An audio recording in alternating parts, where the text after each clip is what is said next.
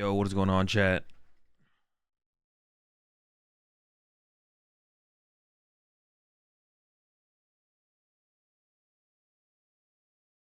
Oh, how's it going? I'm a little bit sorry, I'm to stream quite a bit later than I had planned to, but we're here. I'm not gonna be streaming as long as I'd want to today either, because I've got to do the podcast with Chip today, because uh,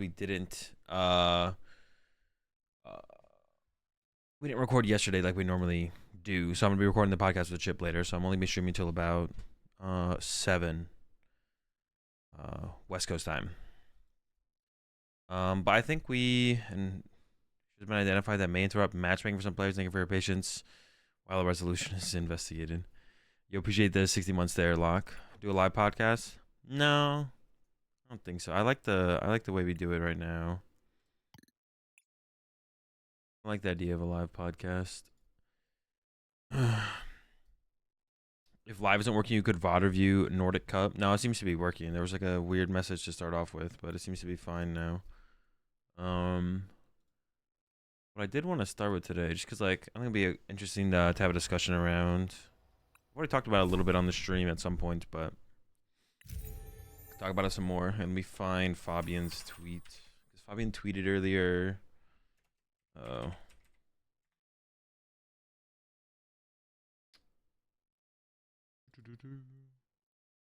I didn't like. I was gonna look over Fabian's tweet earlier, but I was like, I'll just look it on stream later and discuss it on stream. So we're gonna start with today.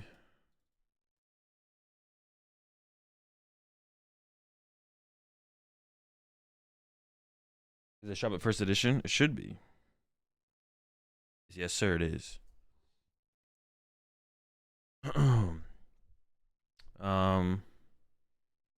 Yeah, let's start with this. I don't know. I just thought I was curious to see what it is, because I actually didn't look at it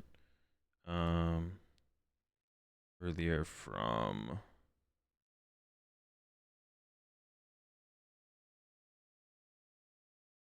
Hazel, can I make a suggestion? Move Uncommon Energy to Wednesdays, because it's always happening anyways. No, it's not always happening. It just happens sometimes. It usually doesn't happen. Well, I say if I had to guess, the highs would be 30% of the time. It doesn't happen that often though. The last 2 months. Well, that's just because Worlds was throwing everything off. That's different. That's different. That's different. That's different. That's because Worlds is like throwing everything off, which makes things weird. Yeah, Worlds is messing everything up, but that's like not how it normally goes.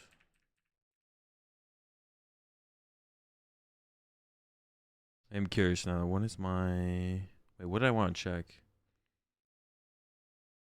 When do I get back? All right.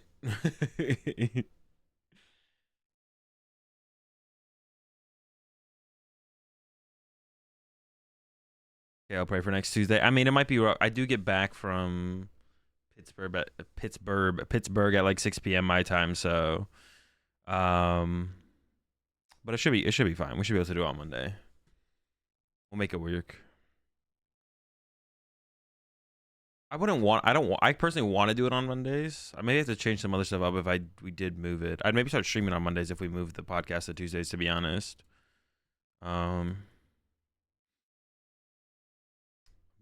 yeah, I'm not sure. All right, let's take a look at this. What Fabian tweeted out earlier. Like I said, I didn't look over it yet because I thought I would just look over it on stream. With all of you. So Fabian tweeted, I completely support the prize increase at Pokemon tournaments. However, I would have done it slightly different. Little thread about how I would like prizes and regional special events I see to be. Feel free to give your thoughts. I like that Fabian, like, some people were just complaining about there not being more stuff in day 2, but didn't offer a solution. So I like that Fabian's like offering a solution to instead of just being like, I want to get something for day 2. Fabian was like, here's what I think the prize split should be, which is like nice to see, because I feel like everyone who's complaining about there's like you don't get anything for day 2 was literally just saying you don't get anything for day 2, but like wasn't offering a solution. So so Fabian took the prize pool that we currently have for regionals and then split it up a little bit differently. First place is 7,500 instead of 10K. Second place is 450 instead of 7K. Third and fourth is 3.5 instead of 5. Fifth to eighth is 2.5. and then top 16 is 1.5 instead of 2K, and then top 32 is 7,500 instead of 1K, and then gave top 64 $500 and a booster box, whereas top 64 used to get 18 packs and no money, and then everyone else in day 2 gets 18 packs. And the totals are, it's coming in at like 2K less, but the remaining day 2 number is like for booster packs it's 3,100 booster packs, but it's kind of unknown because remaining day 2 is at 0. Oh no, that's for cash, is at 18. I wonder, did Fabian give this a number though? All players with the same number of match points as top 64th would get $500. Yeah, it's also top 64 plus. But what would it be on average? Like the most would be like 4 or 5 people, right? Would have the same record as someone in top 64. It wouldn't be that many. Right? It wouldn't be that many. So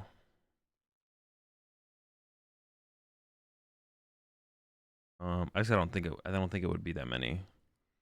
To me, this seems to me, I mean, I guess I'm a little bit hung up on the number of first getting 10K. Like, I liked that they doubled the prize pool, at least in terms of that. I don't think this is really that different.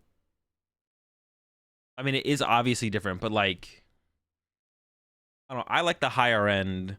Also, the number just, is that like a thing that matters? Like, the number just looks so much cleaner. Being able to say someone's winning 10K for first, or even being able to say someone was winning 5K, and now saying someone is winning 7.5K, it just sounds worse, right? Am I the only one who think that just sounds worse? It doesn't mean it couldn't be correct, but it definitely sounds worse. And saying 7.5 sounds so much worse than 10K. Well, obviously it's lower, but like, it's like, it's just 10K is such a cleaner number.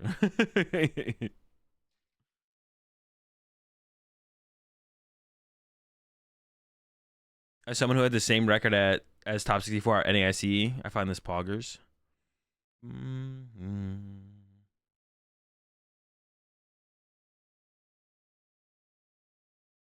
Yeah, I wonder what I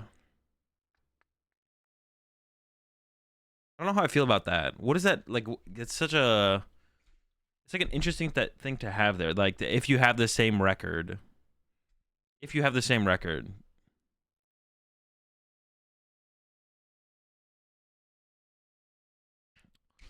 how much do U.S. players get taxed on prize money? I'm pretty sure it depends where you live. I'm actually not sure though. Yeah, I'm not sure. I think it just depends on where you live. That's my guess. I don't like remember how much I've been paying on taxes for like my last year's prize winnings or the year before or anything like that. But that'd be my guess. It's probably state dependent.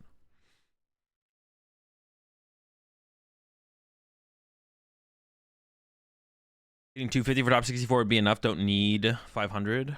Well, you want it to scale though, right? Because then wouldn't it, like, shouldn't it scale? I feel like it's scaling makes, like, should it go from 250 for top 64 to $1,000 for top 32?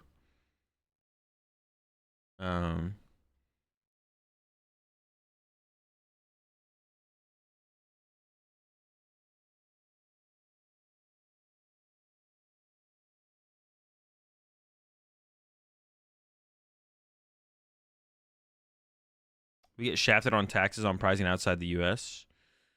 As a European, is that what you're saying, Soda? Well, I mean, I think everyone gets taxed pretty heavily for LAIC. Like, I didn't, like, I got, I mean, I forget how much did you get for getting top 16 at LAIC? Do you get $1,000?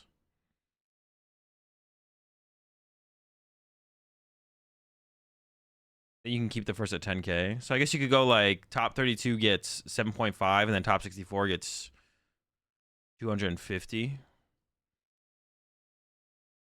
I don't know. In my head, like 250 is such a minuscule amount of money. Like it's such a small amount of money. Like, I don't know. Like, obviously, like, it means something to someone. But I said this on the podcast the other day. Like, if getting $250 from getting, like, if getting $250 from getting top 64 at a Pokemon TCG regional championships is like some kind of financial come up for you, then you shouldn't have showed up to the Pokemon tournament. You should have like done something else. You should have been doing something else with your time if that's like some kind of financial come up. But like what could actually be some kind of financial come up would be winning like 10K for winning the regional. That could actually be some kind of, and that'd be like a reasonable kind of financial come up. So I would see the money more pushed towards the top, because if like that's, if we're talking about it in those terms that it could like make a difference for someone, then that's what it should make sense. I don't know. But it could be justification to go to another. I guess I could see it. I don't know. Cover entry fee plus travel. Yeah, sure. But what I'm saying is like, if you're not comfortable going to a Pokemon TCG event and potentially having no kind of financial gain, then you probably shouldn't go to the Pokemon TCG event. You know what I'm saying? Like, it shouldn't be like, yeah, you shouldn't be going to a Pokemon TCG tournament to plan to spend the whole weekend there, and if you don't walk away with something monetarily, it shouldn't like impact your life. Like, that's not saying you shouldn't get anything for getting day 2, but I'm just saying like that should be like a baseline, right? And then from there it'd be like, okay, what should you get for placing at a certain point at a tournament? 250 doesn't even cover the hotel, bro. If $250 is not covering your hotel, you're not being very frugal, bro. I feel like I pay like $80 for the weekend usually. Well, I'm staying with like 4 people. I'm usually staying with like 4 people, obviously, but like, yeah, you need to switch up your planning. If $250 is not covering your hotel, I mean, it doesn't have to. If you're trying to ball out, go for it. But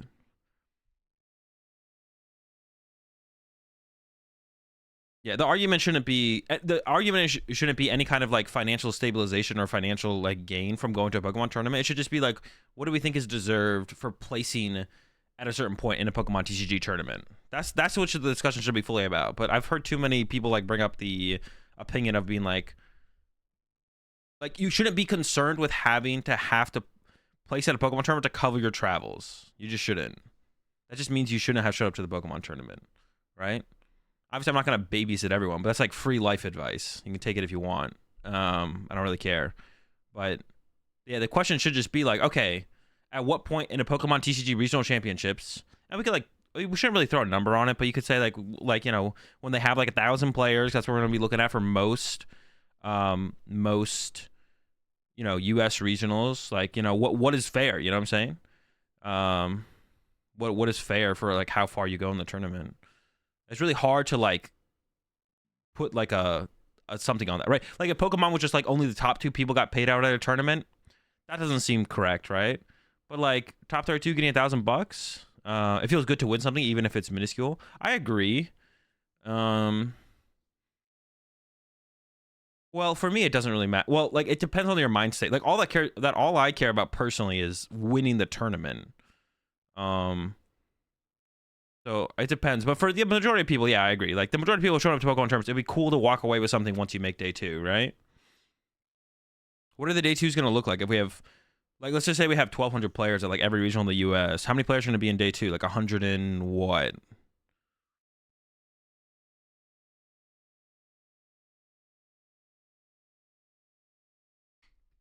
One game for top 32 has made playing way more interesting. I think so as well.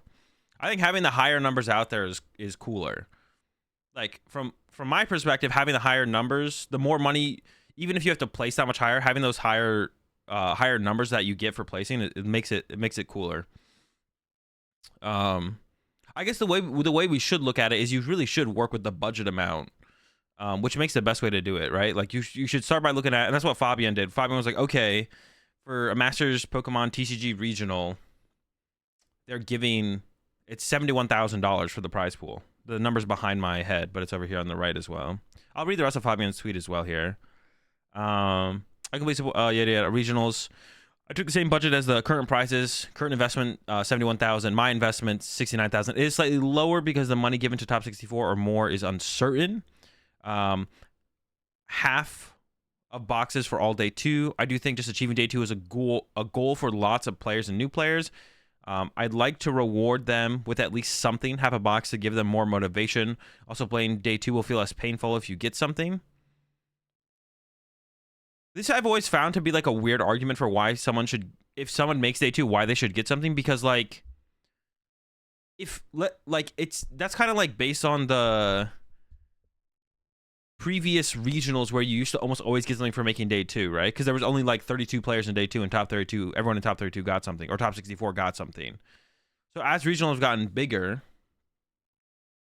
and now we're getting to the point where even if you make top 64, or if you don't make top 64 in day 2, you don't get anything. There's all of a sudden this idea. It's like, well, in the past when you used to make 2, you used to get something. Now we're showing up for day 2 and potentially not getting anything. But if the first Pokemon TCG tournament ever, or like regional, was 1,000 players, 128 people made day 2, and only top 64 got pricing, I don't think anyone would care. So I feel like it's just like maybe I'm wrong on that. But like it would be like the achievement of getting to day 2 is like a goal for a lot of people. But you did make day 2. It's not like because you didn't get something, you didn't make day 2. You know what I'm saying?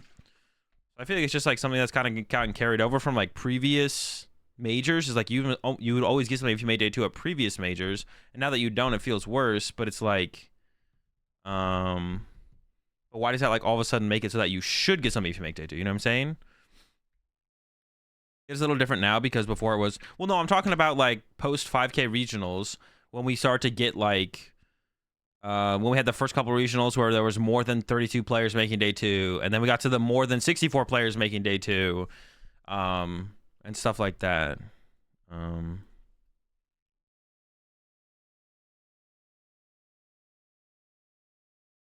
I could be wrong on that, where that's not really people's mentality, and it's like people are just like, well, if I make day 2, it would feel cool to like walk away with something. But I feel like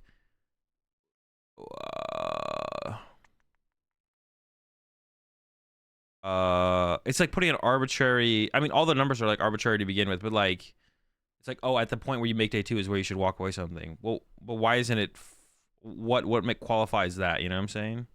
Instead of being like, oh, top, like why isn't top 64? I don't know if you guys know what I'm saying. Like, I don't know, it just feels like it's like, I don't know, it's hard for me to like trying to like put my thoughts into words.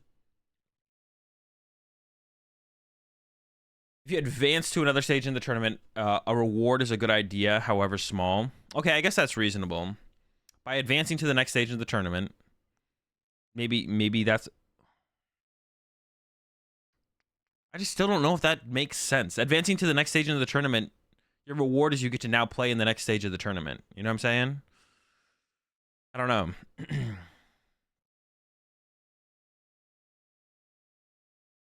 I don't know. If you hypothetically won every NA regionals, every IC, and worlds, how close would you be to a millionaire? Not that close. I don't think. How much you get for a regional? That'd be 120. ICs are 20, so 75. 195. Worlds is 150. So you have like $250,000. I guess you'd also have, yeah, theoretically, you'd also, if you were winning all that, you'd have all the stipends for everything as well. So then you'd be looking at another 12, 13, 14, 14.5K. So you're not even at 300,000 yet.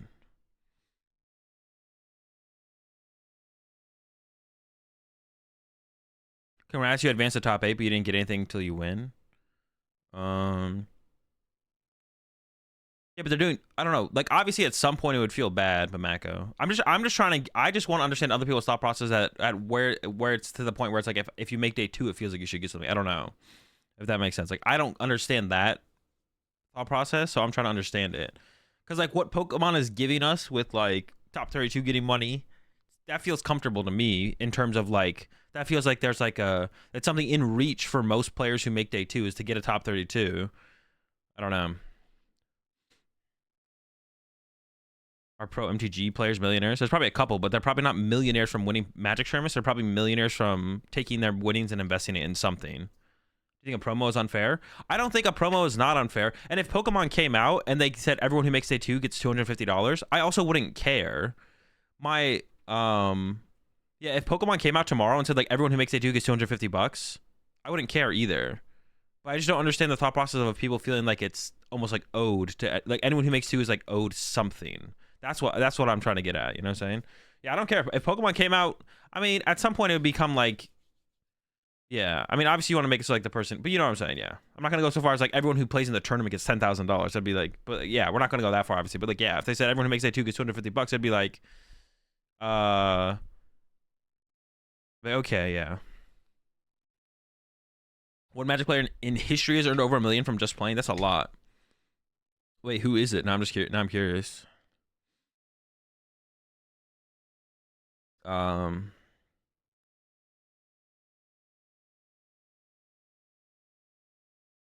does it have to be 18 packs for day 2? Something like 4 packs is fine. I guess the way to think about it is,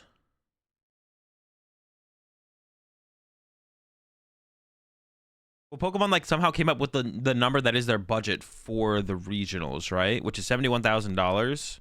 And I think the way they distributed the prize pool, to me, as like a competitive player, it's pretty attractive the way it is. So we always have to work with what their prize pool is, right? Or what the price pool. They chose the number to be $71,000, right? So you'd have to like make it work from there if you're trying to like split it up. Because like, I don't know, someone in accounting or whatever like came up with the numbers and be like, all right, or you know, they had their budget meeting and it's like, all right, how much can we do for prize pool this year? Like, all right, $71,000. Like, okay, and then they give it to Joe, the number guy, and he like breaks it down for how he thinks he should split it up based on that, and then they probably talk about that again, and they came up to the determination of $1,000 for top 32. You don't have to work with the $71,000. I don't know, it being more top heavy, I'm not like, I think that's I think the money is fine. I think like if they gave packs to everyone who made day 2 or something, I guess it'd be like fine. How about crowdfunding worlds with a special set like the Dota TI Battle Pass, for example? That would be interesting. That'd be cool. Yeah, I don't really know the thought process on doing that or not doing that. Obviously, it was like it was super successful for Dota, and it was continues to be super successful for Dota, and they tried to do it, but like it's really hard to replicate the point of like doing that. I feel like is like to theoretically like show off the how big your prize pool can get from the community. I don't know, it's like weird because like other games do it. Like Halo does it with like the skins in game, I'm pretty sure. League of Legends did it or still does it with, they did like 1 year where I think they crowdfunded worlds at League, but it was none of it was like as successful as Dota. That would just be the kind of that'd be like a cool thing for them to do though. Dota's no longer making the battle pass to fund T1. Oh, so they're not doing crowdfunding anymore for or not T1, TI, the international.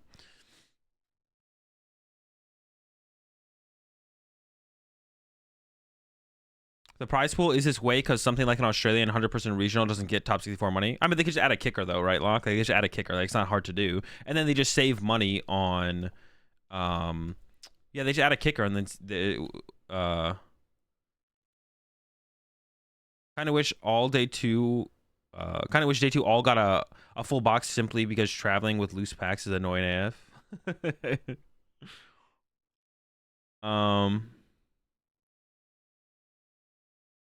I mean, if you really don't want to bring the box back, you just go sell it to a vendor.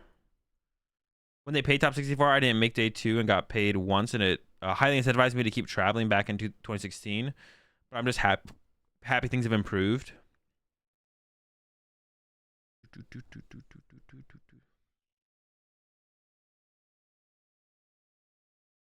I can understand how that would be. Like, maybe you are just in a situation where it's like, I can't really afford to travel to a bunch of Pokemon regionals. Like, I have the time to, but I don't have the money to do it. But if you do get that first top 64, it's like, okay, well, I'm still like chilling, you know, in life in general. But I have this extra $250. You know, I went to my one local regional. It's like, okay, now I'll go out of my way to go to one more regional. I can afford it now. It's fine, whatever. Go to one more regional and chain it. I guess like one reason that doesn't really matter is like Pokemon just doesn't need to do that. They don't need to incentivize people to keep coming to tournaments, right? I think the only people Pokemon would ever care about incentivizing to come to tournaments would just be like to literally just be top players. Or that's all they need to incentivize at this point for any reason, right? Because they have so many people showing up to tournaments.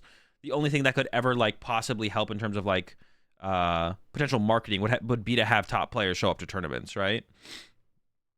Because they would rather like, yeah, because like I'm not trying to watch, like I would much rather watch, like if I'm watching a European regional, I'm not trying to watch Joe Schmo versus Joe Schmo, you know? I don't need to watch like Tord versus Robin, but if I get like Stefan versus like Joe Schmo, like that's way more interesting to me than watching Joe Schmo versus Joe Schmo, you know, right?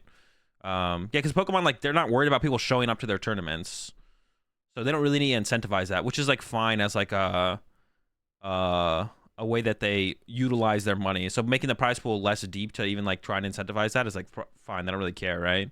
The only thing that they should like ever like probably the only people they need to concern themselves with trying to convince to come to their tournaments is like top players, because because that's like the only, because they don't need to fill their tournaments with anyone, because anyone is showing up right now. So how do you become a top player if you can't enter the tournaments? I mean, that's just, people are not struggling to enter tournaments. That's so tilting that people keep bringing this up. Entering tournaments has not been a problem for any of the American regionals so far. Why do people keep bringing that up as a point? It's like, this is what I was talking about the other day with people just wanting, just people in the community are so toxic and have such a victim mentality. Is it a victim mentality? I don't know if that's the correct use of the term, but entering tournaments in the US, if you live in Europe or Latin America, whatever, I can't help you, and it is shitty for you guys. But in the US, Peoria took 4+ hours to cap. I don't even know if Pittsburgh is capped yet, and I don't even know if Sacramento is capped yet.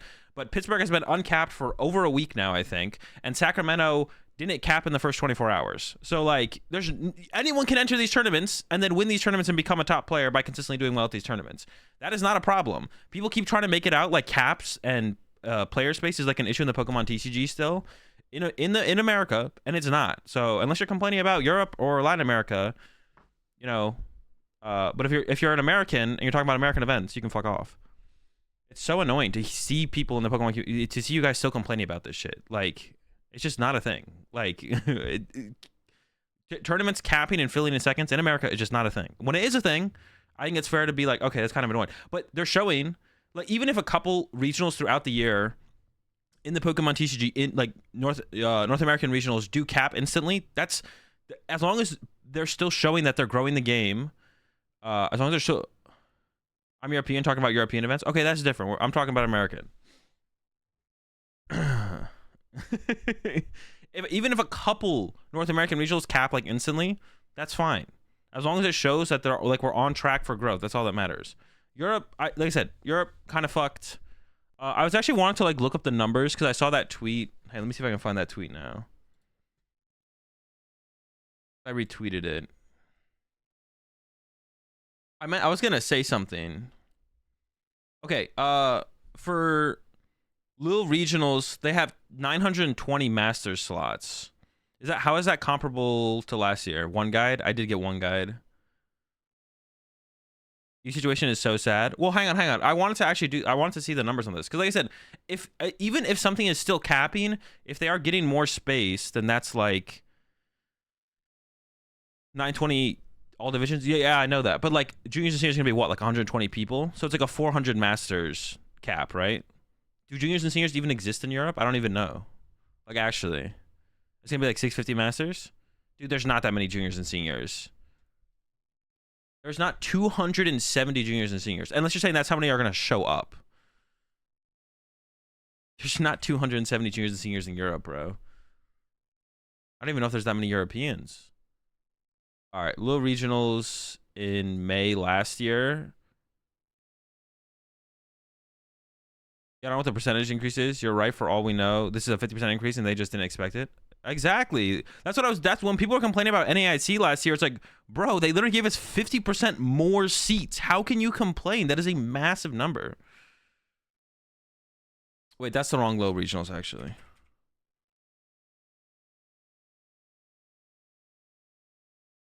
Dude, what year is it? All right, Lille Regionals 2022 had 573 players. So it doesn't seem like they increased it by that much. Fusion Seniors numbers hasn't bounced back post-COVID at all. Feels sad. That's just because of locals though. That's because of a massive. There's no like I met multiple people last year who was like usually like a kid and his dad who's like, they just kind of showed up to like check out the event because they'd never been to a Pokemon tournament before. But that's because there was no locals for them to go to. So once locals, I mean, locals are starting to get back up and running now, but this is going to bring in like the new waves of juniors and seniors. Like maybe it'll be a year or 2 years before we see the numbers start to like bounce back. But COVID kind of like killed the juniors and seniors division because like, I don't know, little Timmy's dad isn't going to take him to a regional when they haven't even played any local tournaments yet, right? Like, no, I understand Tobias. Yeah, like I think I think it sucks that in Europe and Latin America, the growth of the game isn't being. There's no response to the game growing from the tournament organizers in Latin America and Europe. But I'm saying if you're going in American tournaments, Canada does have some complaints because it's pretty expensive to get from Canada to America. But if you're an American playing in American tournaments, you literally have nothing to complain about in the Pokemon TCG right now. But I mean, you can complain about PTCG Live if you want. That's a different story though. But like playing IRL tournaments, there's literally nothing to complain about. Like you need to like rethink something mentally if you're like an American complaining about American tournaments. Little Timmy's dad is an asshole. What happens to the stream start Friday? Anyone? Usually like what? Gonna be in Pittsburgh. They don't start streaming until like round 3. Start at 8, so it'll probably be around 12, right? 12 or 1. How many points you need for a Worlds invite? 600. Next year, Del Cookie. Next year. I put in a word for you. They'll be in your hometown. Business-wise, there's a point where adding capacity, aka another hull, probably doubles cost, and that cuts into the Fat Cat TO's profits, since they probably won't fill double cap. But no, but you can just get like some space, right? I feel like venues seem like they're pretty flexible with how much space you want to buy. Are you buying hull to hull, or are you buying like hull and then can you like buy plus some? I guess that kind of can come down to the TO to like find a better space for it. So yeah, last year at low regionals there was 570 players, and then this year the cap for low regionals is 920 with juniors and seniors. I'm gonna go ahead and say there's 120 juniors and seniors that are gonna register. Maybe the numbers are a little bit low. I don't know. There's not that many. There can't be that many juniors and seniors in Europe. All right, we'll give them 200. So there's 720 spots left for Masters at low regionals. So they didn't really increase the cap at all, to be honest. I'm sure low regionals capped last year, so they didn't really do an increase at all for low regionals. No, average player should be, what is that word? Suking at all until their locals is capped and they miss out. It was a terrible location. It's expensive and has no decent airports. Why are they putting a regional there then? Why do they keep putting regionals there? You appreciate the 3 months there. Callum.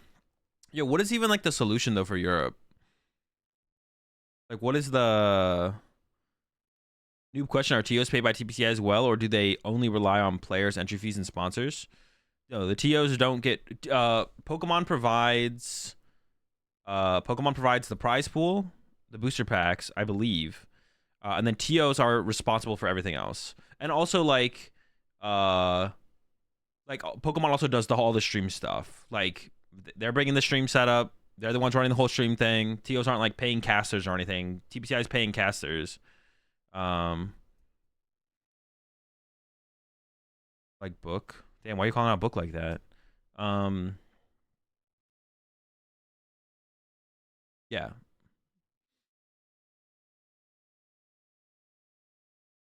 I think TOs get a small incentive now in the modern era. I mean, isn't the incentive being able to run the event? Like, TOs definitely make money on these events. Like, they're making money, which is fine. They should make money. But, like, that's my understanding of it is that TOs run the event, TPCI provides the prize pool, and then runs the stream. And then the TOs are the ones, it's on them to run the event. And I'm almost positive TOs are making money here. Could be wrong on that, but I don't think so. Yeah, like I said, Latin America and Europe so far have gotten shafted, but hopefully, I mean, we only hope it improves the rest of the year, but yeah, the TOs in Latin America and Europe are not responding to the growth that the game is having. But like I said, like in America, the response to the growth that the game is having is definitely seems to be at like a healthy rate for sure. If they spend a whole weekend working for players, they should definitely make money. Yeah. Like the TO should make money. I think we do eventually want to like look to the staff making money as well. I think we definitely want to look to like the staff being paid like an actual like wage for like showing up, and because I also like hate when like that's like another potential problem in Latin America and Europe as well is another potential problem with Latin America and Europe is staffing. I don't know if that's an issue as well, because you can't just run a tournament with 5,000 players if you only have staff to staff a 1,000-person tournament, right? I don't know if that's a problem in Europe or Latin America. And if it is, no, I don't think they were specifically talking to you, Book, or you, Boo. I think that's like, they're not actually talking about you, Boo. They're just saying how to pronounce the word.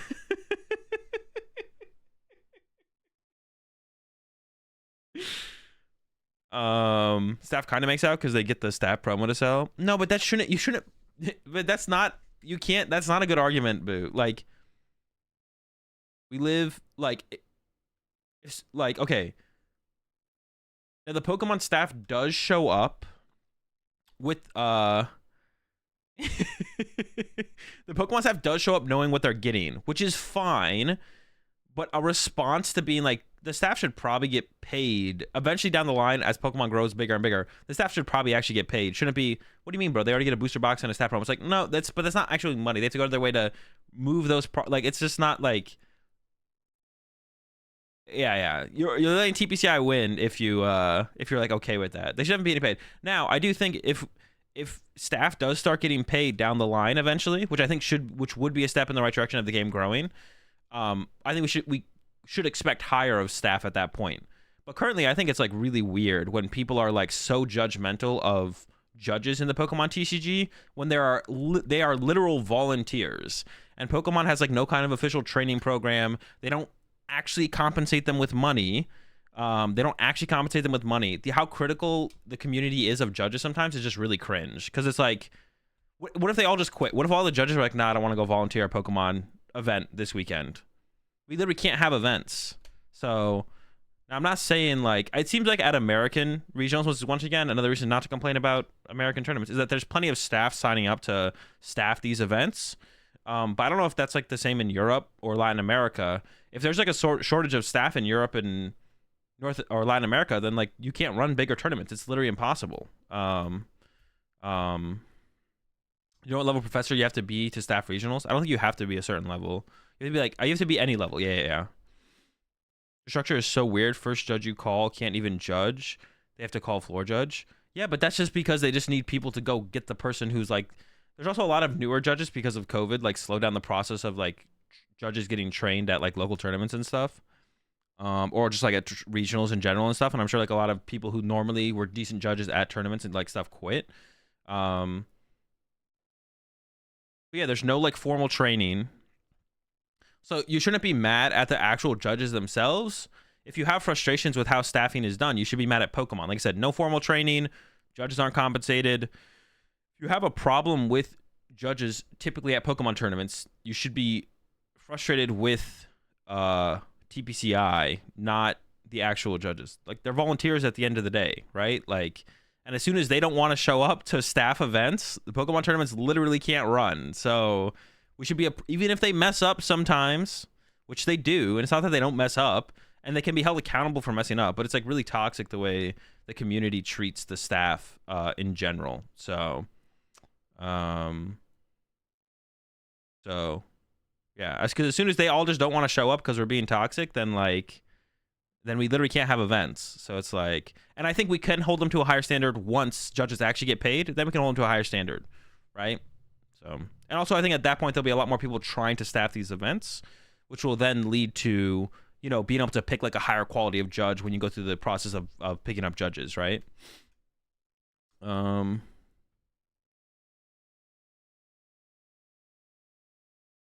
don't know if there's anything else I want to read on Fabian Sweep, but I just wanted to like talk about it in general. Oh wait, Fabian actually had like an IC breakdown as well. So what's the change here?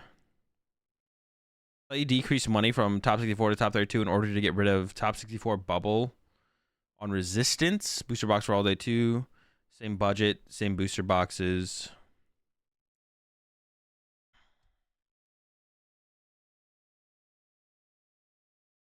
Where's the podcast this week? It's coming out tomorrow.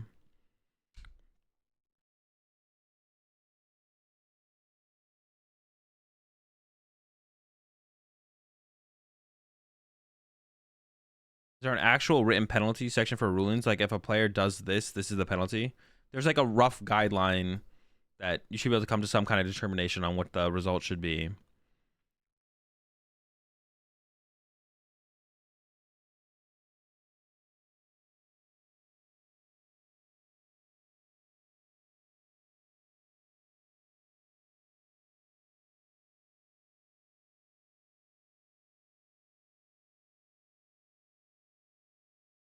I think bubble stuff is needed. Just figure out what percentage of players in day 2 you want receiving prizes.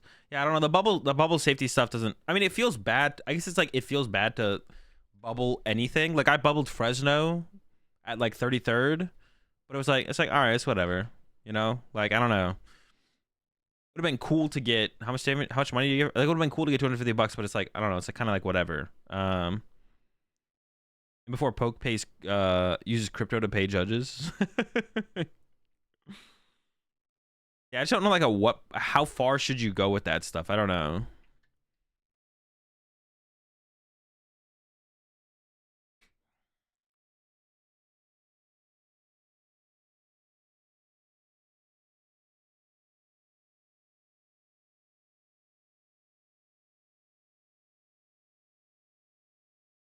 I think judges should be based off how many rulings they call.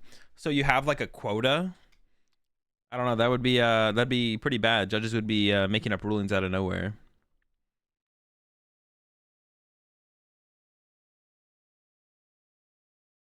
Do judges get free hotel? Depends on the tournament organizer. Some tournament organizers do give some stuff to the staff, like free hotel, or I think they sometimes give them like a travel stipend. For ICs, all judges are as far as their trip is fully compensated for ICs. Their trip is fully compensated for ICs. I don't think anything else past that though. I think for ICs they just pay for your hotel and your flight, and worlds as well. Judges are literally cops. Yeah. No US TOs give hotel. I don't think that's true. I've heard European TOs do pay better, like do compensate better overall. I don't know what that means for sure, but like I think in terms of like packs, they give more booster boxes, and then they maybe also give you a hotel.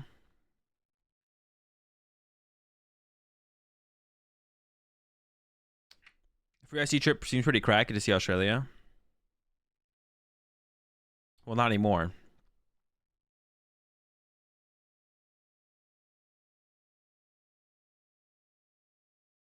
Worked most of the regionals last year, and we'll work another 8 to 9 or 9 to 10 this year with all 3 TOs. None of them give free hotel.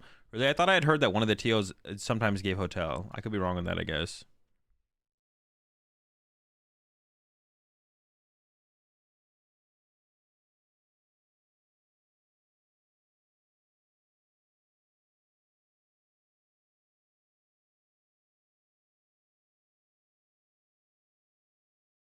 The packs are good as an EU judge, but just what do we do with them? Yeah, that's what I'm saying. Like, there's an extra step to it. So, like, being like, I don't know, do judges really need to be paid to get X amount of packs? They get X amount of promos. It's like, well, I don't know, probably. I mean, they have to, like, if I was a judge, I'd much rather just be paid in USD than have to worry about what to do with a promo card, you know?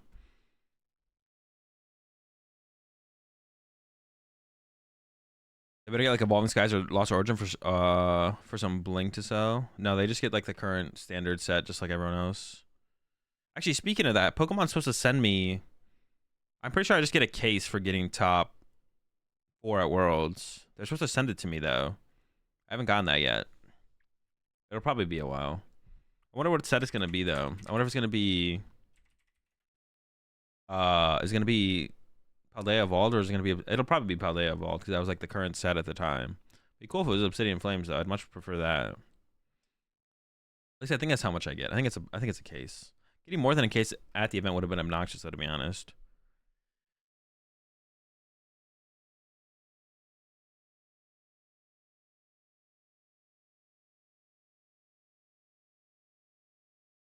Why people want pack pricing it? Better just sell those packs and the revenue added to the cash price. I mean, it's just not what Pokemon wants you to get their product when you do well in their event. Also, their product is worth nothing to them to provide to tournament organizers to then give to. It's a Pokemon tournament. Why wouldn't you win packs for doing well at a Pokemon tournament? Like, doesn't make any sense.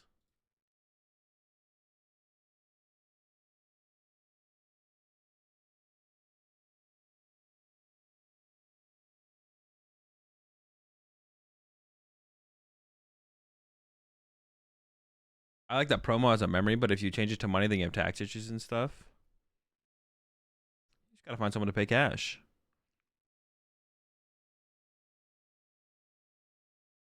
For the entry fee B packs. Oh, imagine if like Pokemon was like a currency. So you could like earn packs through like playing at locals, and you could use those packs to then register for regional championships. So you show up with like one Evolving Skies packs or like 100 100 Scarlet and Violet packs, and you can pay for your Pokemon. It's like the currency of the future. But you guys better not open your packs one day.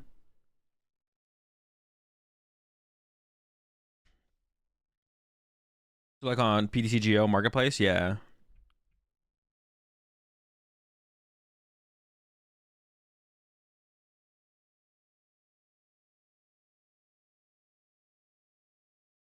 Never have to spend money anymore. Yeah, we're just a full Pokemon pack economy.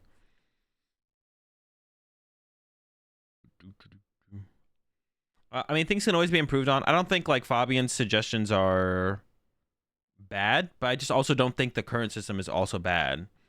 So it's like Pokemon's like, we have $71,000. Here's how we want to split it up, and they're like, all right, cool, ship it. I think it's like fine. I think special events probably getting more booster packs would probably be. I don't know. Special events are so weird to me because it's like free to enter, which is like fine. There's no prize payout, but you still have to travel there for a weekend, and then you just get like a bunch of booster packs. European special events do kind of go hard though. Like they're just like they're effectively major tournaments. Other SPs are big league cups, but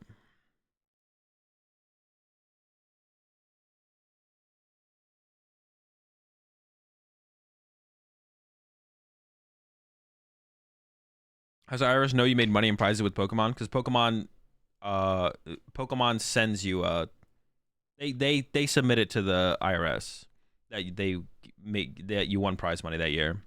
I guess if you make, I think you still have to make over 5K in prize money, but any tips on playing the Tina Lawson Mirror or Tina Lawson versus Turbo Lost Box? Be better.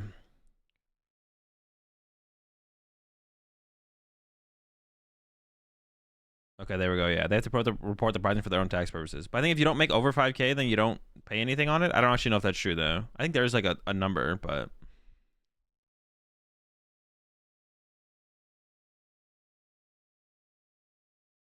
you used to be able to use your own packs as a buy-in for drafts and Magic. Would be interesting to try it with Pokemon. Nah. Am I going to Pit? I'll be in Pit. Yeah.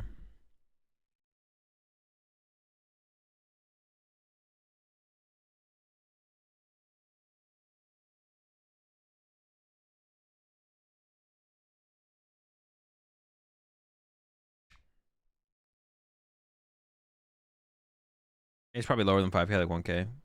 I think there's a number. I don't know what number. It doesn't matter. You'll know. Pokemon will send you the. Pokemon will either send you the slip at the end of the year, or they won't, or in the beginning of the next year is when they usually send it to you. Do I think Pokemon needs any changes? Like for what?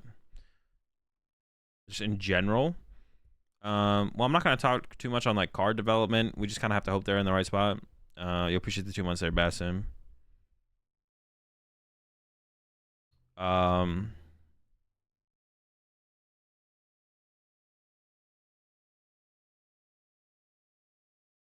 Um.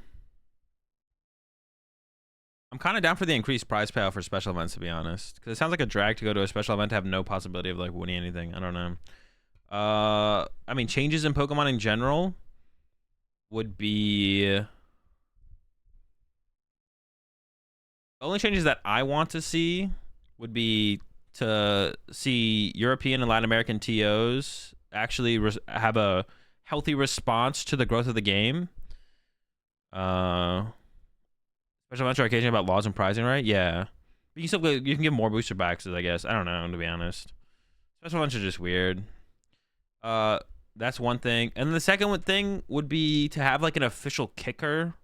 I just want to know the next point where we get +1 round or top 16 or something. I just want them to put out an official kicker for, because right now, what are our kickers, right? Day 1 is 9 rounds. Day 2 is 6 rounds if we get over 800 people. I want to know the kicker for 7 rounds or top 16. I want to know where that is. I just want to know what they would think would be a reasonable number of people to actually increase the amount of rounds or to give us like a top 16 or something. Also, I think in top 8, the higher seed should pick who goes first or second. I think there should be some value to having a higher seed. Right now, there's 0 value to having a higher seed. So I think they should add that. Kicker just means at a certain number of players in the tournament, something happens. Pricing increases, number of rounds you play increases. So yeah, I would want to see. Yeah, the higher seed and top cut should decide who goes first. There's no value to being the higher seed in any TCG. So they should change that. European and Latin American TOs need to figure their shit out, or TPCI should step in and find better TOs. And then yeah, where's the kicker for the next thing? Are we getting asymmetrical cut eventually? Are we getting top 16 eventually? Is there a kicker to unlock top 16? Should we just have asymmetrical cut in general? Or was there a kicker number to add like another round to day 2? I actually want to know all those things. Like, where do those things? When would that happen? Because it would have to happen at some point. Yeah, I know. Doge. That's what we need in here. We need this as well. We need that in the PokemonTCG. And we can add it to the VGC as well. I guess it doesn't matter in the VGC, right? Nah, never mind. It never matters in the VGC. That's actually interesting. There's nothing to gain. Well, you just gain information of the previous game, right? In the VGC. There's really nothing to gain in the VGC except how your opponent plays the matchup, because it's open deck list now, right? Or team sheet. Extend single limit to 32. I mean, I think extending it to top 16 first makes more sense. Extend it to top 16 or just do asymmetrical cut.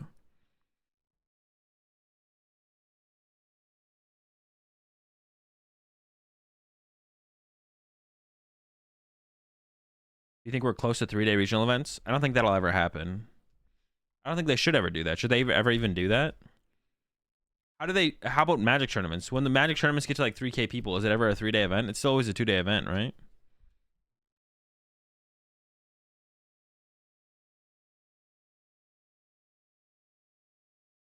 I think you still need to do more to the rest of the event, though. Why would you need to do more? You wouldn't need to do more.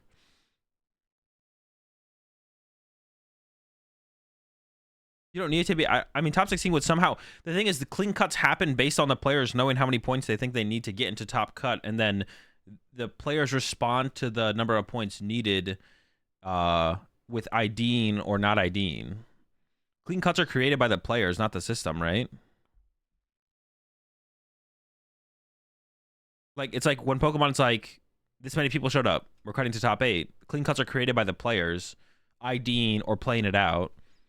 Potentially created or not created. So if you just added a top 16, the players would just naturally like play in a way that would potentially lead towards a clean cut.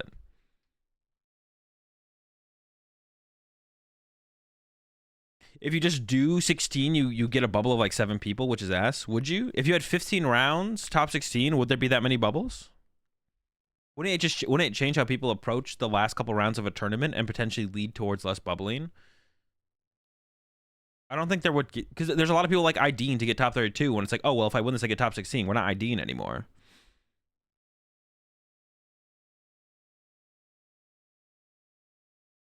I think clean cuts and not clean cuts is just how the players respond to knowing what they need to get into cut.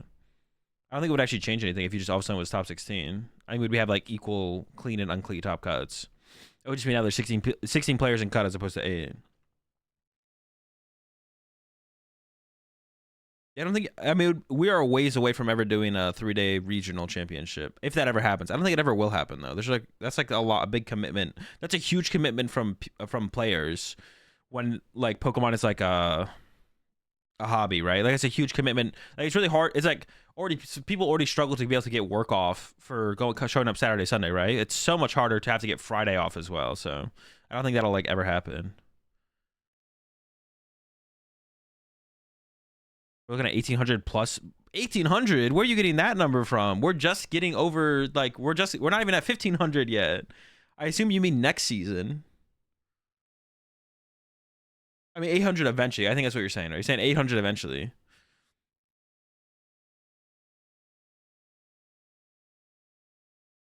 Yeah, I don't think 3-day events are ever realistic. Next season? I don't know. 1,800 is still a pretty big jump. Maybe. I could see it. I could see it. I think UIC and NAIC will be over 2K each this year. And someone was saying that the venue for LAIC is a lot bigger than than what it was last year. So maybe they're expecting 2K at LAIC as well. It's possible.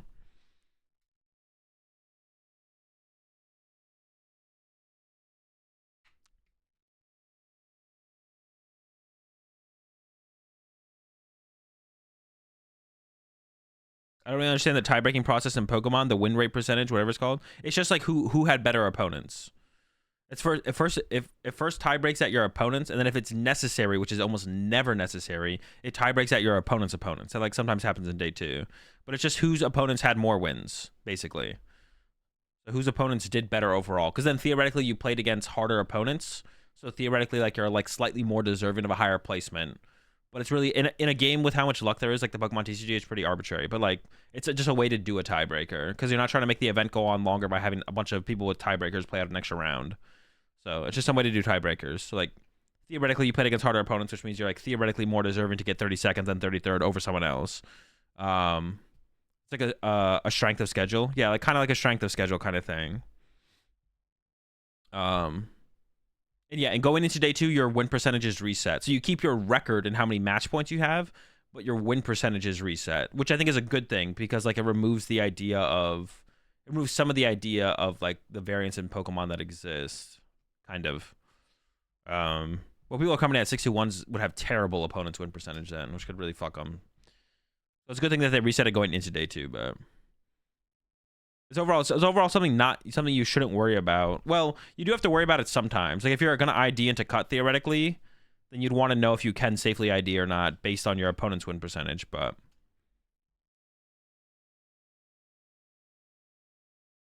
and ties are sometimes worse than losses in certain cases. I actually don't know how the math fully breaks down for that, to be honest.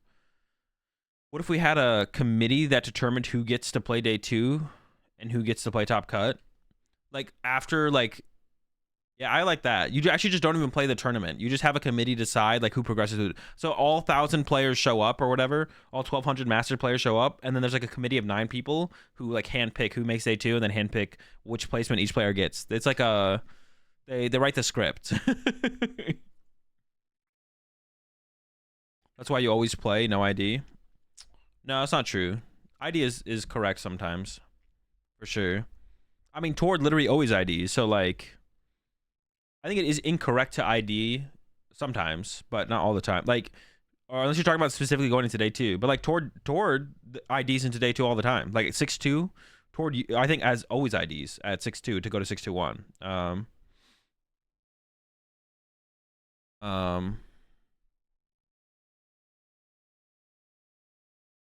think Tord once said, I don't know if it was on Twitter or whatever, but like you can't win the tournament if you don't make day 2. That used to be my mentality as well. But now I play it out at 6-2. The tournaments are just like too big, and theoretically, my worst opponent is going to be my opponent might win in. I think if I was up against like a top player, like a Tord or like a Robin or a Stefan on the winning end, if they wanted to ID, I would probably ID, because theoretically they would be my hardest opponent in the next 5 rounds, and then I would maybe hit one of them again after that towards the winning ends to top 8. It's kind of hard to like quantify that though. It's probably still correct to just play it out on the winning end. It's felt so good though. Like I've played it out 3 times last season, and I won all 3 times at 6-2. So I went into going in at 7-2 is so much better than 6-1. It's insane. It's actually absurd how good it is. Oh no, that's not true. I didn't do it every time. No, I did play it out.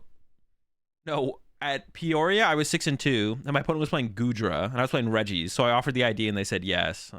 So I was thankful for that. And then at Knoxville, my opponent wanted to ID. I lost game 1, and then I offered them the ID, and they were like, sure. We probably would have tied anyways if I had won game 2. So they were down for it, so I was like, all right, sure, let's do it. And then the other 2 times I played it out, and I won. Did you go in 7-2 to OCIC? No, I think I was 6-1 going into OCIC. I don't remember, actually. I think it was 6-1. What do you mean ID? ID means intentional draw. So there's 3 things that can happen in a match of Pokemon. You can either win and get 3 points, lose and get 0 points, or you can naturally tie and get 1 point. But also, if you and your opponent agree to ID, you both get 1 point, and it's an effective draw. And then the players with the most points progress through the tournament. So you need at least 19 points to make day 2, and then the top 8 players with the most points in day 2 make top 8.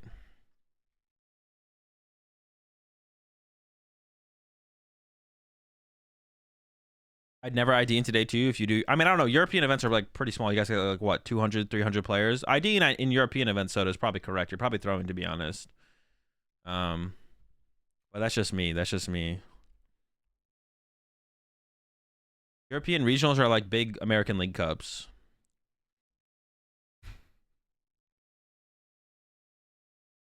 But you shouldn't feel yeah, not ID. If your goal is to go as far as you possibly can, then you probably shouldn't ID. I think this year specifically, like the incentive to ID has gone down a lot because like you need to get top 32 if you're trying to get paid. I'm not trying to walk away with 18 booster packs. I'm trying to at least get top 32 to get $1,000. And then on top of that, getting like a bunch of top 128s is not going to get you your Worlds invite. So you need to go further than that as well.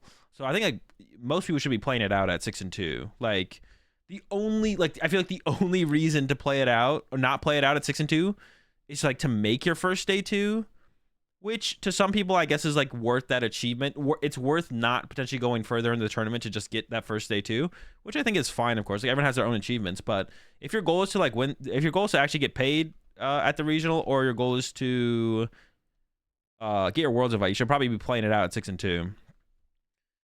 All right, have a good one, GT. Can you already ID partway through your games? Yeah, each player can offer the ID once during the match. Just once, though. Yeah, and it can be a little bit of a mental hurdle to get over. Like, it's a mental hurdle you want to get over. You want to get over that mental hurdle of being like, it's okay if I don't make day 2 here. Playing it out, you know, playing it out to try and get to 7-2 gives me a higher chance of doing well in the tournament, getting my Worlds invite, win the tournament, whatever it might be. Your chances just go up as soon as you play out the match, right? So that's a pretty important like mental hurdle to get over. And then losing is also pretty mentally tough as well. Like you sit down to play your match, you're like, I don't know, do I want to ID? Do I want to play it out? And your opponent's like, you want to ID? And you're like, I know statistically it's better for me to play it out here. And you're like, no, I'm gonna play it out. You play it out and you lose. Like it can be pretty mentally tough. But once you get over that, like it becomes a lot easier from there. But you have to like, you need to go through that process. So like then you start giving yourself the best statistical advantage tournament after tournament after tournament. You know what I'm saying? Just 9-0 easy. Yeah, easy.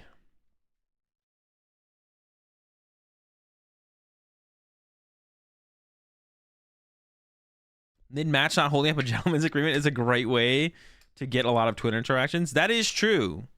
You're not wrong, Soda. You are spitting facts. Also, yeah, don't make gentlemen's agreements if you're not gonna uphold them. That shit's cringe. I'm not like trying to call anyone out specifically. I'm just saying like in general. Played out 6-2 NAIC, beat Lost Tina. All right, let's get it lock. Love to see it. Yeah, you don't like two things with gentlemen's agreements. If you're gonna agree to one, uphold it. I think it is fine for the community to self-police on that and call out people who don't hold up gentlemen's agreements. But it better be like a real situation where someone didn't hold up a gentleman's agreement, not like we're gonna go off board state and then it's kind of like you both feel like you're at the advantage. At that point, the average player has no idea what the heck is going on anyway. So if you're in like a reasonably close game and you got two average players playing up against each other, and then they gentleman's agreement that the person with the better board state will get the win, bro, neither of them know what the heck is going on. So most of the time it's better if you're gonna do a gentleman's agreement. For most players, if you're not gonna be objective about it, or you feel like you're not good enough to be objective about it, but you want one of you to win in the match, then do it just based on prize cards. Just do the gentleman's based on prize cards, or like if whoever has like if we go to turn 3, we both drop our hands and someone has game next turn, then there's that player should get it obviously, or you could do something like that. But like, yeah, don't do the gentleman's agreement if you're not gonna uphold it, and don't feel pressured to do a gentleman's agreement either. Just like be like, no, I don't want to, and that's fine. And also respect people who don't want to do gentleman's agreements. Don't get salty because someone to do a gentleman's agreement with you. That's cringe. I declined a gentleman's agreement at Worlds, then got donked.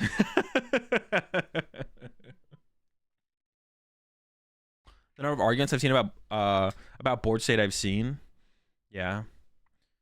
And to be fair, like if you're not like a really good player, it can be hard to decipher a board state, and be like, okay, who actually has a bigger edge here, right? Because for most people, they're winning a majority of their games on PTCG Live ladder against every matchup in every scenario. Yeah, if you're not like a really good player, it can be really hard. Like for like multiple, like for matchups and stuff, it can be like really hard to decipher a board state to actually come to the conclusion of who's actually favored here. But so it's 100%. I think it's for most people they should do it based on prize cards or like whoever like has game on board. Like if I end on turn 3 and you drop your like I don't win on my turn and you drop your hand, you have boss's orders send it to win the game. I'm like, all right, I'll concede. But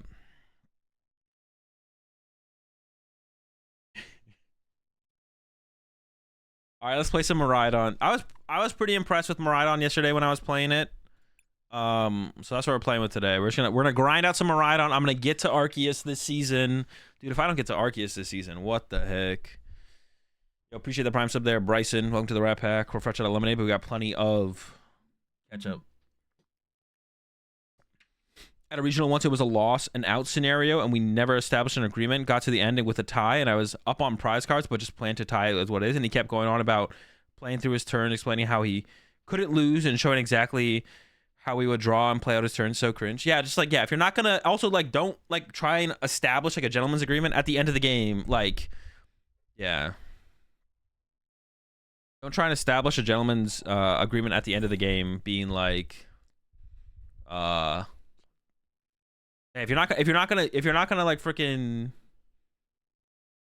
do it at the beginning of the game, and you only want to do it at the end of the game when all of a sudden you feel like you have an advantage, yeah, it's cringe. Dude, Sajin just is destroying everyone with these scam Ride-on list.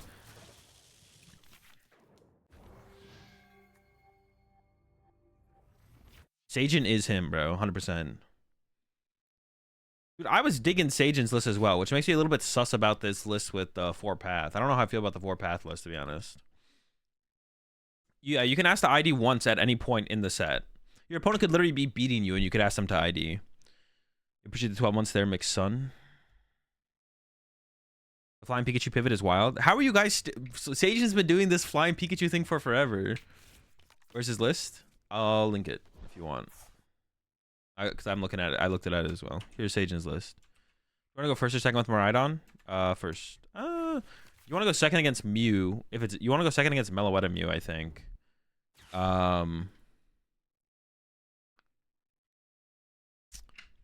want to go second against Meloetta? I don't know. Do you want to go second against everything? Probably not, right? I don't know. Ask Sajin. Sajin, you going first or second? I think you go first against most things. You go first against most things, I think. That's going to be my guess. You're going to go first against most things.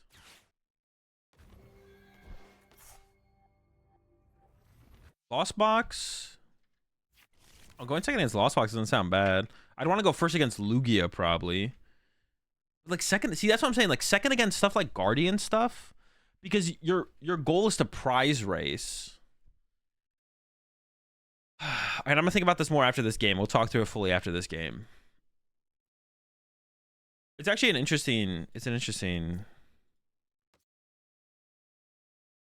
You'd want to go first, I think. But you, like, give them less to work with, right? Like, all right, I'm just going to ask you... Like, obviously, the question is self-explanatory, Doom. But, like, if you're a Guardy player... Like, if your goal is just to set up so you can win the prize trade, would you rather have the option of a draw supporter to play on your turn or not? You know what I'm saying? Have I decided what I'm playing for Pit? No. Yeah, I would literally, to be honest, I would just like to ask Sajin and see what Sajin said. Maybe I'll just message Sajin and be like, yo, you choosing to go first or second with Miraidon?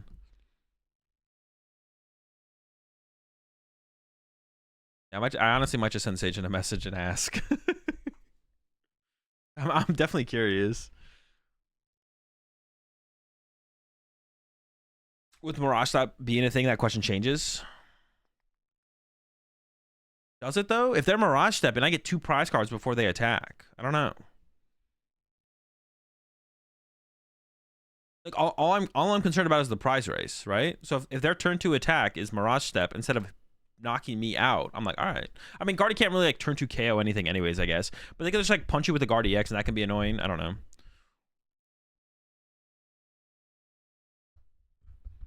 Going first gives you the option to boss or Ralts turn 2. Yeah, but going second, you're probably going to be able to KO a Ralts, or you'll be able to KO the Mew. If they have that many Pokemon in play, you're probably KOing the Mew, and you'd almost rather KO the Mew, I feel like, right? Because KOing the Mew... Wait, it was my turn the whole time? Dude, I just want to play Pokemon, man. Oh my gosh. Wait, but that was definitely a bug, right? Okay, I'm gonna restart my client. Dude, what the fuck?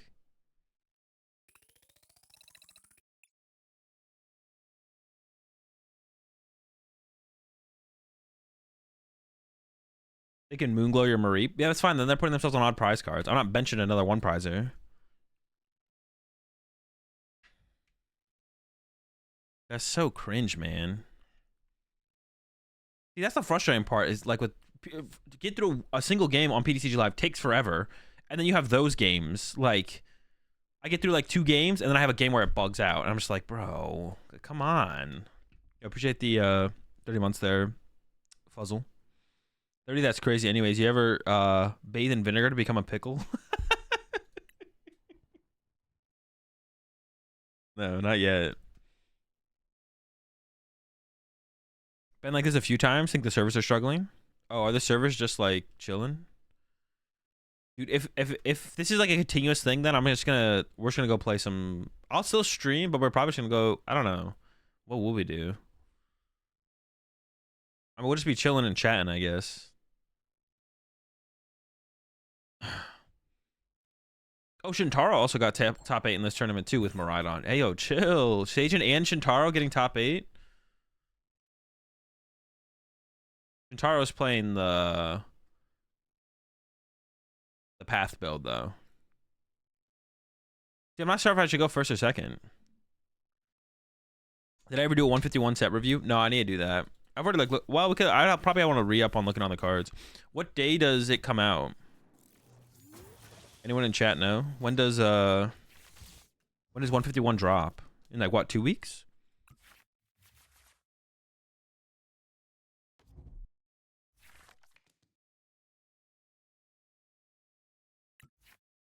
'21st, 22nd. Wait, when does it drop on PTCG Live?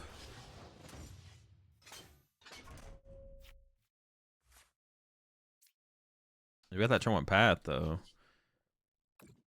Moving turn 1 attachment does not sound good. I don't want to give them a 2 prize just if they escape up. I want to get the McSheep out. Am I using Billy here? Well, no, I just want to path them and chill, right? Yeah, I don't think I'm Billy in here. Pivot and Raikou.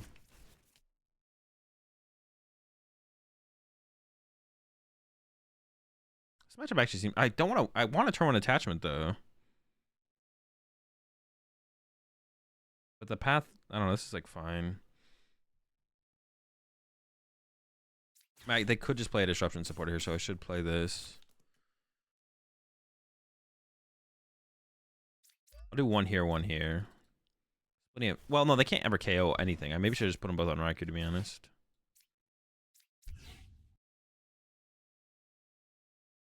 Okay, we're chilling. 21st? 21st it'll be on live. Okay. That's actually pretty soon, to be honest. That's actually really soon. What's the deal of having 3 Miraidon out? This is the Miraidon with 3 retreat. So it would be like, I would have the Zeraora out here if it wasn't this one.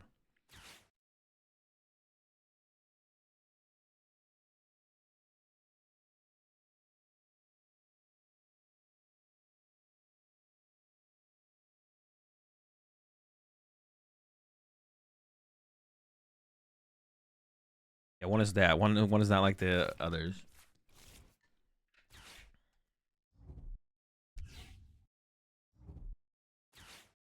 Let's go Azul. By the way, Azul is AzulGG. I can use this for... I'm not going to finish reading that. I was thinking about it for a second, though.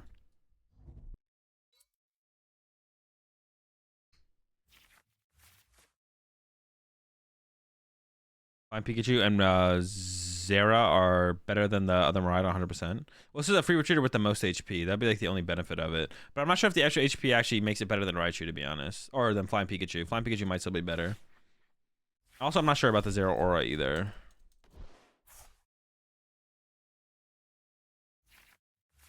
Also, what are the numbers with Zapdos? Sajin still has the Zapdos in his list. What is the reason for the Zapdos? You get the T-Tar KO. Is there anything besides KOing T-Tar, or is that it? Is it just the KO T-Tar? Yo, what's up, Sweeney? I can kill some stuff sometimes. Well, yeah, I know that, but garbage. What am I getting here? Get this. I mean, we just win, right? They're just cooked. Concede. Give up. You're done. Free. I don't even want to use. I probably have to use the Forest Seal Stone. Oh, I should just do it to get another path, right? I should just path them again. I should go knockout plus path. Well, maybe I can conserve the Forest Seal Stone actually. Oh, what? Dude, we're cooking. Okay. All right, never mind. This one though. Ooh, chill out.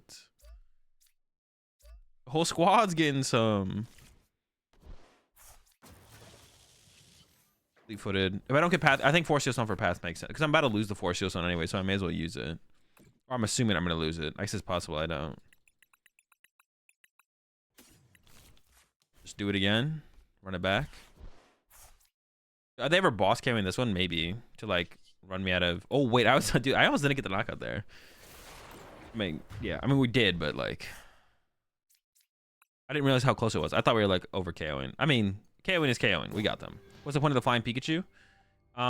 You can. I mean, the flying Pikachu's attacks can be clutch. That's basically it. Like you can like clutch up with the flying Pikachu attacks. There like are situations that can come up where it is good. The 1/1 flying Pikachu instead.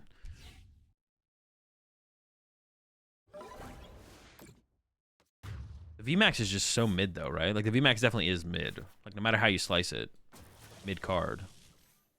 I could Arven for Raichu.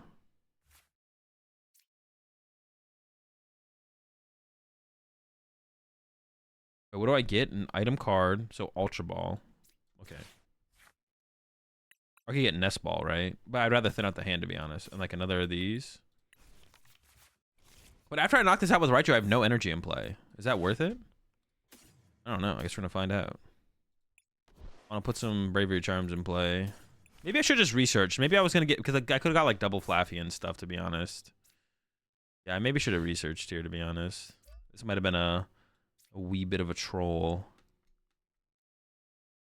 Right here, I guess. Oops, dude, I always almost do that. Like forget to use Flaffy. Dude, I'm throwing, man.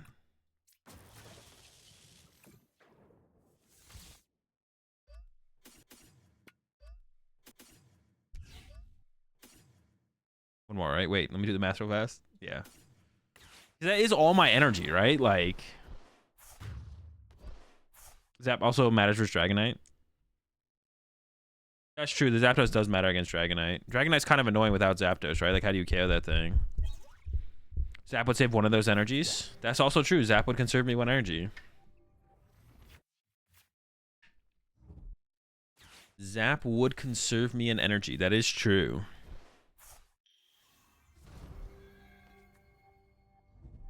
Which could be a pretty big deal, to be honest.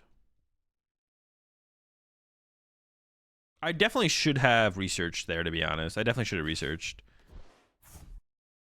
RDX 310. That's true as well. It does make that knockout a little bit easier. Oh, it's not looking good. Yes, I'm not loving it. I should have researched here. Research would have progressed my board state so much better. Is this based on Sage's list? No, this is just Mahone's list from Worlds.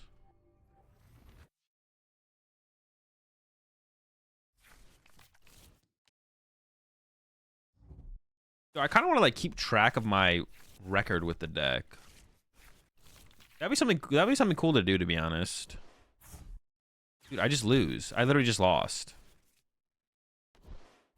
I mean, it's not 100% true. Yeah, I mean, I just lost. I just lost here.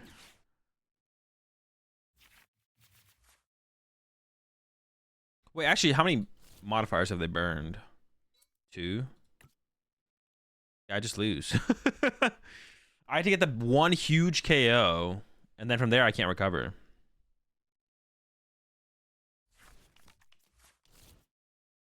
You be mewing? Yo, you do be mewing. Is this thing actually worth playing in here over Lost City? I'm not convinced on that, to be honest. I do like it. I do like the town store, to be honest. I don't know if it's better than Lost City, though.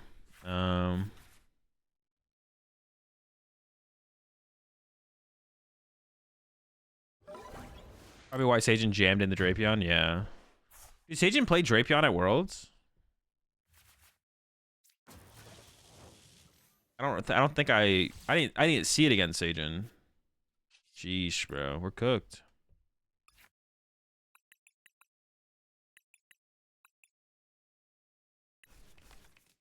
What do I even do here?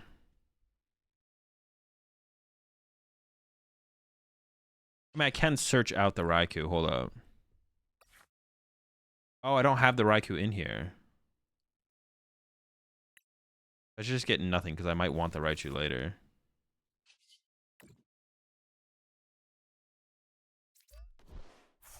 Oh, yeah, we just lose. Cringe. Whatever.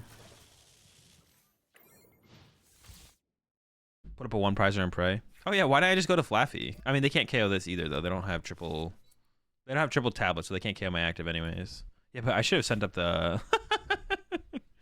You discarded Raikou off Ultra Ball for Raikou. Oh, I did, didn't I? Yeah, why did I send up Flaffy? Yeah, dude, I literally just threw. Now I do just lose right now. All right, they're probably going to win anyway, so it doesn't really matter.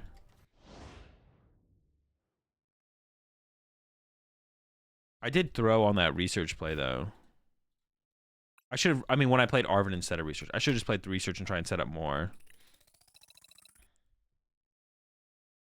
Went to my first cup last weekend and made top 8 with Miraidon. Ended up losing as 3 Lost Box, made it to top 4. What's a good tech for Lost Box? Bravery Charms. Zapdos, I guess, makes sense as well. Bravery Charms, Zapdos, and Switch Carts. I don't think it... I mean... Something like Flying Pikachu, I don't think ever really makes a big difference. But, like, those things are all good. You should, like, make your Pokemon bigger to, like, make their prize trade awkward. So that way they can't, like, use whatever attacker they want.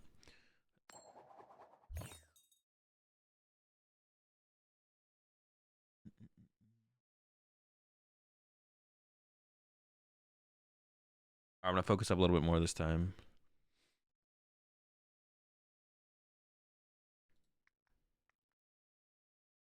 There was 2 Rapid Strike. Wait, did Shintaro not make top 8? Wait, was there a cut for this late night tournament? Oh, wait, there was no cut. Oh, interesting. I just assumed there was a cut. Dude, come on, get up there.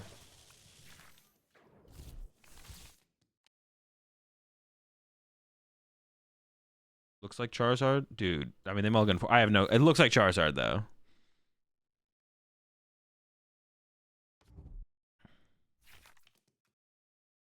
It ended because of PTCG Live. Oh, really? Oh, that sucks. Oh, be doof.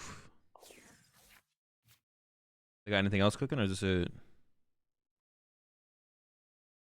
What you got? What you got? Dude, you gotta have more than that here, man. All right, here we go. We're cooking. We're cooking. Let me cook. Let me cook. Let me cook. Okay, let's say I theoretically whiff. Lost turn 2 would still be pretty good.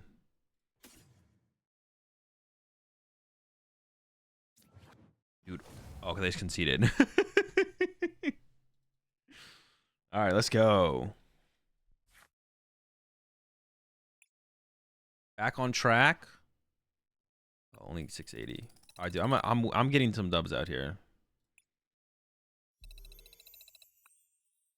It's also possible. Well, no, I guess I couldn't really have done anything about that. If I can try and save. Yeah, in the Mew matchup, if I can conserve my Forest Seal. Well, no, Mew has vacuum, so they can vacuum the Forest Seal Stone. So maybe it's not as valuable as I thought. I think if I can get down like double Raikou, double Forest, but that's like hard to do to begin with. To find both my Forest Seal Stones. Yeah, it's probably like not worth it to like go too hard down that road.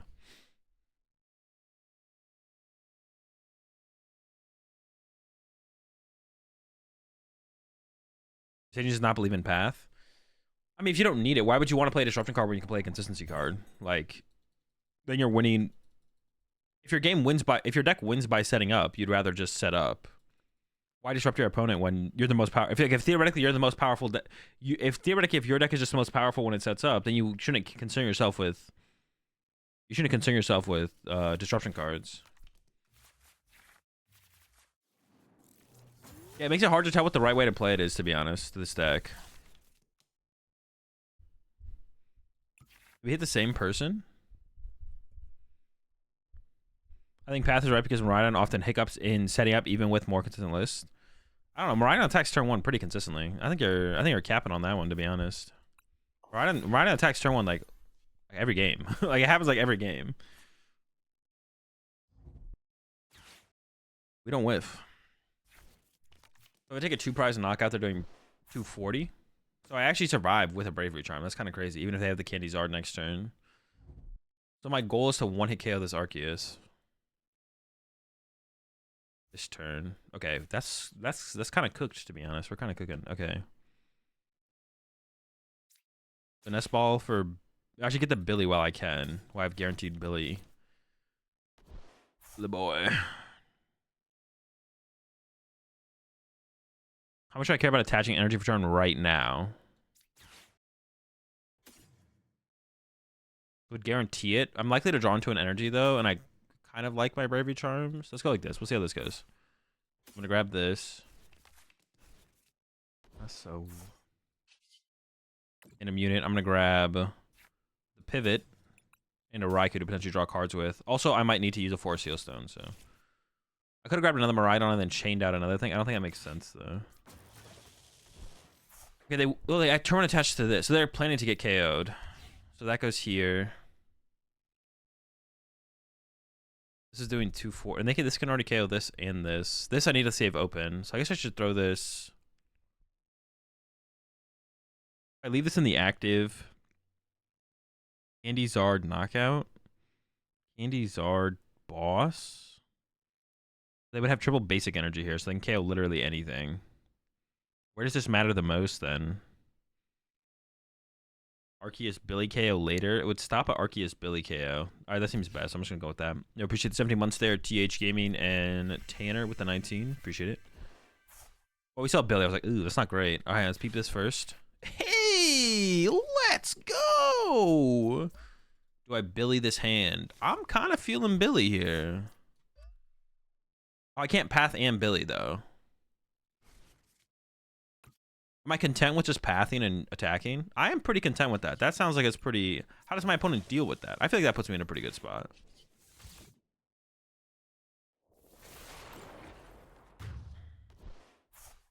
On Billy? Put it on Billy, man.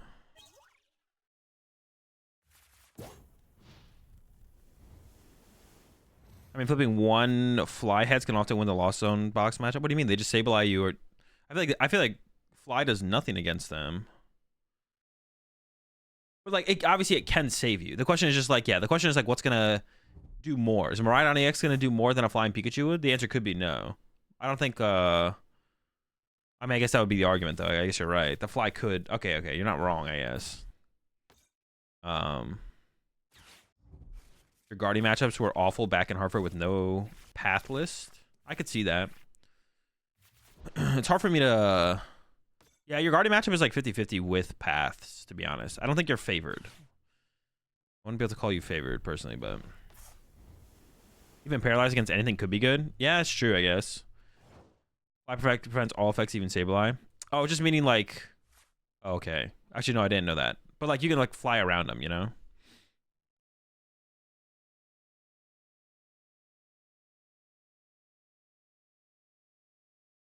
Huh, interesting. What do I want to... I want to boss KO that, but I can't, obviously. What does this do? 150? We should set up a lot of energy in play, right?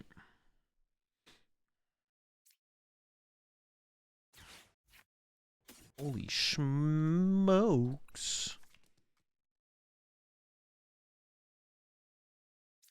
I want to hit him with a Techno Turbo. No matter what I'm setting up, it's like dying to like Candy Zard. Candy Zard KOs everything on my board.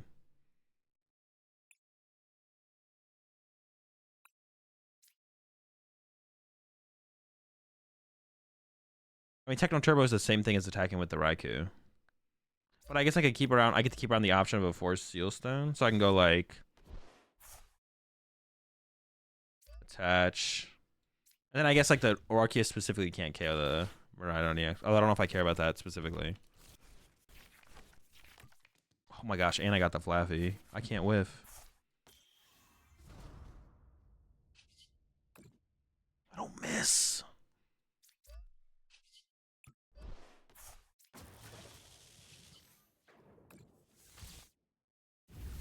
But don't be tricked by this Techno Turbo. This really didn't do anything. Honestly, I'm gonna make the Billy a pivot. Yeah, the Techno Turbo really didn't do anything in there because I could have just attacked with Raikou for 2 energy. And it's like the exact same thing. So I didn't like gain energy in play. But Techno Turbo is like not an action. It doesn't actually accelerate energy in play for the deck. Explain Grant's new Turbo Lost Box list. I mean, just attack turn 1. I don't think the deck's very good. It's just attack turn 1 with Dragonite or Greninja more consistently. And then more consistently get turn 2 Sableye, I guess, as well. It also like leads to that.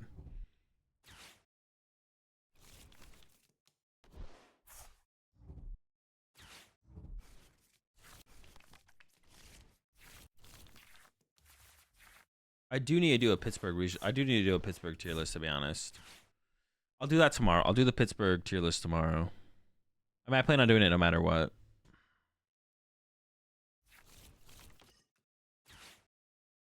Oh, shoot. They're cooking. Look out. Oh, dude, my hand sucks now all of a sudden. Oh, no. I don't know. I still like just like giving up 2 prizes instead of a 0 aura. I mean, attacking with 0 aura there didn't do anything, did it? Oh, no. I could have attacked with the 0 aura there. You're right. Yeah. Yeah. I was like, I can't even attack with 0 aura there. What do you mean? No, but you're right. I could have attacked with 0 aura there. You're absolutely trolling. Question is, how do I play it from here? Do I boss KO Bidoof this turn? And then go for the 1KO with Raichu next turn? That's kind of what I'm feeling, to be honest. Or do I boss KO the Pidge? I actually don't know what to do here, to be honest.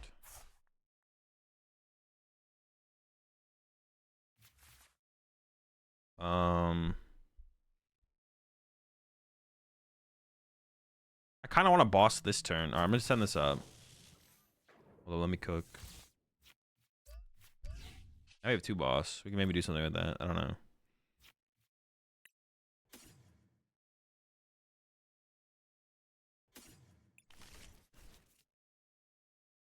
Oh, hey, what am I doing here?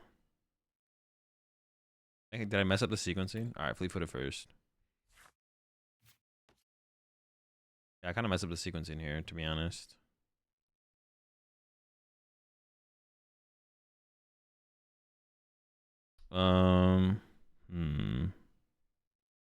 Wait, I still have Forest Seal Stone.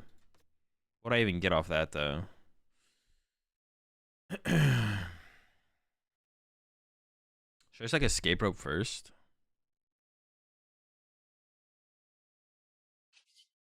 Well, let me generate it. Okay. No, it's just still fine. I'm gonna escape rope. We'll see what they send up. I'll use fleet-footed again. The correct play here is to send up Arceus, but nice, they misplayed. Now we get to like conserve. Well, now I don't have to boss. That's actually so good for me. Yeah, that's a pretty big throw there, to be honest. We'll take, I guess, Flaffy. Well, no, I could get Mareep off the prize cards, bench it. I'll get rid of the Miraidon. Yeah, they wanted me to. They should have made me burn my energy there. Definitely a throw. And I get to keep my 4 Seal Stone. Dude, we get to keep it all, man. Yeah, I guess we'll path them. I don't know. I don't know if I actually... Maybe I want access to my fleet-feeded there. I don't know. My yeeted. It's fine, though.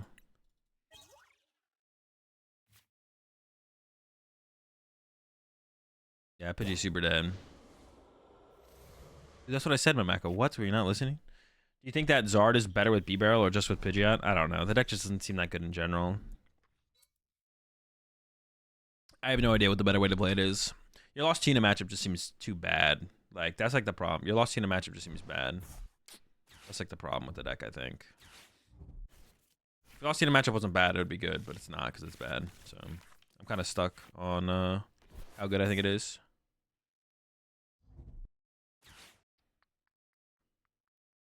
Bahone, he cut 1 path for Ninja. That's so, but you play so many path, aren't you like? Also, I don't like the idea of Ninja taking up a bench space. I'm okay with Billy taking up a bench space because that Billy's cooking. You know what I'm saying? Like Billy's actually cooking when you use it. I don't think what's it called is cooking like that though. Yeah, I don't think it's cooking like that.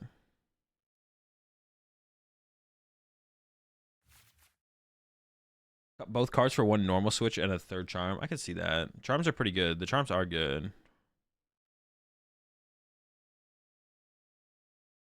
Ninja and Miraidon is just kind of weird. I don't know. Also, like, you need to get your attachments for turn down as well. You can't afford to, like, lose attachments for turn, so. You think Lost Tina will be the most popular deck? Yeah, probably. Or Miraidon. Miraidon's not going to be the most popular deck. I feel like Miraidon will be, like, 20% of his share. No, what? That's just you. No one, that's not going to happen. Miraidon's not going to be that popular. Who? Mahoudon? Hoodies? Fudge. Unlucky. Wait, how many did I actually even need? Oh, I had enough already. Oops. One thing I could see playing in Miraidon, to be honest, would be 4 Boss. Boss is like broken in this deck.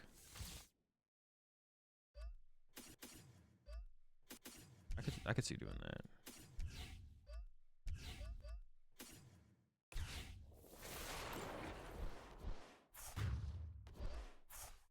Miraidon is gonna be like a 10%er. Miraidon will probably be 10% to be honest. People are Miraidoning late as of late, to be honest. Play a Serena maybe even.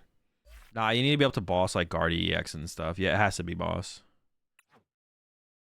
And let's work at this list a little bit. Let's change a couple things. I like the idea of cutting the switch cards, to be honest. Like Lost Box isn't super popular right now. Let's do. I don't know if I want to cut a Path though. Path are pretty cool. What if you cut a Nest Ball? What if you just played 4 Ultra Ball? How important is this Nest Ball?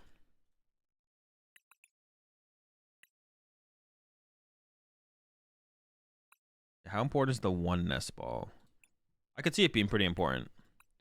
It's like a 25% increase on ball search cards to Miraidon on turn 1. We could try cutting it. We could try just 4 Ultra Ball. We definitely want the Ultra Balls, so.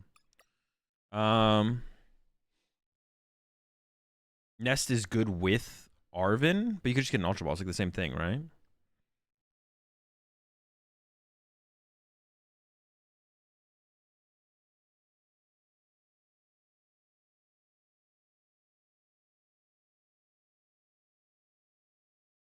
Nest is a Billy out. That is true. That is true. But so is Ultra Ball. Ultra Ball is not an out. I'm gonna try without it. We can try without it. There's no reason not to try without it. All right, let's cut the Miraidon. Let's do the Pikachu.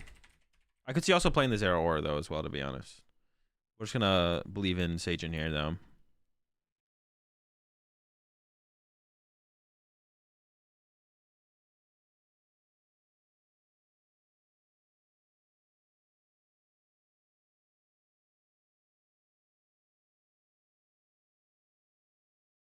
Also on Spiritomb from you. I don't know if the Spiritomb or Drapion's better. Sage is playing Drapion, so I'm gonna go ahead and say Drapion's better. But I guess you could hit him with Path plus Spiritomb, but does that even matter?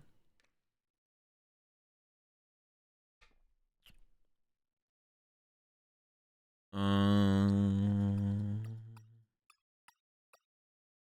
I just have 2 spots open, to be honest. So I change. Yeah, I've messed around with Sage's list before. I just have 2 spots open, but I actually have no idea what I would even want to add, to be honest. I mean, more energy never hurts. We could go higher energy count. Yeah, I like cut 2 cards. Oh, I said 4 boss seems like it could be good. Wait, is this the hollow boss or is this the non-hollow boss?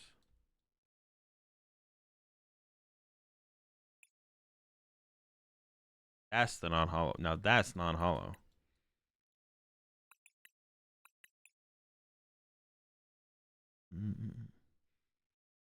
Free boss Serena. The penny technology. What's the penny for?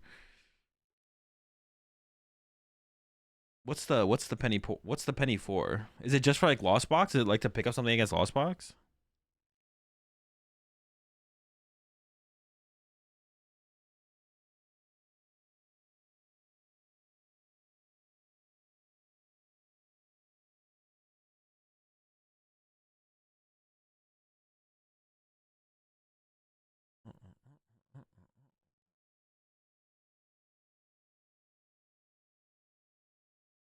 Penny the Billy or a Cran Miraidon? I don't know. It has to be. That's what it's for, right?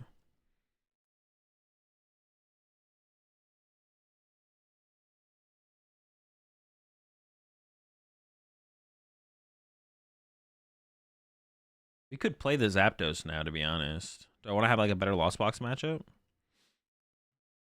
This should probably honestly still be a Switch card.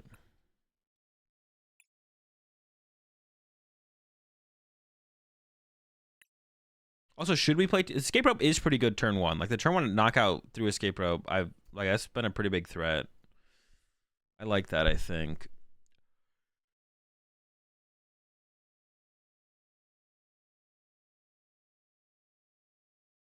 Third Charm. I can get behind Third Charm for sure, to be honest. Do you run?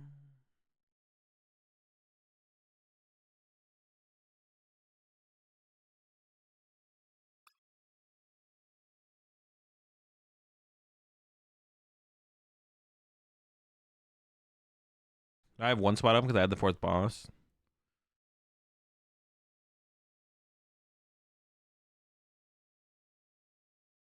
I could get behind another Arvin, to be honest. The thing is, would you say try Zapdos and try Third Charm? The thing is, like, I'm not testing against a specific matchup. It's so hard to get like a sample size against a matchup because I'm not playing against a specific matchup. I could add the Drapion, right? That'd be like a good ad. Would be Drapion.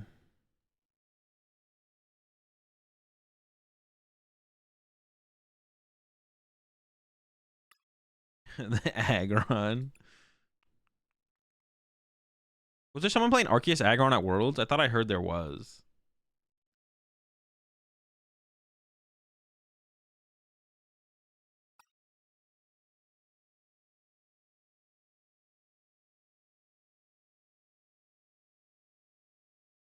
Fourth boss for a Serena. I mean, I don't hate that, but I feel like you want boss.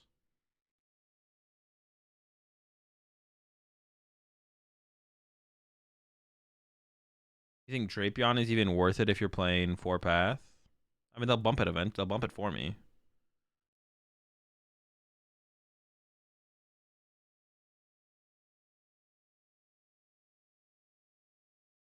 There has to be Mew Tech and Pits, right? Lesson learned from Worlds, or will Mew be overlooked again? I mean, no one's teching for it currently. Too many EXs. Serena is trash. I do like him boss better, to be honest.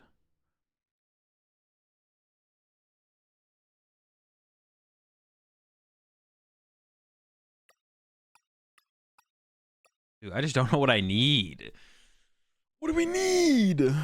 Yeah, what does like the deck need?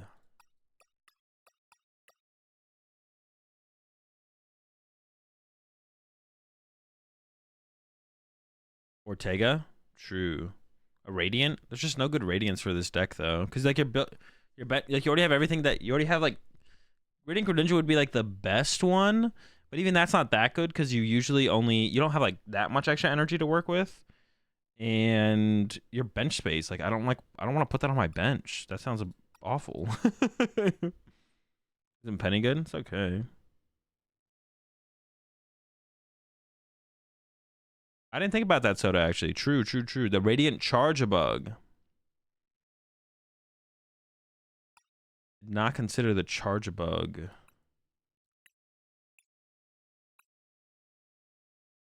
Vacuum? Nah. Dude, Vacuum is so like the chance of like finding like cause you only need to use you theoretically only need like one round of abilities, right? You theoretically only need one round of abilities, which is like turn one, use tandem unit, setup.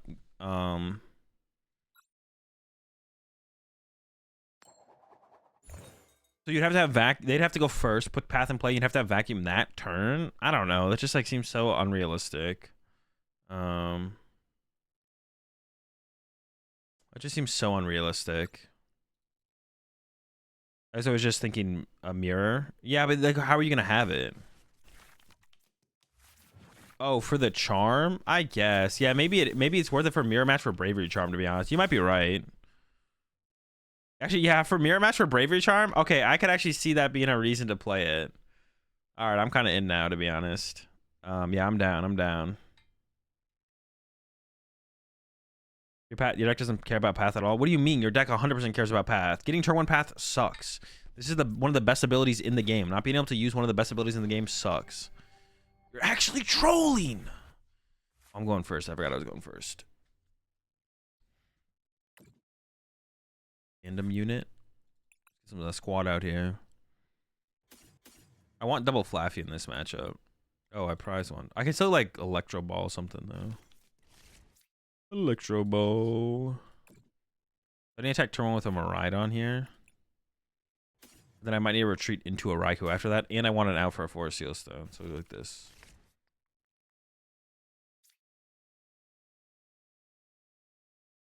I should probably just... I could get Iono'd, right? So we should probably just play this.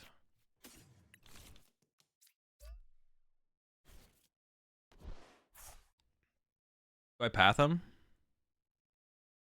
Its path would stop this and Luminion.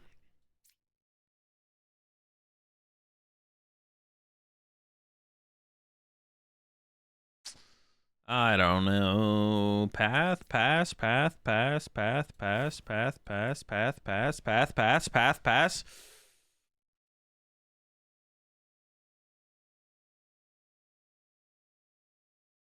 I think stopping Rora's worth. It's just if I get Ione. Like, yeah, it also might shut down Luminion. I should maybe wait, though. Because if they research turn 1 and discard a Stadium, like, I think I just wait.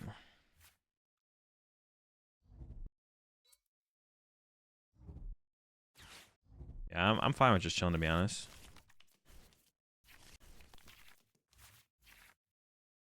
Hey, this hand is crazy. This hand is actually absurd. We just drew like the nuts. We just drew so well. Holy smokes. They just gave me the juice. I'm ready to cook. Yeah, third Bravery Charm. Well, third Bravery Charm kind of seems like overkill. What is it for at that point? Oh, maybe it's good. Third Bravery Charm? Seems like a lot, though. It's a lot of charms. A lot of brave. A lot of bravery. Seiji only plays one Forest Sealstone. I don't like that. Forest Sealstone is just like too good of a card to only play one of when you play V Pokemon. If you don't have like another V-Star power, of course. This is my message.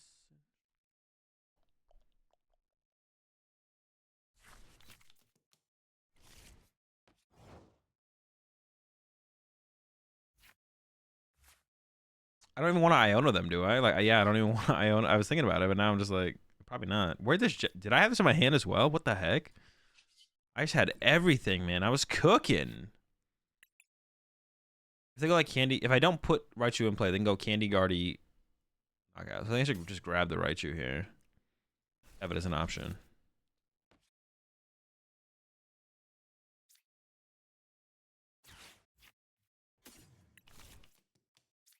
I might need to retreat this to attack with something else though. So we're gonna go path, switch card, send up this, patch here.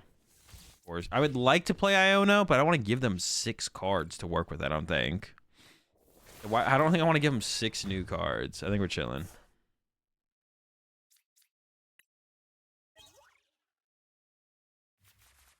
Should this even play? Well, I still have 4 research. What does it play? 2 judge, 2 Iono, 4 research. There are also situations in the late game where I do want to do that, right? How is Flying Pikachu better than Miraidon here? Because of the attack. What, you mean just like in general? Yeah, it's just better because of its attack. Yeah, they literally have a 0 card hand, but they're about to start drawing cards, I guess.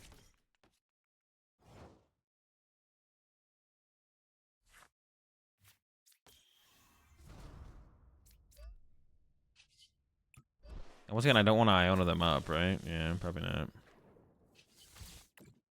I still have Force Seal Sun as well. What if they like boss trapped my Flaffy? How's that one there? We're chilling. I don't really want that to happen. I never understood Lone Flying Peak in this deck. Why no VMAX? It's because it's a pivot that has like theoretically the most useful attack you could have on a pivot. That's it. The Flying Pikachu is just like, okay, fly. It's a free retreater, which is you're just trying to play some kind of lightning free retreater, and it's like it has fly and thundershock, which is like theoretically better than like any other attacks on any of the other lightning free retreaters. That's literally it. That's why.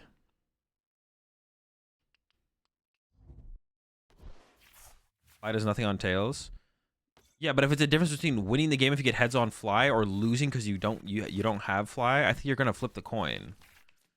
The difference is you win the game when you get heads on fly, or you lose because you don't have fly. What are you gonna pick? Are you gonna pick losing 100% of the time or winning on a fly heads? I don't know. 50-50 sounds better than 100%. Well, you maybe don't win on fly, but like it gives you a chance to win. Like if you go, I don't know, fly heads, like I don't know, you might win. Serious question, why isn't Suicune used in Chien-Pao like Raikou is in Miraidon? Because you can't attack turn 1 with it, so all your other attackers are more powerful after turn 1. I haven't seen the Zero. No, yeah, they're both the same thing. You're just saying numbers? Wait, I can't tell if you're being serious or not, Decapod. Yeah, the argument is just which one has the best attack. Is Zerora's attacks better than Flying Pikachu's? That's the question. Like, you just want a lightning Pokemon with free retreat. Which one has the best attacks?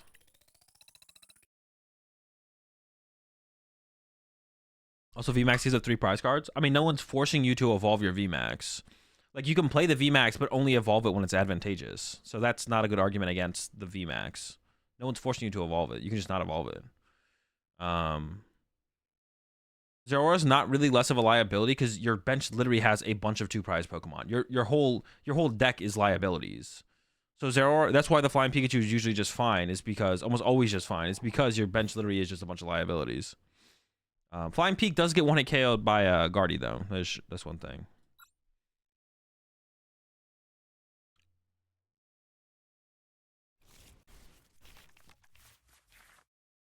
I think that Mew's still competitive in this meta. Yeah, Mew's fine. It's probably about the same. It may even be a little bit strong. Well, there's a lot of Path, I guess, running around. But Mew's never had a big problem with Path. It's had problems with Drapion and Spiritomb. But there's like less people playing Spiritomb, so it's like Mew's like nothing special though, I don't think. It's just a good deck. It's like not like if no one's playing Spiritomb, then it's just broken. Because like Charizard's in the mix now as well, which is like a pretty bad matchup. But yeah, it's solid. They're probably playing Charizard, right? Going back in again. I often go for the double sheep. I don't know if that's incorrect though, to be honest. I like don't see anyone else ever go for double sheep. But I don't know. Two sheepers? That's pretty cool, man. 2 sheep, 2 of these things? Are you kidding me? I mean, I'm probably taking a knockout with Raikou next turn, right? I mean, I do want to attack next turn, so let's like attach here. Yo, appreciate the Prime sub there, PokemonTCG. Welcome to the Red Pack. We're all out of. Oh, should I have hit them with that? We're all out of hit them, but we got plenty of that. And appreciate the 4 months there, Ivan. Appreciate the Prime sub there. Grip Chin, what's up, bud? Bad deck, you boring Bidoof. Appreciate the Prime sub, bud. Welcome to the pack. We're all out of chips. We got plenty of Europeans. Yeah, the 190 HP is my main reason to refrain from Flying Pikachu. But you can just like not bench it early against Guardy to the point where like you're okay with them sending up Guardy to attack like with it. Like now, like in practice, I mean that is pretty easy to do, to be honest. Just like not bench a Flying Pikachu. But like, how often do you need like a pivot against Guardy? Is like another question. If you need it a lot, but you don't really need it that often. Am I going to try? Yeah, I'm going to every North American region. Actually, no. What's the? Hold up. Wait, what's the command? No, is the bot? There we go. The bot works. The bot works. We're up against Chien-Pao. What are we doing here? So Path is pretty good against them. They don't want to send up the Chi and Pow right now though. They don't want to send up the Chi. Are they gonna do it? Bro, you don't know, you're so bad if you do this. Just leave the one. Okay, they're sending up a Frigibacks. I was like, there's no way. I was like, you're throwing. It's alright though, they're not throwing. Might be throwing. So attacking with Raikou here is more likely. I got the Bravery Charm for the Raikou versus the Miraidon. What is it, 300 or 240? So this does make it survive. Oh, they need one more energy to make it survive, but I think I'm just gonna go with the research. The Arven doesn't seem very good here. To be honest, the value of Arven goes down quite a bit. Do I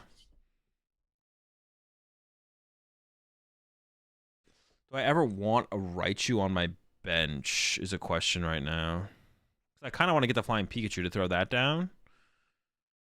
If they attack with Arceus and I don't have a boss or an escape rope, I'll have one of them. Yeah, I'm just gonna go ahead and get the Flying Pikachu.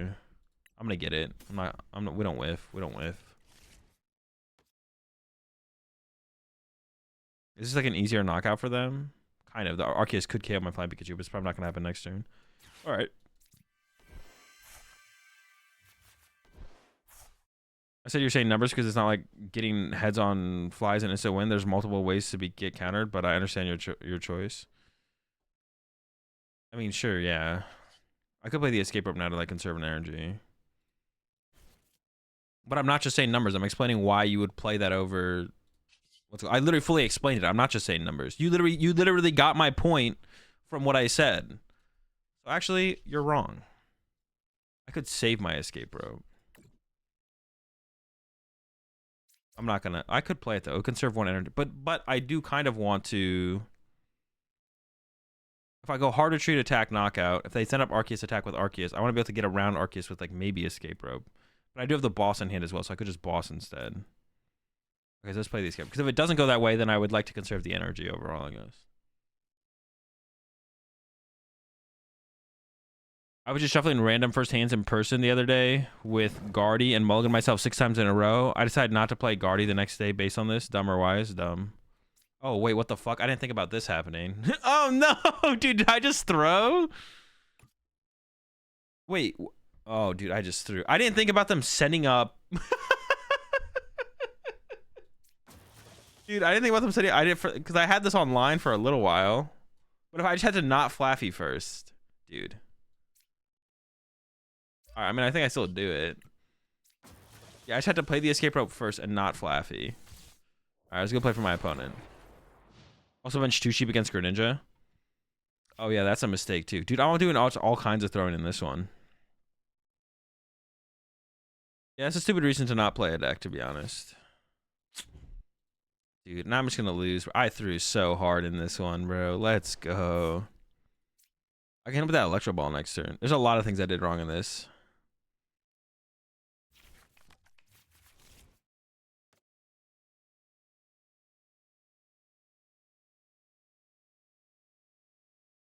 Yeah, it's not a good reason to not play a deck. Like, that's like an anomaly. Any deck mulliganing six times with as many basics as Guardy plays is like, it's just an anomaly. You have to recognize that as an anomaly, not like a specific to the deck. Like the deck doesn't consistently do that. Is Lost Zone Zardiex the real deal, or should I stick with Lost Zone Tina? I mean, Lost Zone Tina is definitely a better deck than Lost Zone Zard.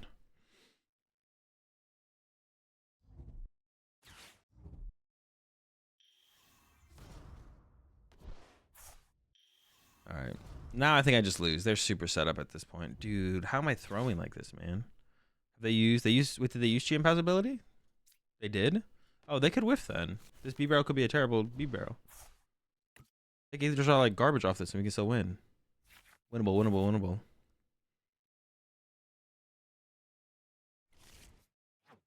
Dude, did they just shuffle all their water energy back into their deck? What are they trying to draw into 5 raw water energy off B-Barrel? Bro, what? Dude, what? Wait, how many water were in the discard pile though anyways? There's no log, bro. They're just trying to rip that 5 raw waters off the Bib, bro. Bib doesn't have it like that, bro. Bib's good, but not that good. Oh shoot, here we go. 2 water in hand, triple water off this. Oh, no waters. Azul said Lost on Tina is better than something. I mean, at some point you gotta like, yeah. I don't think Lost Tina was that good of a. Well, I gotta think back to the Worlds meta. No, Lost on Tina wasn't that good of a play at Worlds because everyone should have predicted how good of a play Fusion Mew was. These fools, bro.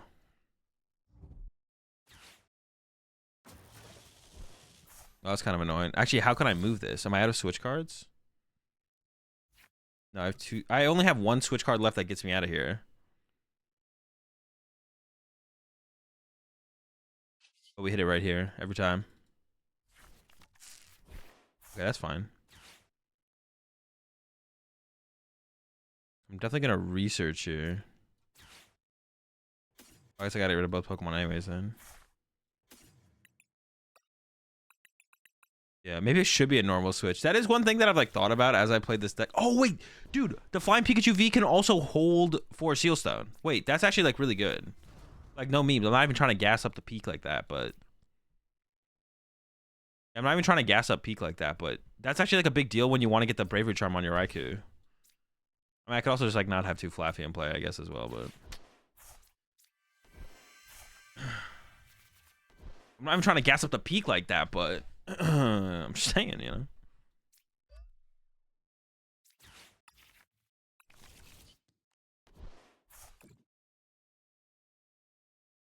Not trying to get bossed again.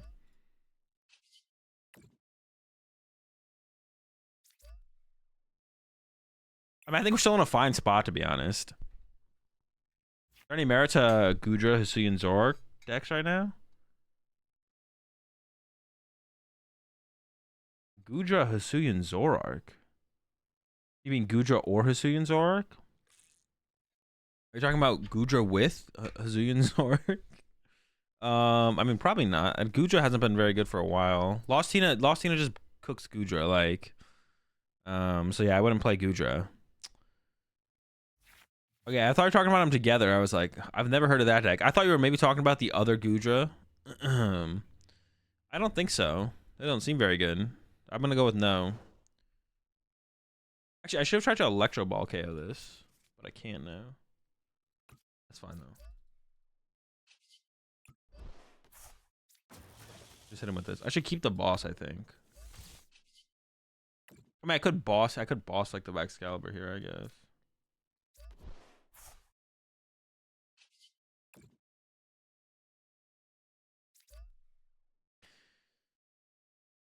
I don't know. I should swing. Did he not get basically with Chimpao? Got Path. It's unbelievable that he hasn't managed an attack yet. I mean, Excalibur is just like a really good deck. Like, they probably just like Excalibur is like also a really high IQ deck, and really hard to play. So they probably just don't fully understand the intricacies of Excalibur, which is like reasonable because the deck is like so extremely hard to play. And one of the only reasons that Excalibur doesn't have any reasonable accomplishments yet is because of how IQ of a deck it is. So that's probably the reason my opponent hasn't actually got an attack off yet. But like, it's not their fault. I mean, the deck is like unreasonably hard to play. I don't know what they were thinking when they created the Excalibur Chi and Pow deck. Like, it's just unreasonable how hard it is to play the deck. But the deck's very good, yeah. I missed the whole window where Gudra was a strong pick. I'm sad. Yeah, it definitely was. It had its moments for sure. It's never been like a tier 1 deck, I don't think, but it's had like some moments. Honestly, nah, to be honest, nah, it's had its moments. I'm gonna give it a little bit of respect. I'll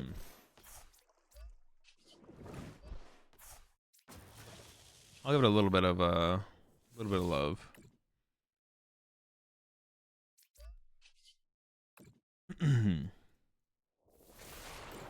Why aren't we seeing the new stadium cards as much? They're just not that as powerful as the old ones. I mean HQ. I think there's a like Galactic. What's it called? No, HQ. Whatever, League HQ or whatever. There's an argument to play that in Guardy for sure. Like, I think Guardy should. I haven't messed around with Guardy at all recently, but Guardy should maybe play an HQ. Like one. I don't think he'd ever not play Collapsed.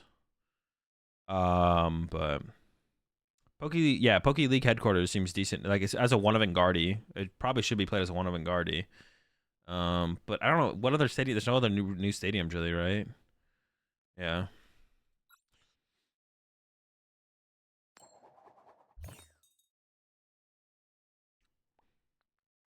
Dude, I can't. I'm not gonna even comment on it.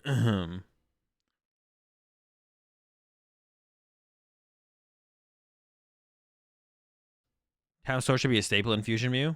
It seems pretty good, Soda, to be honest. I mean, Lost City's also really good, though, so that's kind of like the question, but I don't remember if I'm going first or second, but I guess we'll find out. Oh, should I have opened the Raikou like this? Well, I kind of want the Fleet-Footed. My hand's not very good. Yeah, I kind of do want the Fleet-Footed, but I also want to, like, Generator to it as well. I'm actually not sure. What deck would be best if your local meta has a lot of Lost Zone decks?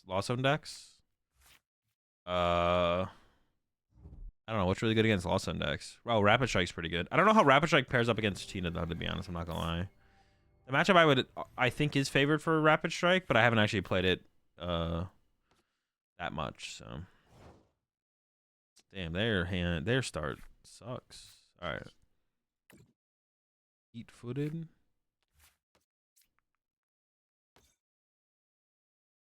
I don't really want a Generator to a Raichu, to be honest. I think I'm just going to Iono. Civilization.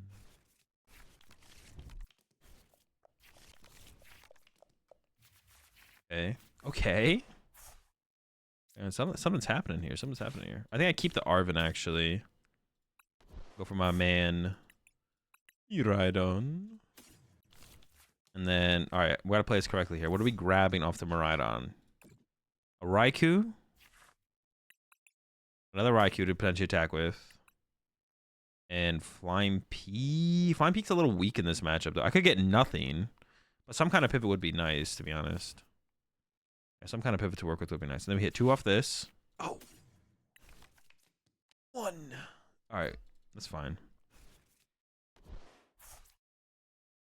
Should probably split the energy here, I guess, and then just pass. Feels bad, man.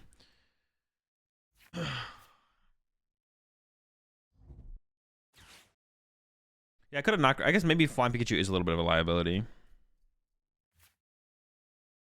Flying Pikachu maybe is a little bit of a liability. Does Flying Pikachu help the deck? Is he better to run over Zera? I mean, maybe. I'm not sure, to be honest. It could be. It could be. It could be.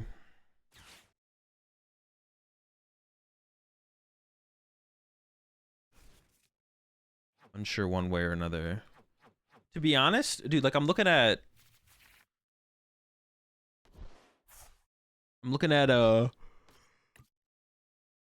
Sage's list right now, and dude, if that Flaffy gets bossed, there's just one escape rope in Sage's list to get out of there. What about the new Miraidon with the free retreat? It has worse attacks than the Flying Pikachu. It just has more HP. That's like the only thing you gain out of it. It's like you get to put a pivot in play with more HP, which can be worth it. But I'm not sure it's always worth it. Oh, they're playing trash deck. Wait, does this even get me anywhere next turn? I guess I can get like Generator plus 4 Sealstone. Okay. Oh, they're hitting me up with the... Hey, okay. All right. A Beseeching. Penny 2. Penny can't pick up Flaffy. Yeah, literally there's one way for Sagen to move a Flaffy with no energy on it, and it's an escape rope. That seems so bad.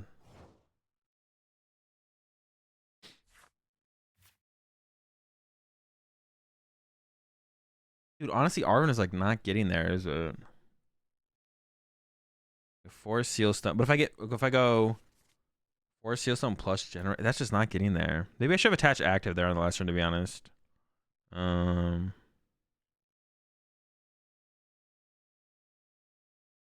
We're just going with the Judge. I don't think I'm gonna get the attack off though. We did get there though. I didn't get the knockout, I guess, but something's better than nothing. We got like a follow-up Judge as well, which is like solid.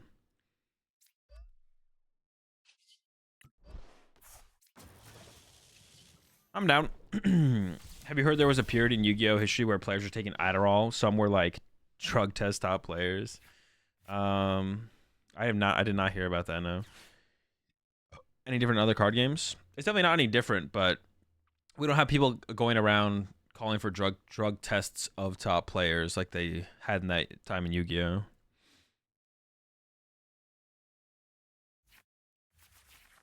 Yeah, I don't know if they would ever. I don't know if. I mean, like there could be a thing. I mean, like Adderall is just like a thing that is constantly used in like any competition because it's like seen as an advantage. Like there is like a potential advantage to be gained from Adderall. I don't know how big of an advantage there actually is though. I've never done Adderall before. I've never like gone on my way to like see someone on/off Adderall. Like that would be like something you could. That would have to be like a study you could take, which like have someone compete in something on Adderall and off Adderall, and just see the difference in their, not specifically their results, but their play overall. I don't know. That would be interesting. Yeah, I don't know how much it actually affects. I don't know. I don't know if it's a big advantage or not. I've heard about it in esports. Like some of like I've heard discussions about it in esports where like some of the top players in some esports, like they never took it. They were winning. They were out there winning. Like, I don't know. Like you say it's a huge advantage, but I've never taken Adderall, and I have more wins in the Pokemon TCG than like not anyone, but I'm getting up there. So like I don't know. Is it that big of an advantage? Because I definitely played against people on Adderall. Like, I don't know, maybe it'd make me go into super overdrive though. I've also heard it doesn't do anything for some people as well. Like, I've also heard like Adderall doesn't do stuff for some people. Like they take it as like sometimes it's a hindrance, but more often than not, it's just like not the buff that they were expecting. Now, if you had the Adderall, you would have won Worlds. Could have won Worlds. True. Imagine how many wins you would have had if you did a line before every game. I just take caffeine. That's all, I feel like that's all. Dude, did they just hit 3 Colress in a row off of judges? When they went Colress and I went judge, and they went Colress and I went judge, and they went. That's so annoying, bro. Just like I judge you twice, bro. Just whiff a Colress or use Comfy before you get the Colress, at least. I take prescription Adderall. I put better off it. Yeah, I just don't think it like. I don't think it's as big of an advantage. I think it's probably a.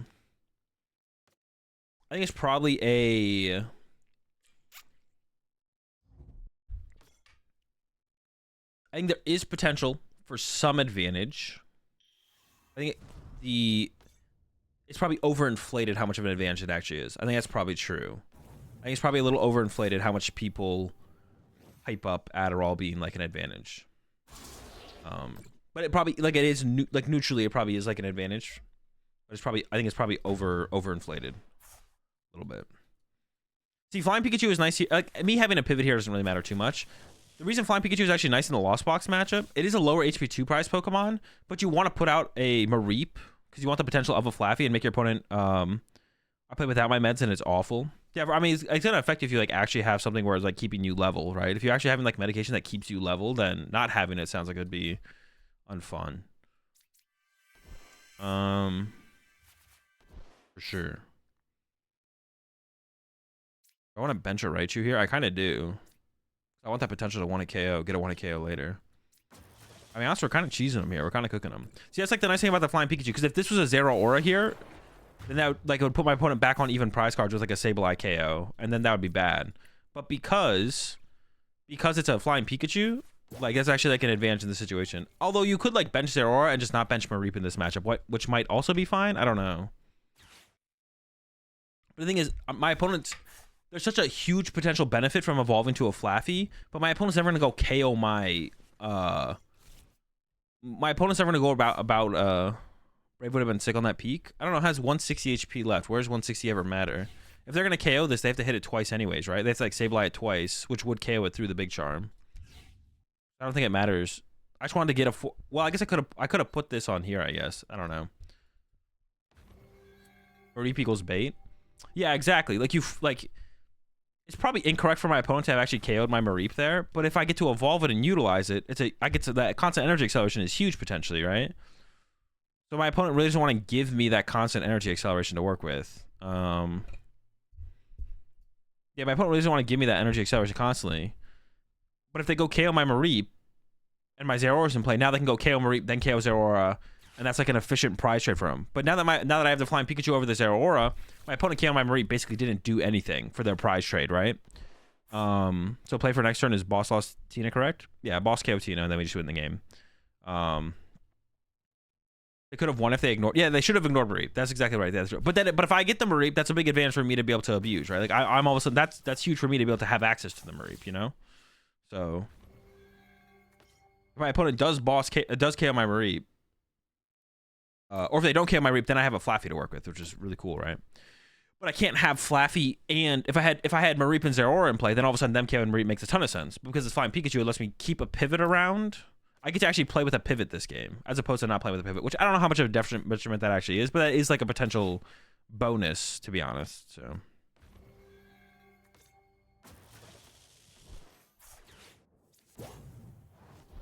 Definitely a bonus.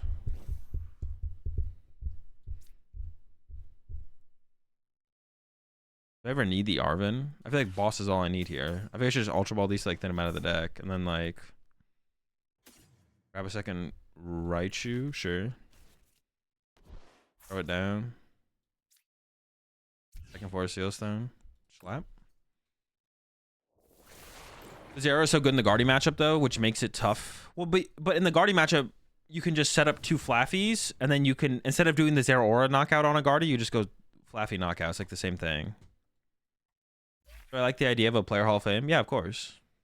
I mean, I think it'll happen eventually when I think they'll eventually do some kind of Pokemon Player Hall of Fame. If not, maybe like we could do like a community one could happen. Like there could be like a community Hall of Fame. Get like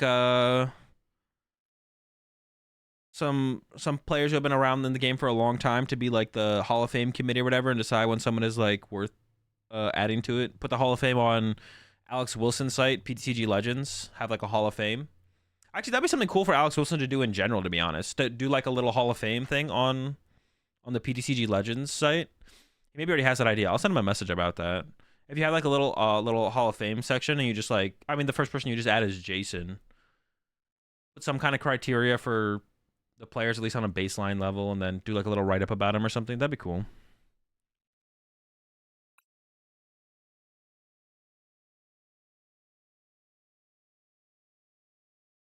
Yeah, you could do Jason, Puka. I don't know who else would they. I don't think you have to be retired, but you'd have to be like playing for. You either have to be retired or be playing for like 10+ years. That would probably be like an initial criteria. Because if you played for 5 years but had like an insane run and then like retired, you could still potentially make it. So it'd either be retired or 10+ years or something like that. What does Hall of Fame mean? Type of leaderboard? There's no way you don't know what a Hall of Fame means.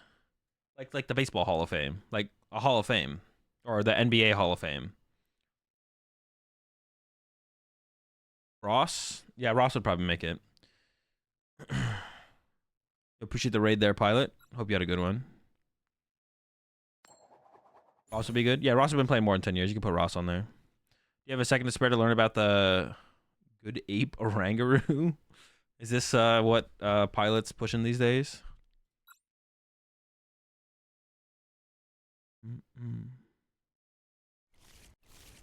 Not everyone in the world is an American streamer. Yeah, but you know what I'm saying when I said that. So how does that make you feel? When I said Baseball Hall of Fame, you knew exactly what I meant, Soda. How does that make you feel? Yeah, appreciate the 100 bits there, Gerby.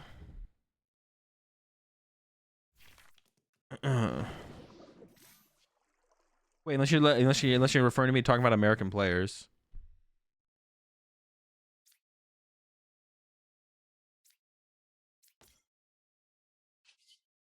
Tell me how you feel, Soda. How'd that make you feel? When I absolutely bodied you with my statement. Do I even want this? Do I just want double Raikou? Feels like a double Raikou kind of matchup, to be honest. I want the extra cards. Well, they can't attack turn 1, so I could like retreat and get a fleet-footed off here, right?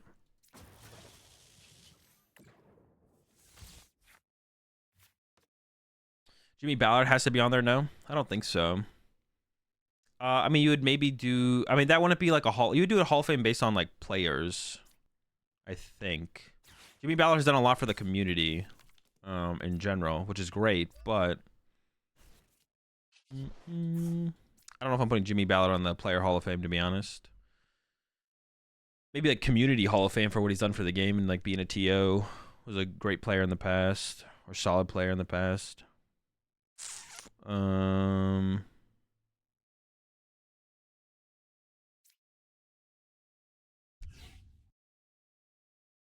I want to Ultra Ball this one away next turn, right? Yes, we just pass. We're chilling, we're chilling.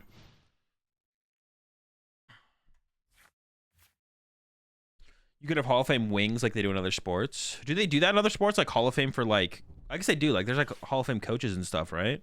Yeah, I guess you could do it. Sam Chen. I don't know. I don't think I put Sam in the Hall of Fame yet.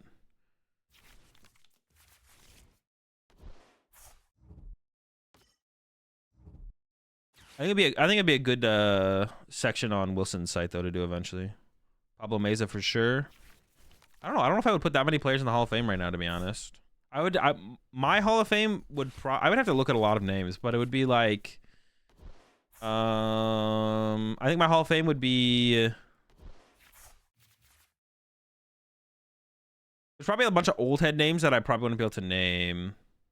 I think I would put Pram, Ross, Jason, Sammy Sakum. That might be it. Is there any other name? Like, obviously, Tord will make it eventually, but I don't think I would do Tord yet. I'd let him play a couple more years and then maybe do it. I don't know. You appreciate the 2 gifted subs there. Gerby over to Pounds.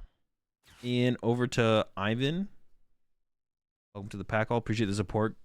Am I saying that right? Gerby? What are they trying to scam me with here? Are they trying to scam me here? Yo, appreciate it, Gerby. Appreciate the support. Welcome all to the pack. Fresh out of vanilla, but we got plenty of villains. Gerby. Tour once he's done would be a haul. Well, I mean, I think Pokemon's a little bit unique in the sense where it's like, well, like baseball Hall of Fame and stuff, like sports Hall of Fames, you wait until they're retired, right? But I think Pokemon's a little unique where like people are going to be playing for forever. So I don't know if you wait till they retire. Maybe you do. I don't know. You could say you'd have to wait to retire, to be honest. I don't think it's like a bad thing to say that you'd have to wait to retire. But I'm not sure, actually. There's 2 things I can do here. I can just KO the active. I think just KO the active is just better here, to be honest. Or I could go boss KO, but I would rather set up more. So I'm going to do this. I'll take the knockout with the Miraidon here.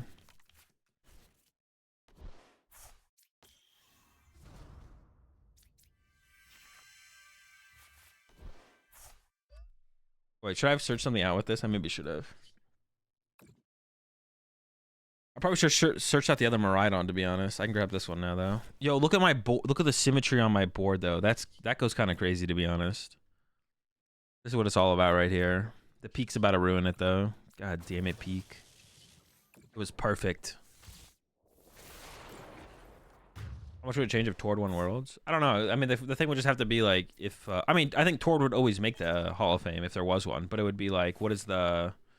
Yeah, you'd have to have some criteria of when you could enter the Hall of Fame. You could win Worlds 3 years in a row and win... Like, theoretically, someone could start playing right now. And over the next 3 years, they could win 10 regionals, 4 ICs, and then 3 Worlds in a row. But you still probably wouldn't put them in the Hall of Fame because they've only been playing for 3 years. You'd like that's like the initial criteria you'd have to make. So like retired would be one potential criteria, but then for Pokemon's it's a little bit weird. Like for sports Hall of Fames, everyone retires before they make the Hall of Fame. But would you do the same thing for like a PokemonTCG Hall of Fame? I don't know. Maybe. You put them in the Hall of Fame? I wouldn't do it immediately. They will make it, obviously, but the question is like, do you wait till they retire? Is there like a certain amount of like? You would do a criteria of like of an amount of years played, or like retired / amount of years plays, or it would have to be retired. Age minimum and criteria number of major wins. No, you don't need a minimum number. If someone got second at 20 majors in the next 3 years, they'd probably make the Hall of Fame. And then retired, they would probably make the Hall of Fame. Like that would be like an incredible run. That'd be insane. You don't have to like win to be in the Hall of Fame. Yeah, you definitely don't have to win. Winning doesn't need to be a criteria.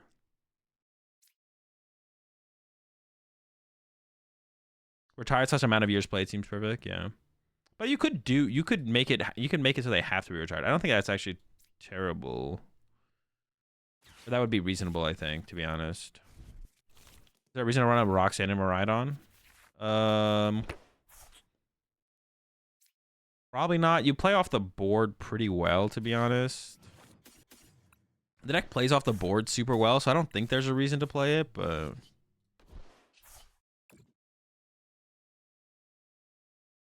I don't even, what is their plan?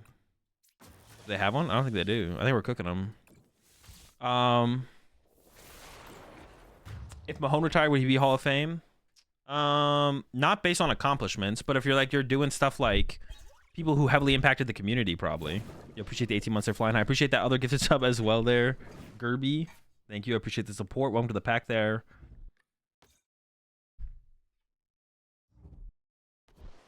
Hemeraxo. Welcome to the rat pack. We're all out of bread. We got plenty of goldfish.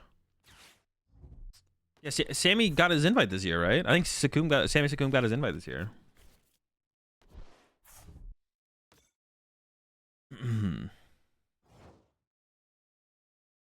Wait, did they not even attack? Oh, they couldn't attack. Is Sage Park a big name for the TCG? Sage Park is a big name for the Pokemon brand. Like, Sagen is like the... Sagen is probably the... Like... If you wanted someone to, like, represent Pokemon, it would probably... As a player, it would probably be Sagen. I actually asked Sagen, I asked him if he was going to try and get his invite and go next year, and he said yeah, or just like whatever I get my invite in, I'll play at Worlds, but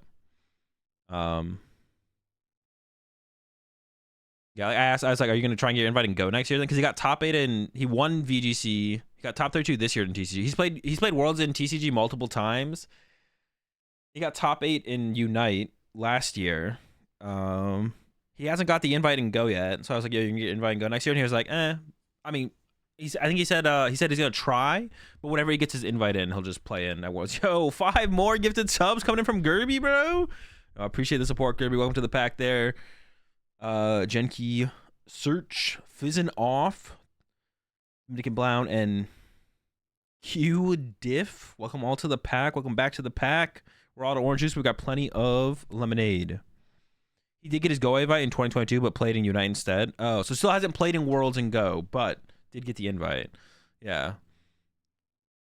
The only thing I think Sagen didn't get their Worlds invite that they won't be able to is Pokken. But I don't actually even know that for sure. I don't think Sagen ever played Pokken at Worlds, but maybe did get the invite at Pokken. Possibly. Yeah, it's pretty crazy, to be honest. That's like a lot of... it's just like a lot to like switch between all the games and learn them all. I mean, I think it's definitely possible. I don't think Sagen's like unique and like the only person who could ever do it, but definitely a lot. He did from what I read. Oh, so he didn't play Pokken at a Worlds though, right? He just got his invite. You appreciate the 2-1-3 sub there, Omni Helix. That's crazy. He was a top Smash player in Korea. Jeez, bro, chill.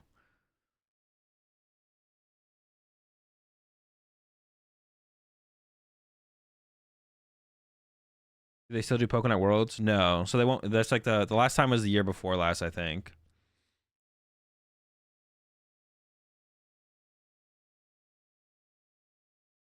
A new question. How does Flying Pika help against T-Tar? I don't think it does it? Does Flying Pikachu help against T-Tar? You can paralyze it, and then Lugia generally... Well, they play Jet Energy, but it's only play a couple, and they generally don't have switch cards. Yeah, I don't think it does.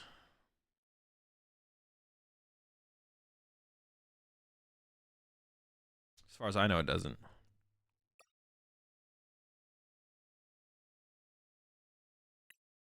What if we did like a 1-1-1 split?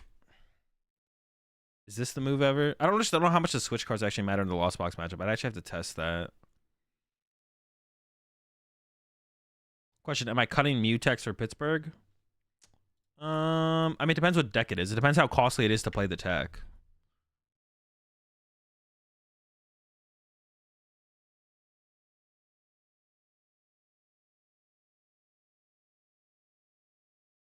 Arctina? I mean, playing like Spiritomb and Arctina is not very costly, so I'd probably play Spiritomb. Spiritomb's also good against Lugia as well, which is like a bad matchup for Arctina.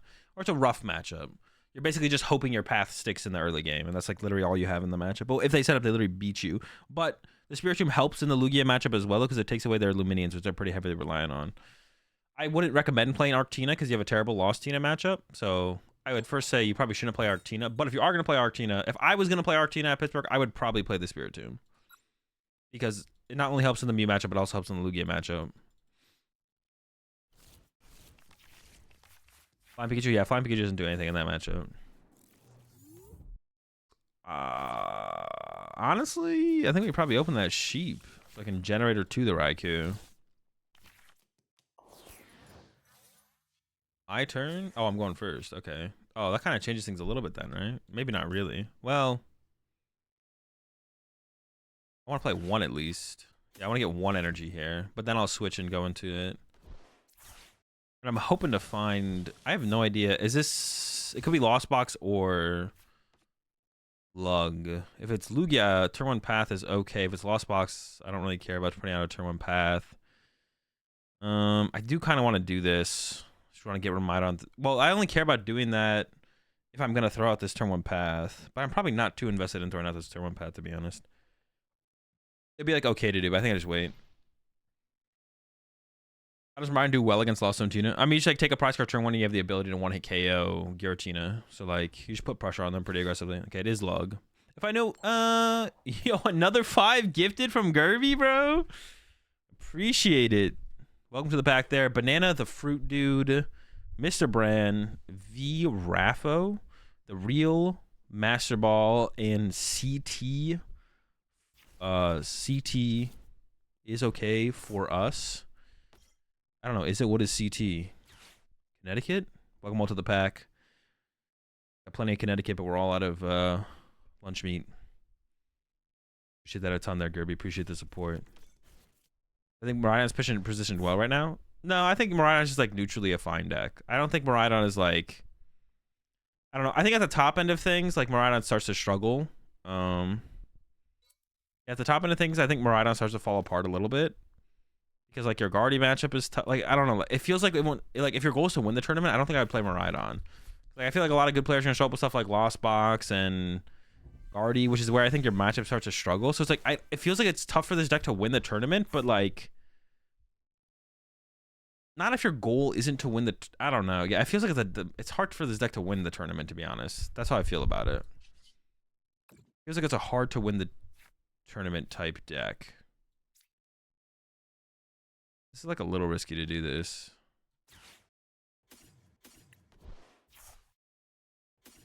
I really want to get like an escape rope here, right? Yeah, so we can go grab Flaffy.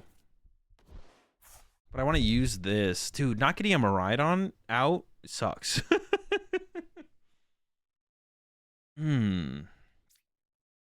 I feel like I have to grab a Miraidon now. Then I'm hoping the judge draws me into an energy. Yeah, we're not grabbing Miraidon right now. But then I have to judge into an energy here. Or like a switch card, I guess.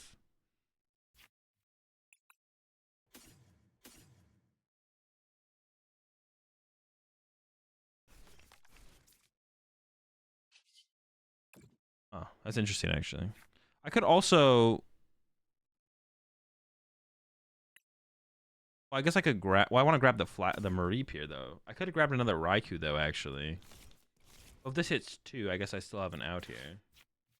Only hit 1. I could draw into another one, I guess, though. Path Judge is like the combo that I want here. Oh, did I use? I'm pretty sure I fleet-footed it there. I don't really want to KO Snorlax, though. KO Snorlax is so mid. Okay, dude, that's pretty good. Hey, that's not bad. That's literally... That's so good. Holy sh! That was a pretty good draw. That's just pretty sick. Yeah, I didn't think it was gonna go that way. I thought I was gonna have to settle for knockout on Snorlax, to be honest. But we'll take it. We'll take it. We'll take this 2-prize knockout. That's pretty big. Is there any reason to not convert your TCGO account at this point? I don't think so. No. You see Guardy continue to play Manaphy going forward? Yeah, there's no reason you wouldn't play Manaphy. I'll 100% have Manaphy. There's too much Greninja decks. What's your favorite deck to play? I don't know. I don't know. I mean, this is pretty fun right now. I'm enjoying playing Miraidon right now. This is pretty fun. I'm enjoying this. I don't mind this. But I don't know if I really have a favorite, to be honest. Yeah, I don't know.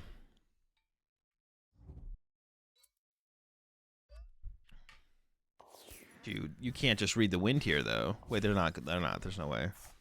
Why wouldn't they play the...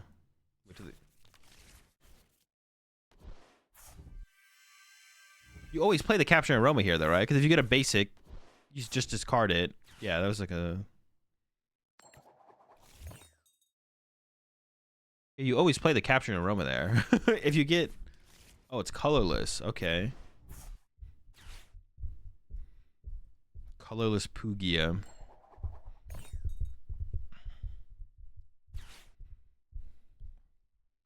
I mean, I'm enjoying the playing of Miraidon right now, to be honest. So this is like, I'm enjoying this.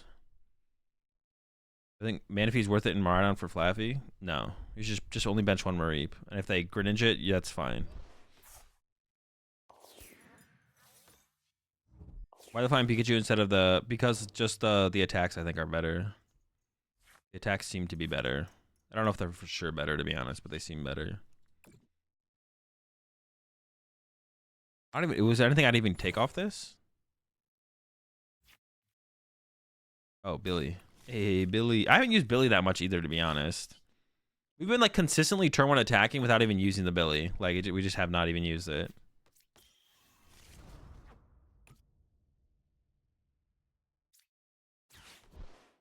Yeah, we just have not been billing. I've already used this. I have, so I could Ultra Ball. I mean, path isn't that important at this point, so I could get rid of the path, to be honest. And I could attach this. Oh, well. All right, we're locked in. I didn't actually mean to attach it. I was like thinking about it. Just giving it some thought. But now we're locked. All right, so I think I'm gonna... Them bossing... We're so far ahead that them bossing a Flaffy doesn't really matter too much. But I think I'd rather play around it a little bit here, as opposed to just kind of leaving it open-ended for them to kind of make that play, to be honest. I'd be like, well, now you boss my Flaffy. They could, like, boss Flaffy, then Iono, then do something else, and then maybe I'd fall really far behind there at some point. But so I think just playing it like this makes a little bit more sense.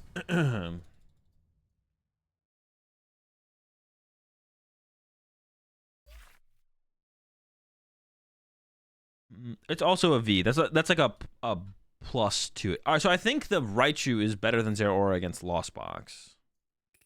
I think the Raichu is better than Zeraora, or not the Raichu. The Flying Pikachu, that would be like a thing. We should go down a list. Let's do that right now, actually, because now I'm like curious of like, let's try and like theorize which one is better against what, and then what is the expected meta percentage for each of them. So then, let's do that real fast. Okay, against Gardevoir.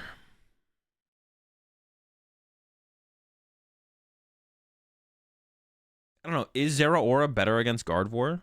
Because why is it being a V a plus? Because we play Forest Seal Stone. You can't put Forest Seal Stone on a Zeraora, but you can put it on the Flying Pikachu. Against Gardevoir,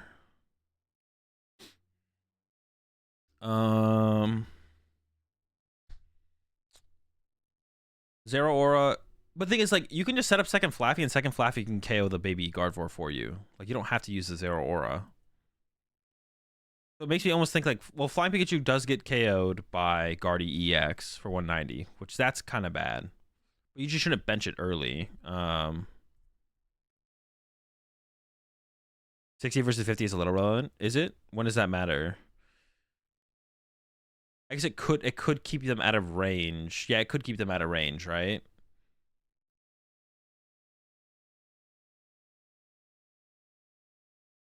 All right, so Zeraora is better against Gardevoir. Against Lost Tina, Flying Pikachu's better. Because you want to set up a Flaffy and want them to chase it, but then you can't also have Zeraora in play. Against Lost Tina, Flying Pikachu's better. Against the mirror match, I don't know, is the comeback with Fly ever a thing in the mirror match? Probably not. In mirror match, Zeraora I think is better. Like to play around like early game escape rope, you want to have like 2 1-prizers in play. So having another 1-prizer so you don't prize one of your 2 Mareep would be helpful. So in mirror match, all right, let me write this down. I can like write it down, the points. What are we looking at here? We're looking at Zeraora versus Peak.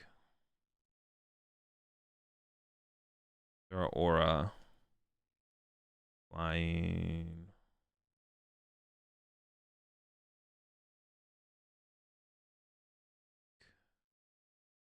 Okay.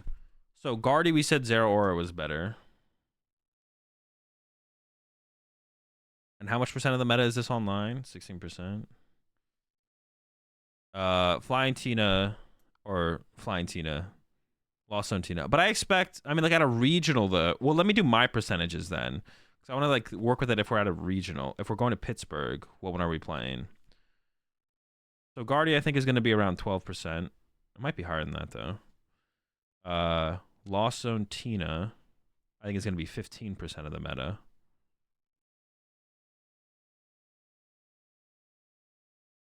I don't know why I put the percentage there. Okay. So Tina, Flying Peak's better against Tina. Zera is better against Guardy. Mirror match, Zera's probably better, and mirror match is going to probably be 10%.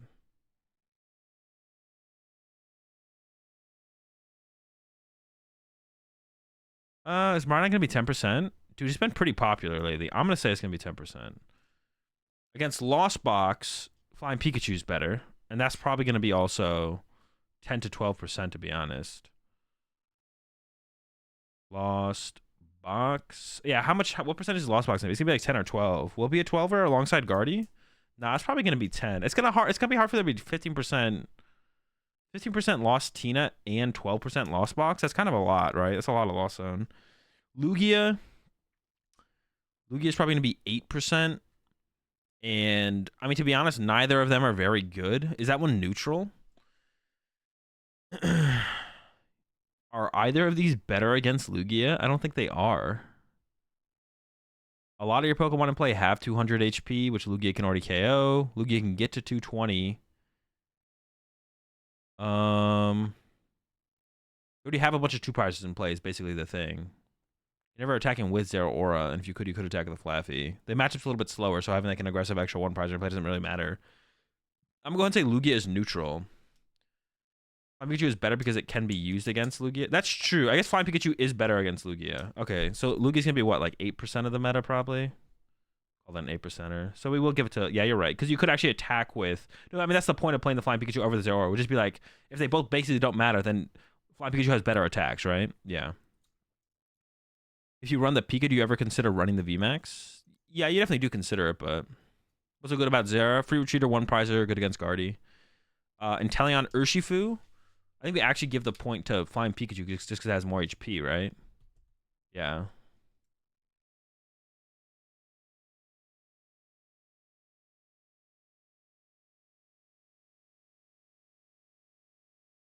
Rapid Strike's like what? Was it Rapid Strike going to be like 2, 3? Will Rapid Strike be up to like 4% of the meta? Maybe. We'll go with 4%. I don't know. Is 4... It might be 4% of the meta, right? All right. Chien Pao.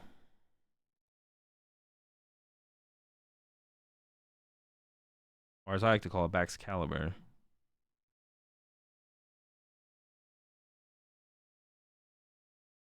Baxcalibur will probably be like another 8% deck. I mean, like around 8%. I don't actually know where it'll fall. Flying Pikachu is better against Baxcalibur, right?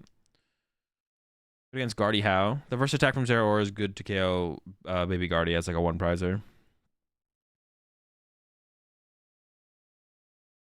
Probably Pika because of... Well, no, Greninja doesn't matter. For Zeraora has 110 HP, so Greninja doesn't matter for it. But I would... Yeah, I think we do give it to Flying Pikachu. Where were we? Chien Pao. Inteleon Urshifu. Chien Pao. Charizard?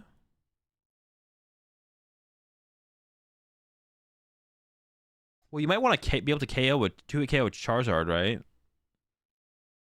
But you can always just like push up a Flaffy and do it with a Flaffy still. And then once again, the matchup's slower. So I think we once again give it to Flying Pikachu.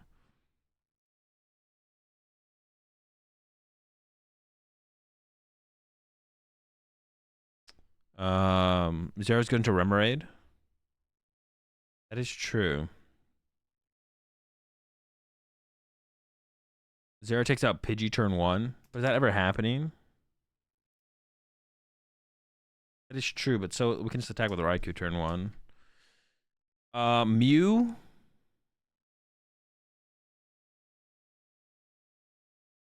If our opponent gets like a turn 1 attack off with... If we give our opponent a turn 1-prize attack knockout, and then we have a Zeraora in play as our pivot, that's another 1-prizer for them to chase later. But if it's a Flying Pikachu, then our opponent can't chase that 1-prizer as easily into the late game, but it's still pretty much an easy knockout. So it's still the same amount of knockouts overall, I guess. So up against Mew, it does allow you to like 2-hit KO a Mew, right? You can hide behind the Zero Aura and then just like chill. Right now, it's way in favor of Flying Pikachu. Sequencing question: do you battle VIP best or Comfy first? Depends how many basic Pokemon you're looking for. If you take your basic Pokemon out of the deck, you decrease the odds of Comfy finding basic Pokemon. But if you're looking for something, more greatly than basic Pokemon, you should use Battle VIP Best first.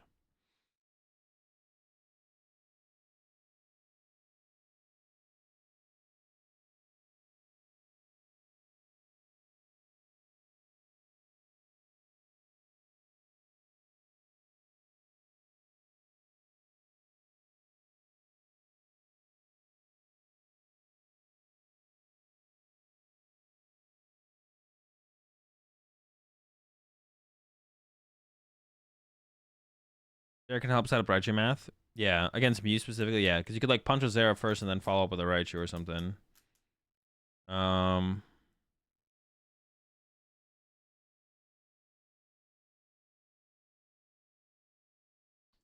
We maybe give it to Zera on that one, to be honest. Mew, and Mew's gonna be what? Another like 8% deck. Mew might be Mew's always 10% of the meta. So it's 30% versus. How much percentage is Charizard gonna be? Is Charizard gonna be 8 as well? Am I running out of percentage? Something has to give at some point, right? So it's 20, 30, 20. Wait, no. 20, 30. It's 45% versus 30%. So it seems to be favoring Flying Pikachu based on just like meta percentages.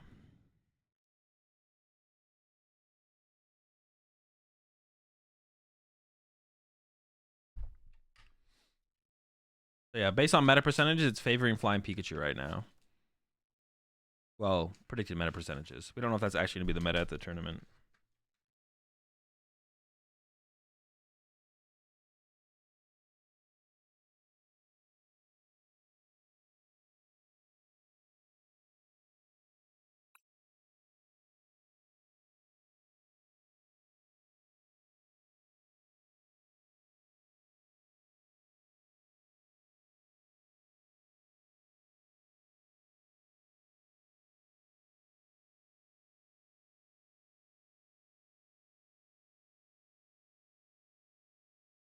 Go for an online tournament, Zard seems just okay. Yeah, it seems alright. I haven't seen some people like winning like League Cups with it and stuff, but that's not really like a tell of like something winning a League Cup isn't really like that big of a deal, so it's not like a huge tell of a deck being like good or bad or something like that.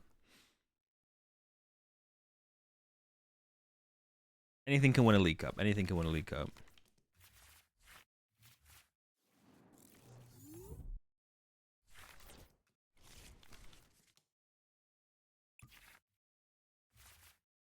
Yeah, I really don't like the idea of my like the more I've been thinking about that, I really don't like the idea of my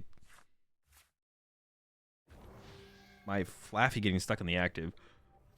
So what am I on right now? A 1-1-1 split of switch cards? Definitely want to play at least one escape route. We could do 2 escape route, but if you do 2 escape route, then things can get weird and like him. Lost Zone Charizard. Okay. Our hand's pretty good here though. So what do I not want to? Probably don't want to put down. They'd usually play Sableye. I guess we can wait and see if they play Sableye.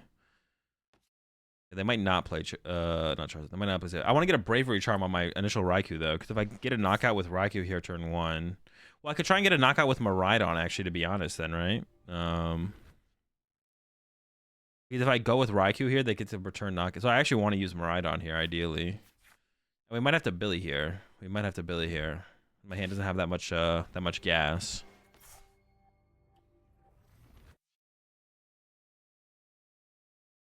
Every cup is different anyway, right? A 16-player League Cup versus a 60-player League Cup with top players level doesn't have the same standing. I mean, you could say that about any regional with the exact same player showing up being ran twice, but I mean, yeah, technically. I mean, it's just easier to win a League Cup than it is to win a regional, basically. That's like literally all it is. I want to attack them right on here. I want to try to. You could simulate the same regionals twice, and it would probably be not always drastically different, but it'd be different. Is Billy here? Dude, I prized Bill? No. All right, let me see. So with Billy prized, dude, with Billy prized, I just want to concede. I already missed Billy. All right. Wait, that sucks. Prizing Billy there is so bad.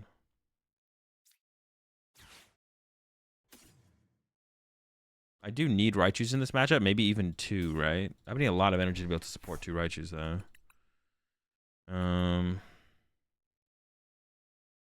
Dude, Billy. What am I grabbing here? Maybe just another Miraidon? Sure. Wait, so I have to like go into fleet-footed to like see cards.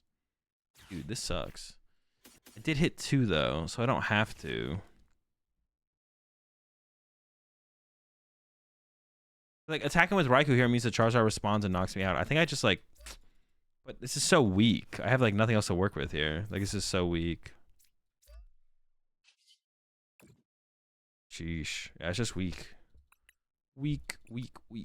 I do want to Raichu in play. Just gonna go ahead and thin out my deck as much as possible, increase my top deck odds. Some help here though. Oof, okay. That keeps, well, now I lose my second Raichu though. So I don't, that's why I was thinking about not getting the second Raichu out of the deck, because I was like, well, if they do the thing, then I could lose my second Raichu here. Huh. I don't know.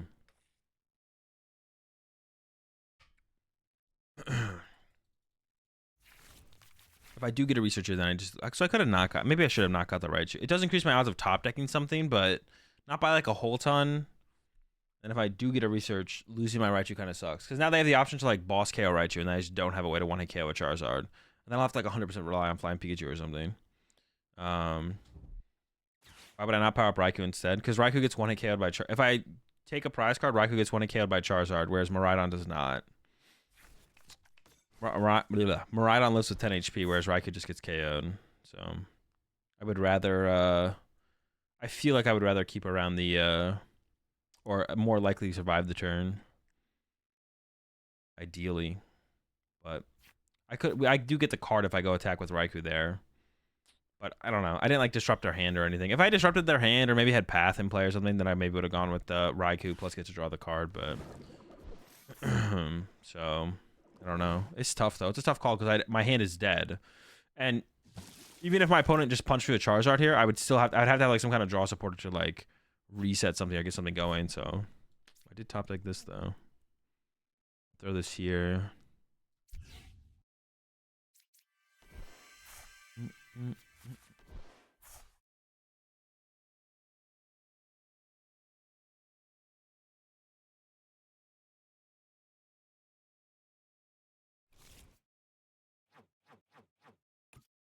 I guess like knocking out Cram probably makes sense.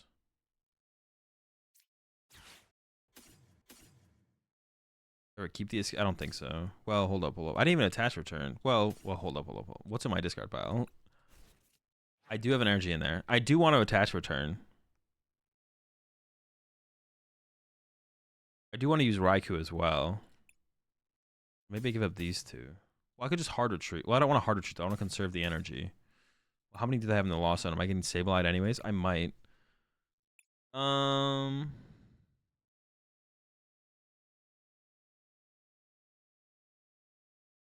Wait, did I attach return yet? No. Okay. I'll skip these. That's fine.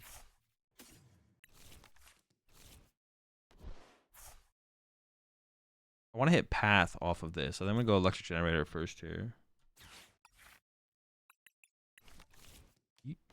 That's fine.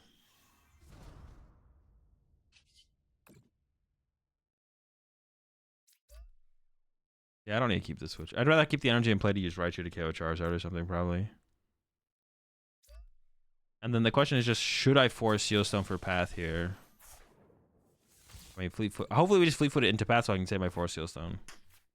Never lucky. I kind of feel like it's correct to go get Path, but I don't know. That's tough. I really don't want to get Charizarded next turn. If they Sableye this, I'm kind of fine with that because it's going to be like a turn to like kind of reset up. And I can maybe even Boss Punch something. I think I'm going to go get it. One more thing that they need. It feels bad to have to Well, if I didn't have a dead hand, I wouldn't really care, to be honest. But yeah, if my hand wasn't dead, I wouldn't really care. You appreciate the 13 months there, Mamaka. All right, we got an Arvin. We got something else to work with. I didn't think about it, but Pika being a Sealstone target is also really nice. Yeah, it can be. It's like it's another little plus for it. I wouldn't play Flying Pikachu for that reason. Usually with those kind of reasons, for those kind of situations, I that's not a reason.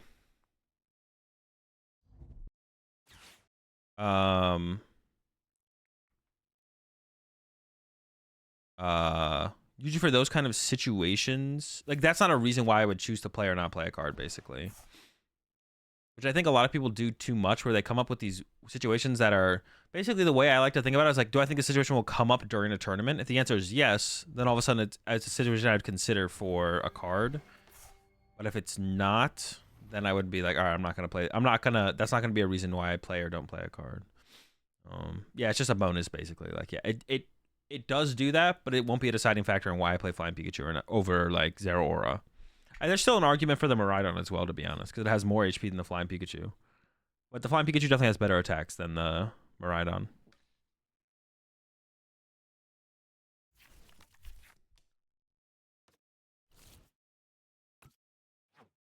I really have to hope my opponent's just like not drawing very well. It would have been nice to have like disrupted them. That's like another thing I guess I could have done, is I could have used Force Seal Stone to get a Judge or something, and instead judged my opponent. But then I didn't have like a guaranteed attack, so that kind of sucked. I don't know.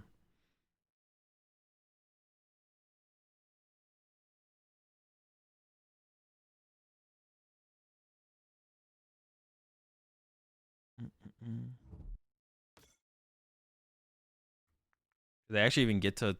Oh, they did get to 10, okay. But do they have the Psychic Energy? They just attached to active. I don't even know if they have the Psychic here. Just gonna pass. I wonder if it's worth bossing the Charmeleon here. Do I have energy in my discard? I don't. I would like energy in my discard. I do have 2 Bravery Charms, yeah.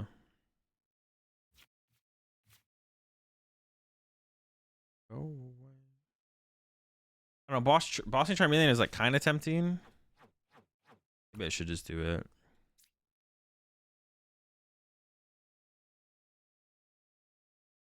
Yeah, I mean, now I force them to have like the candy combo and a way to bump path. Sure. There's like not too much I could... I mean, I could have got like a generator off my Arvin, I guess. So if the tool card wasn't really important there, though, right? If I'm taking a knockout, I've drawn 3 prize cards. They're knocking out my active anyways, so... Doesn't really make a difference to have like the plus 50 HP on the Raikou. If it did, then I probably would go Arvin, but this makes him work a little bit harder for the Charizard next turn, I guess.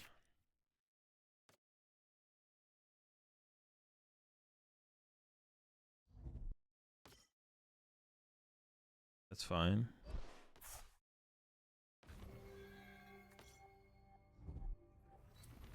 All right, Sableye KO my Miraidon. Can I actually get... If I get a Bravery... If I can attack with Miraidon this turn with a Bravery Charm, the Zard can't KO me back. They do need the Stadium still, but I think that's probably the play. If I top deck Lighting Energy, I can attack with Miraidon with a Bravery Charm. And then they still KO me with Charizard, I guess. And then I don't have a ton of energy in play, but I still have 2 generators left to maybe get the Charizard knockout or the Raichu knockout.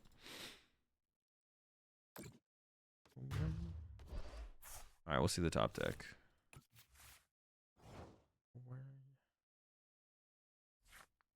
Ooh. Okay, I kind of just like the Judge play here, right? Yeah. Push to the peak. Play Judge. Oh, I could have saved the switch card, but it's probably better to just throw it out there. I just want an energy attachment for turn. Ooh. Oh, we kind of got it all. Well, hold up.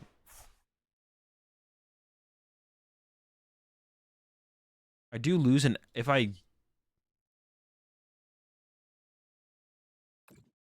do attack with the Miraidon, I would lose an extra energy to getting knocked out by Charizard EX, which means it's harder for the Raichu to respond. If I attack with Raikou, they can attack me with the Radiant Zard, though. That seems like scarier. So they should play around the Radiant Zard knockout.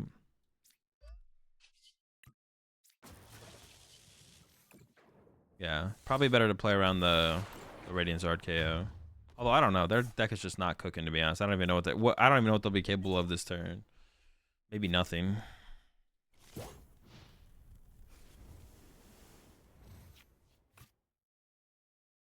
If they just punch me for 250, they could play vacuum, I guess, and then they could like vacuum me. That would suck. I just have to hope they don't have that then. I can also put down 2 1-prizers now. Yeah, I can bench 2 1-prizers. What did they do this turn? Hold up.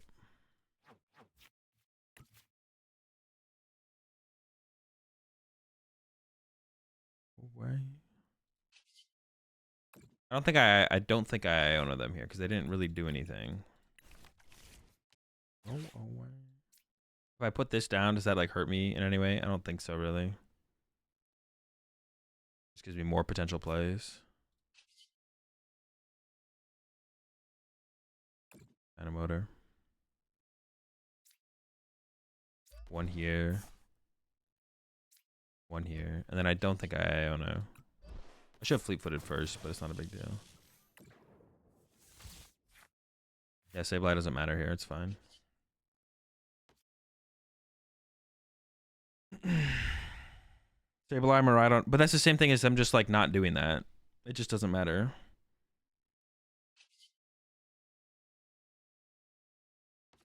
Do I boss KO the Charmander? Is there only way to win this is actually through Charmander?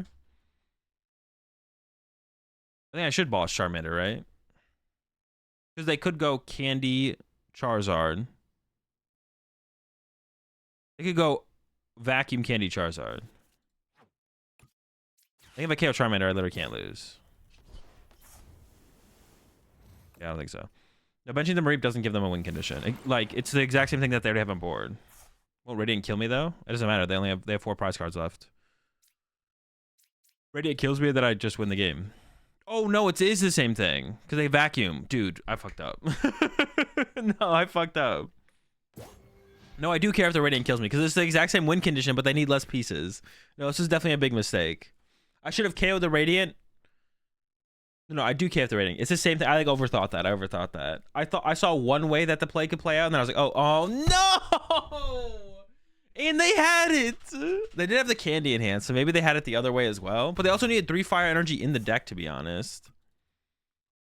Yeah, I should have just KO'd. I overthought that one. I like saw the one line, but then I think, oh, it's the exact same thing with the Radiant Charizard. Maybe if I had like Path here. No, that play still doesn't make any sense. It was still always correct to just KO the Charizard, and then I don't think I ever Iono that. I would have to actually see what they did. I would actually have to see what they did actually. I would actually have to like look back at their turn. I wasn't really paying attention to their actual turn as they were playing it out.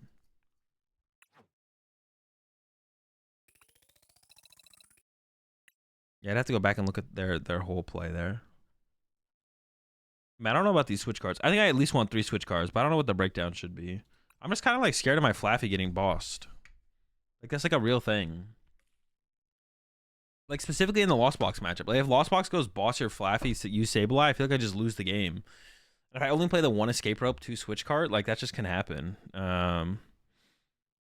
Maybe the 1/1/1 is the way to go. I also just don't know how much the healing on the switch card matters. So maybe just not playing switch card and just like 2 escape rope, 1 switch, or 2 switch, 1 escape rope, and just don't even play the thing. Wait for 5 seconds and we lost. Yeah, it all fell apart at the end. I also maybe should have Iono'd them. I don't know. I don't remember what they did on their turn. The correct play might have been the correct play was always KO the Charizard, and maybe it was correct to use Iono as well because Iono could get me Path to the Peak. I don't remember how their turn went.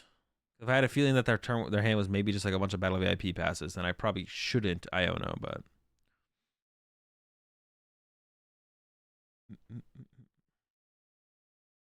I mean, yeah, cards are obviously good for the Lost Box matchup, but if they don't actually... It's possible it's not better than just like a 2nd escape rope.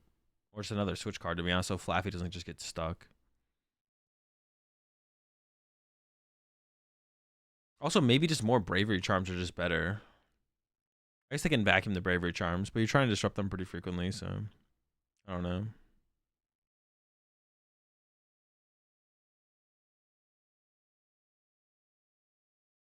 I would actually like need to sit down and like play a bunch of games against Lost Box and see if the switch cards ever matter.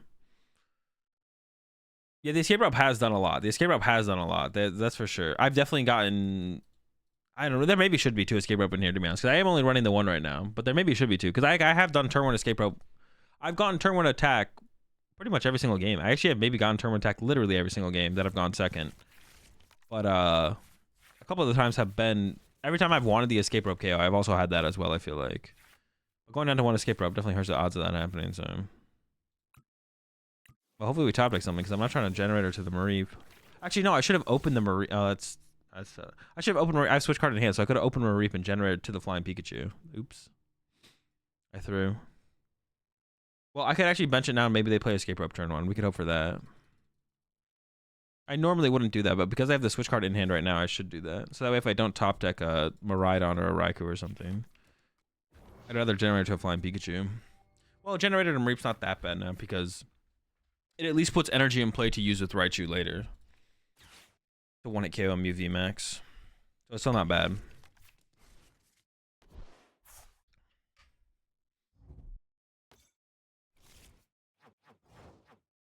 Okay.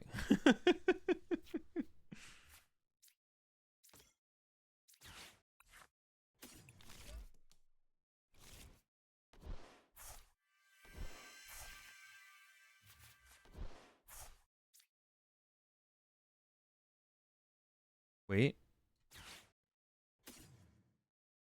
I guess I maybe boss next turn.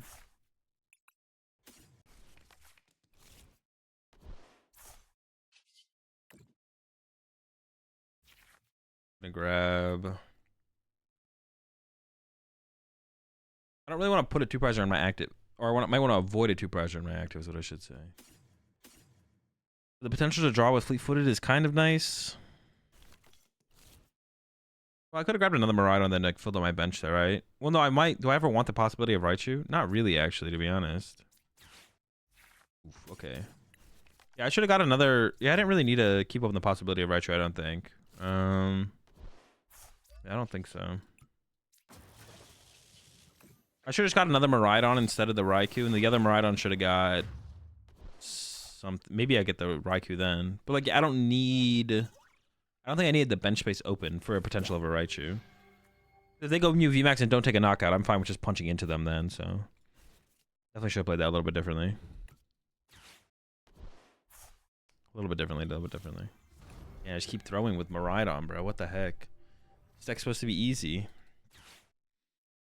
I could maybe Raichu. I don't need to Raichu this turn, though, because we're so far ahead in the prize exchange. But I could get one. If they leave a Mew VMAX interactive here, I'll get one and put it on the bench. Just start my turn, and if we hit escape rope, that's great. But if not, then we can maybe go for the Raichu one. But I don't even know if I mean, I guess I would end up doing it. I don't really want a Raichu one to KO it, to be honest. But like, I feel like that almost like progresses everything too fast, but it's probably correct.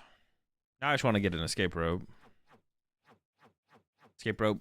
Top deck switch would be okay because I could go switch boss, but I would rather be able to play the judge into an escape rope, to be honest. Or I'd rather just be able to play the judge. Did they already play a tablet? We actually might get knocked out here. They did play this tablet this turn, right? I actually just get knocked out. That sucks. Getting knocked out sucks. That would have been another reason to put a second Miraidon in play. Is if this Miraidon gets knocked out, then I have another Miraidon. I should have had second Miraidon in play. Wait, this really sucks, actually. And not having a Miraidon here in play is so bad. I definitely should have had 2 Miraidon in play. That sucks. Yo, what's up, Mayor?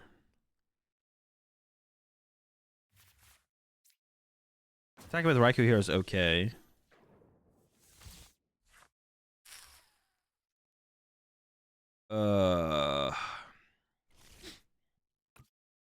Judge? I want to attack with... Actually, I don't even know what... Maybe I do just want to attack... Well... This sucks. This is, like, not good. Just get another Miraidon? Well, now if they don't get a knockout, I might want to follow up with the Raichu, to be honest.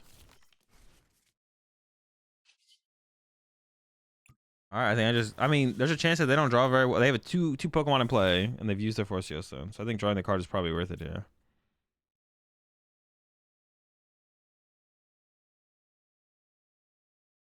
I don't want to be able to like target my energy down too aggressively. I maybe should have attached to the Miraidon though. I don't know actually. All right, we're chilling. This is fine. Let's see how their turn goes. Second Genesect? Uh-oh. They're cooking. Dude, we might actually lose this one. But I definitely misplayed a couple times in this one for sure.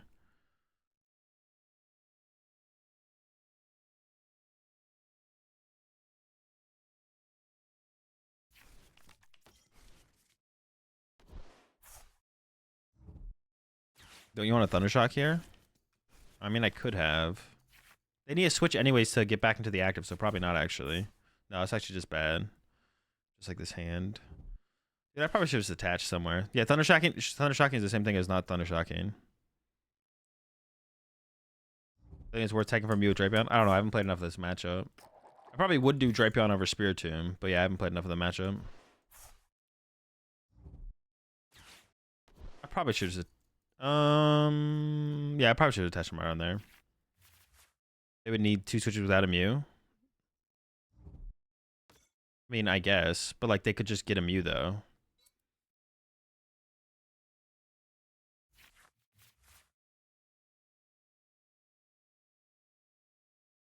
It would make you only need 5 energy for Raichu. That is true. I would only need 5 for energy for Raichu on the follow-up. I feel like they would be able to get it, though. I don't know. Dude, they're cooking, man. I guess the biggest thing would be it would make me only need 5. But then, but I don't know. The fleet-footed is pretty big when I have a literal dead hand, though. The fleet-footed is like pretty big when I have literally a dead hand. I don't know. The fleet-footed seems kind of good there. Escape rope. Oh, switch card, dude. We just lose. Oh, it's fine. We can still win. We can still win. It's still winnable. What's the move? What's the strat? We need Raichu 1-hit KO plus path. Close. What kind of draw supporter would be good? I guess it does stop the switch card play as well, to be honest. It does stop switch card. I was like thinking in terms of maybe flying, maybe Thundershock was the play there. I was thinking in terms of escape rope, but the switch card is a thing. Like there's no way Thundershock's the move here. What do I have left? I can Raikou to 1-hit KO their Mew on the bench plus path. I think it's just the play, right? No, I can't even do that because I can't Ultra Ball. Dude, that's... wait, can I not do it? I don't... If I just had to attach to the stupid Miraidon, though. Where's to lose the pivot for it? I mean, the pivot's not that big of a deal right now. If they get the KO, if they get a 2-prize KO, they like win. They probably just win the game. So we'd be attacking. We pass with Raikou or attack with Flying Pikachu with the hope that they don't get a KO. If they get a KO, we like just lose no matter what.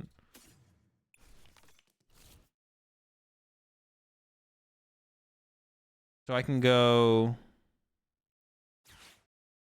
Ultra Ball the energy, grab Flaffy to Raikou, retreat to Raikou, use the ability, and then hopefully draw into Iono into energy, just punch. I'd be fine with that.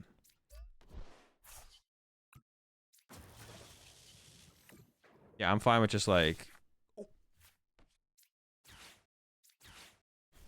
Alright, I'm fine with it. Well, if they get a Mew Max, they do just win. But we should... Well, I can get a Bravery Charm, actually. Dude, I didn't get an energy! Okay, hold up. Can I retreat still? No.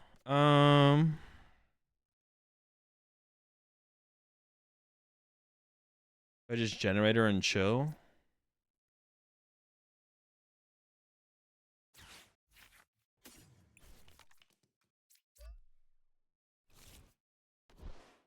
I mean, that's all I can do.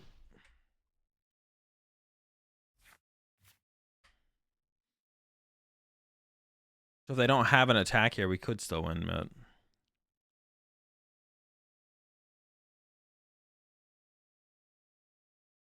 So we need... well, we'll see if this locked them. If the Path Iono locked them for a turn... Go from there. Yeah, I could have locked him out for a turn. See what the top deck is. How many energy do I have in here? 6.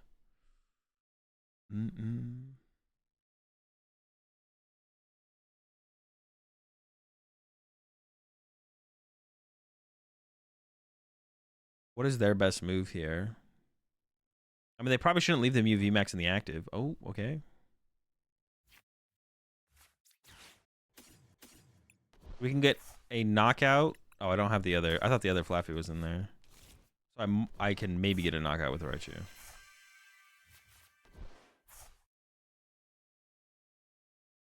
They can attack with... I mean, if they just have boss, they just win, right?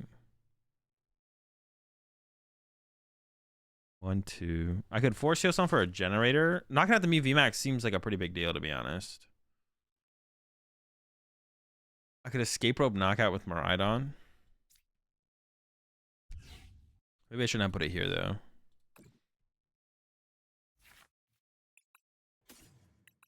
There's 2 left. There's a pretty good chance of hitting it.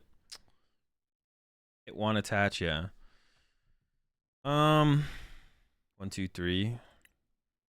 The other play would be escape rope. All they need is boss, and the Mew VMAX wins on the flying Pikachu. If they have boss modifier, that also wins. I feel like knocking out the active is pretty important here. 2-footed first. Antler's Path. Yeah, we'll go with this. We'll go with the generator play. If I whiff, I basically just lose. Well, then I could go with the Thunder Shock.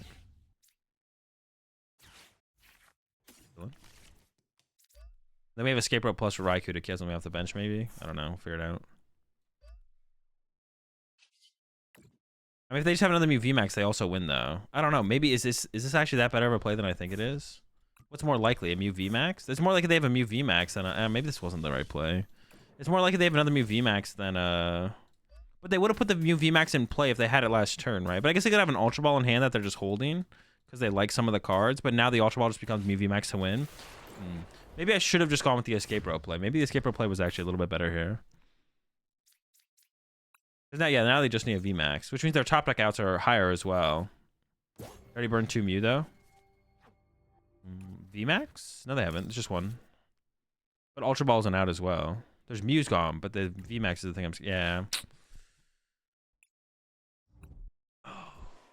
Yeah, we should have KO'd. We should have Escape Rope KO'd there. We should have Escape Rope KO'd. They could have prized their last 2 VMAX. Their last 2 VMAX could have been prized. All right, I got to step it up here. I got to go pee, chat. I'll be right back. I'm going to go pee. I'm going to do some more Miraidon action. I'll be right back.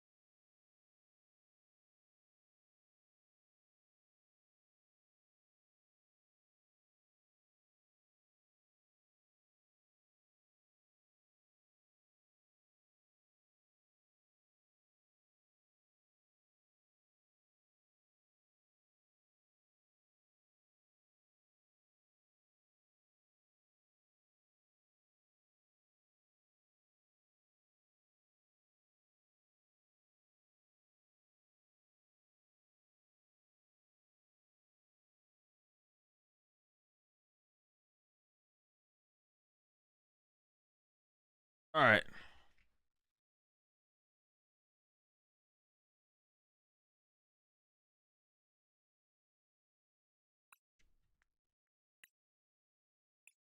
All right, here we go again.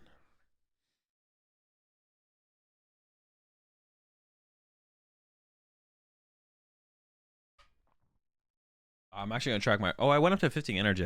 I forgot about that.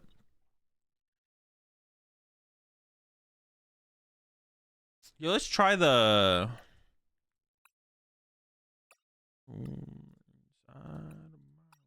Let's do this. I have not been finding them as often as I would like, to be honest. And they're kind of broken.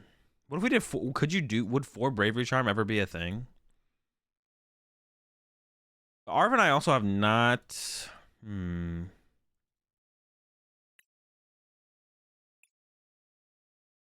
Not got a ton of value out of the Arvin. Or do we ever go to... Also, what about a Luminion in here? I like the idea of Luminion to like get like late game Iono for like disruption. I can see doing that as well, to be honest. Yeah, I could see that as well. That could be okay. I don't know.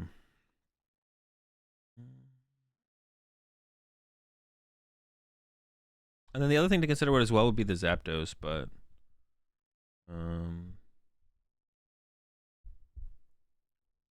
I guess Zapdos is kind of like a meta call though, right? Like Zapdos is just like how popular is Lugia, and you don't even need it for the Lugia matchup because you can still get the KOs.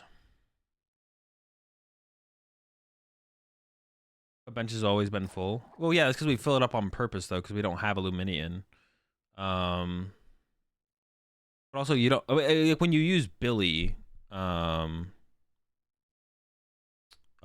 When you use Billy, what was I gonna say?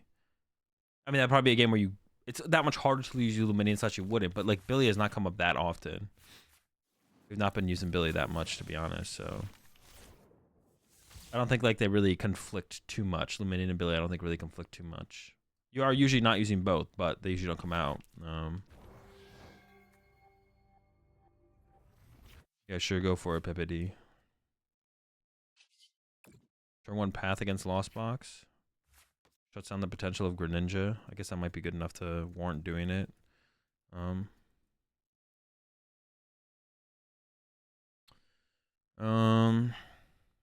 Ever use the Billy? Probably not. Give up Billy, and the Raichu could be important, so I probably should give up the Judge and then keep Path Iono next turn. Seems fine. Okay, that's all right. I'm down with it. Miraidon.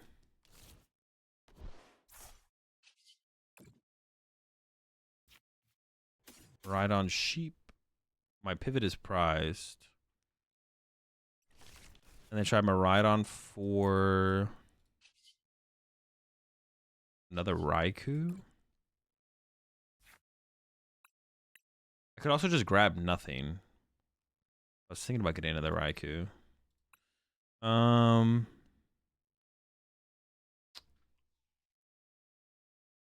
Raikou, Raichu, Miraidon, Mareep, Raikou, Raichu.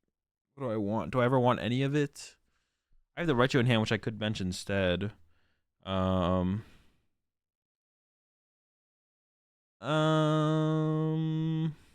Raichu, Miraidon. I don't really want it. Maybe the Raikou. Alright, let's get the Raikou, that's fine. I don't know if I want any of them, to be honest. Actually, this is a good question. So the option of Miraidon is nice, but I'm not like... I think it's just more likely that we attack with Raikou next turn, right? We could do something like this, though. Hold up. I don't know, maybe that's like... I'm like putting a little... Maybe I'm spreading myself a little too thin there. We'll see how it goes, though. Yeah, I might be spreading myself a little bit thin there. Might be better to be a little bit like 2-on-1 thing, but... Alright, it is Tina. But this does make it a little bit easier to like get into a Miraidon if they go into like a Besikin or something.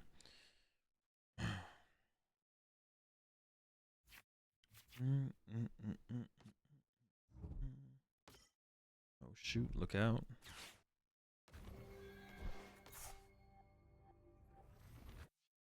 It doesn't really matter what I attack with in this matchup. We just want to keep a Raichu available. I actually probably want to bench a Raichu and try and get an energy on it because I don't have the pivot to work with. Otherwise, I would. Yeah, see, this is like... I do go with the Abyssinic, and I want the option of both here.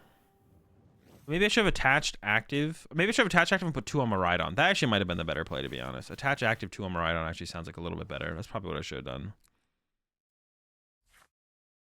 Okay, it's okay. We're lucky. Oh!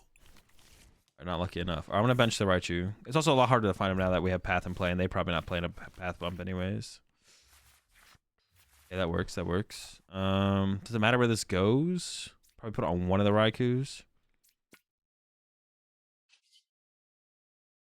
Get ourselves an Ultra Ball. Get rid of a Lightning. Honestly, the Judge and Boss are probably the ones I'm going to keep here, actually. Judge is good for the disruption. And then I don't see a world where I Boss next turn, but I might actually, to be honest. So I'm down with that. Dude, I'm still not finding these. I put another Bravery Charm in, but I still can't find them. Wait, what did I change about the list again? I completely forget what I changed, to be honest. I actually kind of want a third Iono. Did I put a third Judge in? I think I did, right?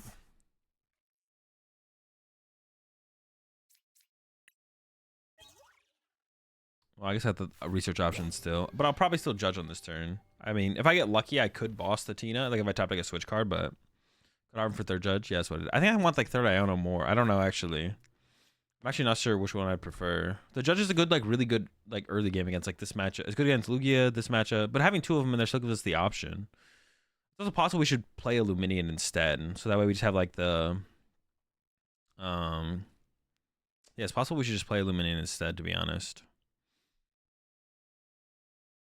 Definitely possible they, get us with Tina here. I feel like they probably do have us here, to be honest. They just lost on a V-Star, and they also lost on a Mirage Gate on the previous loss zone. So I feel like they got the Tina attack here. I don't even know if well, I could judge. Their hand, it depends how big their hand is at the end of the sequence. We'll see.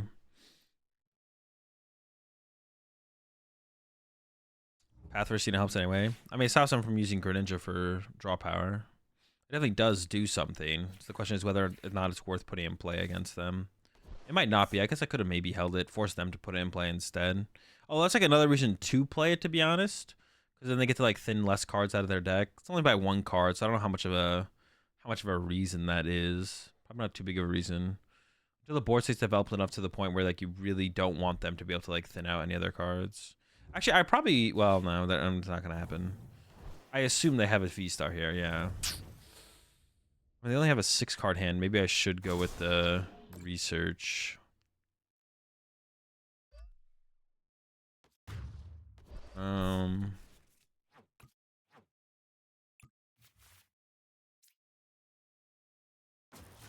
I don't know, they have an 8-card. Maybe I should go with the Judge. I don't actually know.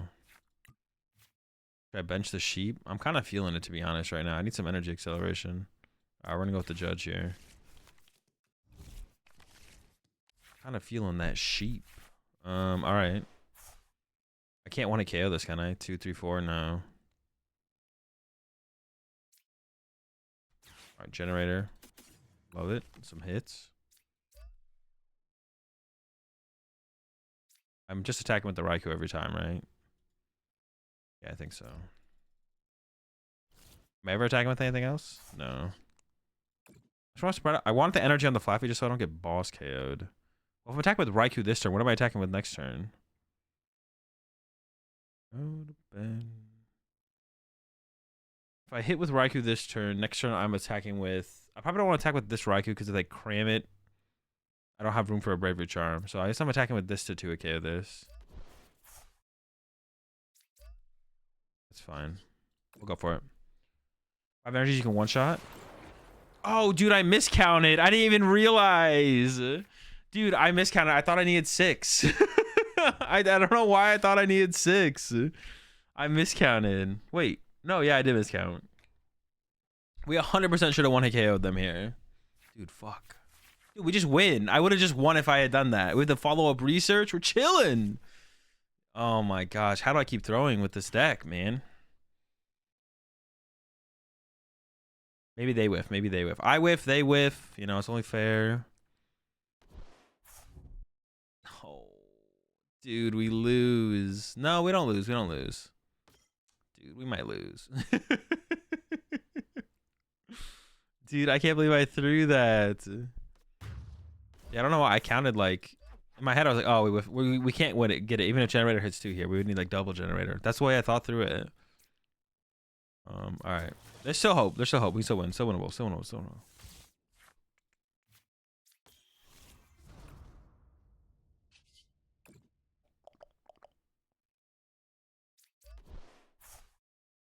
Don't go to bed. I'm not trying to get my Flaffy stuck here. Ooh, okay, it's a lot of cards. A lot of cards. What are we doing? What are we doing? What are we doing? All right, generator. I don't even know if there's any left to hit, to be honest. I maybe should. Well, I could have ultra balled that away, to be honest. I maybe should have ultra balled the generator away. That actually might have been the play. All right, throw one here. Throw one here. All right, here's what's gonna happen. My opponent's gonna misplay, and they're just gonna bench another Tina next turn because they're gonna be like, "Oh my gosh, I have no Tinas in play. I need Tinas in play. Like, how could my deck win games if without Giratina? Giratina is my main attacker, so they're gonna bench a Giratina next turn. I'm just gonna go boss K with their Giratina. Although honestly, I don't think they need a bench Giratina anymore to win this game at this point.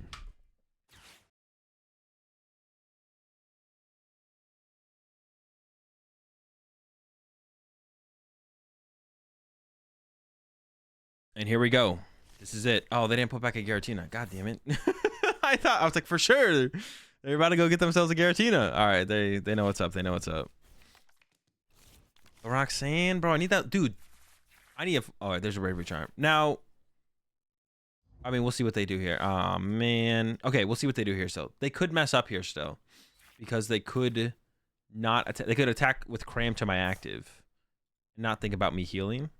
Or I guess play for me not to heal. Like back-to-back Sableye is like ideal here, but maybe they actually lost on a Sableye.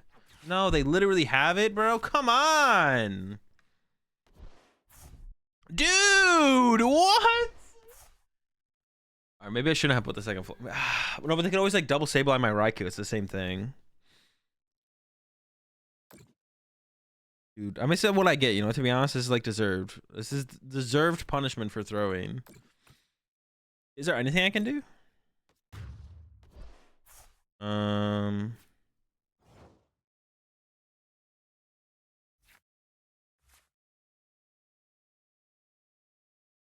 Try to think.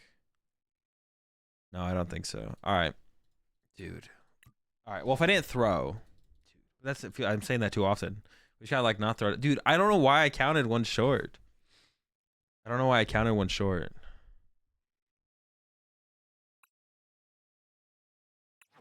was like 1, 2. I don't know. We'll get him next time. But yeah, if I get the KO with Raichu there, I don't think we can lose, right? Because we had it. We did have the knockout. We had the KO with the Raichu there. Never double Flappy versus Lost Zone. It just literally didn't matter in that game. Donut. That's also an incorrect statement.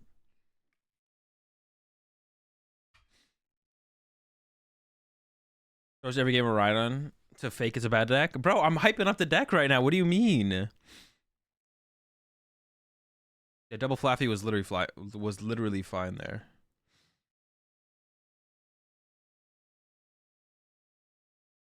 Miraidon BDAF. Tina needs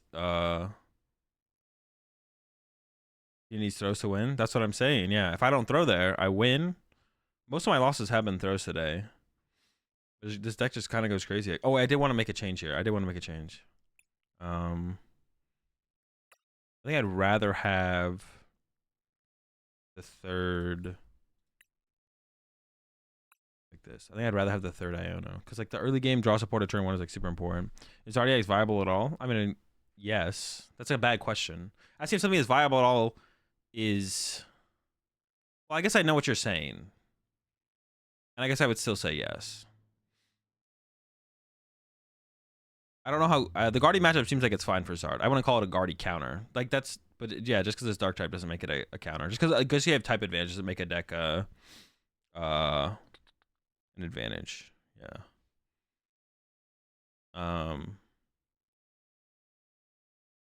Is it competitive? I think it's... It seems like it is. It's not like a tier 1 deck or anything. It's like probably tier 3, tier 4. Yeah, it's probably like tier 3, tier 4. It's like a okay. It's like it is a meta deck. That's probably the best way. It is a meta deck. That's probably the best way to put it. Definitely a meta deck.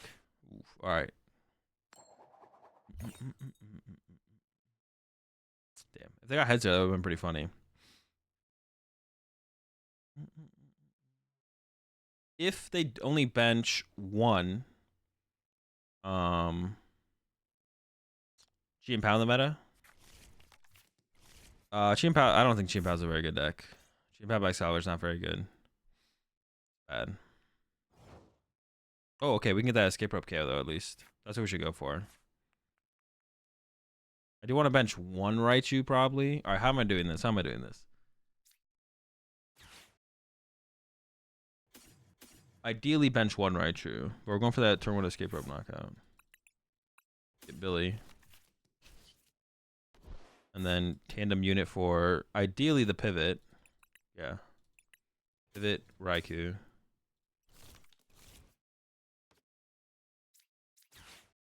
I don't want to lose both Raichus because I lose all of my ways to KO. Lose all my ways to KO a T-Tar, which I don't want to do. I thought we were just done there. I was like, all right, I guess we're packing it. No, but we still have a draw supporter.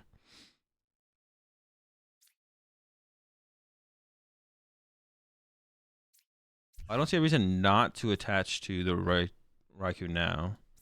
Research into a generator. Nope. Our alchemy into a generator. Was that better there on the Raichu? Probably on the active, right? Oh, but generator doesn't even get me there. Dude, I'm like thinking.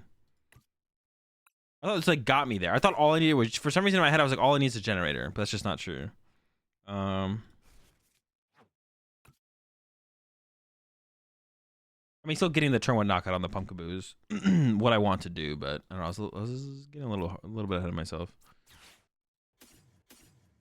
Yeah, sure. I was thinking about keeping one energy and getting rid of my. Actually, to be honest, I probably should have done that. I probably should have got rid of. I don't know. The Ionos are still pretty cool.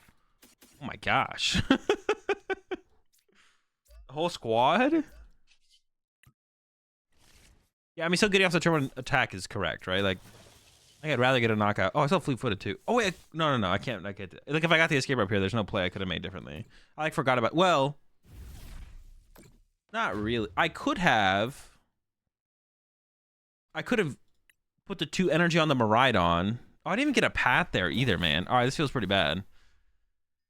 Yeah, getting the path here on the turn 1 is usually a pretty important part of the matchup. Like if they set up, well, they have to set up and they have to play Sojourner. Well, that's not even true at this point, to be honest. They actually don't have to play Sojourner. Attaching the energy is not correct either.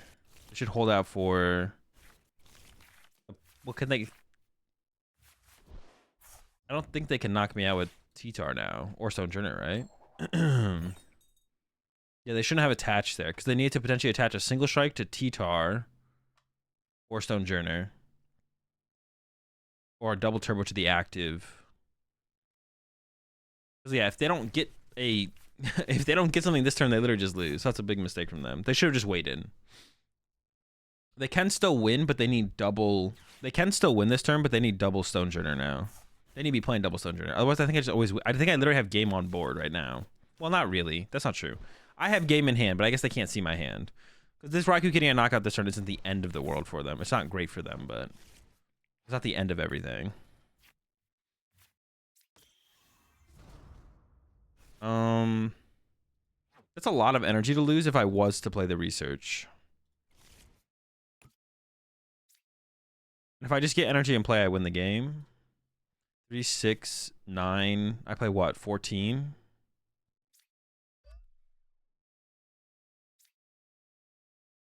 Yeah, sure. I was gonna like save a draw supporter, I guess, for later in the game as well. I'm actually not sure about that play, to be honest.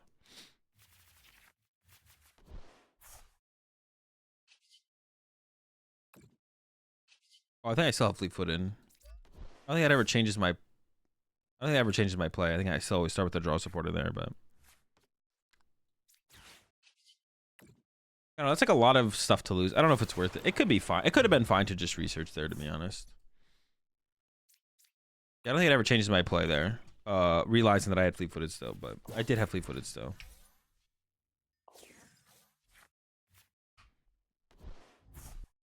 Bro, how much has path actually mattered in any of the matchups? Let's do another one of those lists after this game. I wanna. How much does path actually matter in this deck?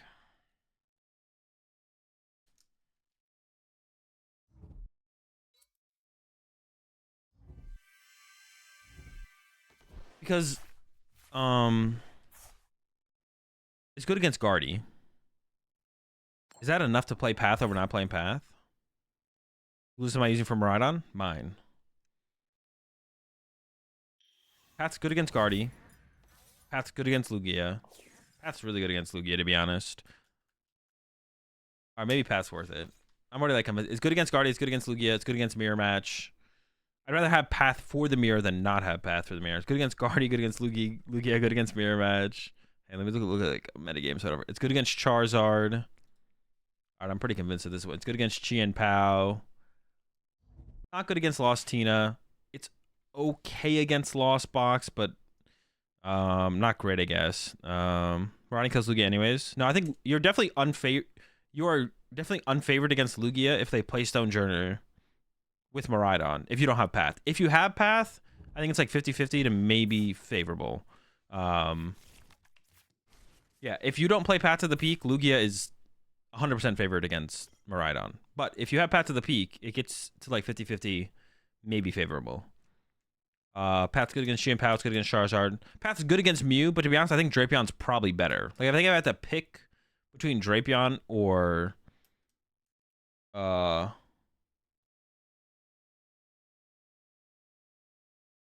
if I had to pick between Drapion or Path, I would pick Drapion. Is the Squawk that good? VS as it's a liability on them. I mean, you look at our bench. We have a 200 HP 2-prize Pokemon, a 190 HP 2-prize Pokemon, and a 160. Like, Squawk really isn't that big of a liability. Like Squawkabilly in this kind of deck, Luminion or Squawkabilly in this kind of deck is way less of a liability than basically any other deck in the format because our bench is already all liabilities to begin with.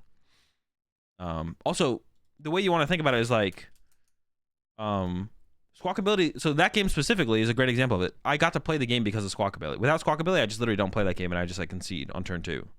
The Shopper shirt is fire. It is fire. I got it from or it's from qualitypatchdesigns.com. You can use code AzulGG. They have a bunch of other fire Pokemon merch there as well. Yeah, I'm pretty sure Path just, I'm like already convinced myself on Path, to be honest. It just sounds good.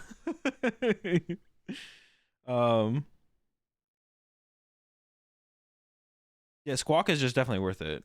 I mean, if I didn't play Squawk, I'd play but yeah, like our bench is literally already all liabilities to begin with. Because the deck is literally just a bunch of low HP 2-prize Pokemon.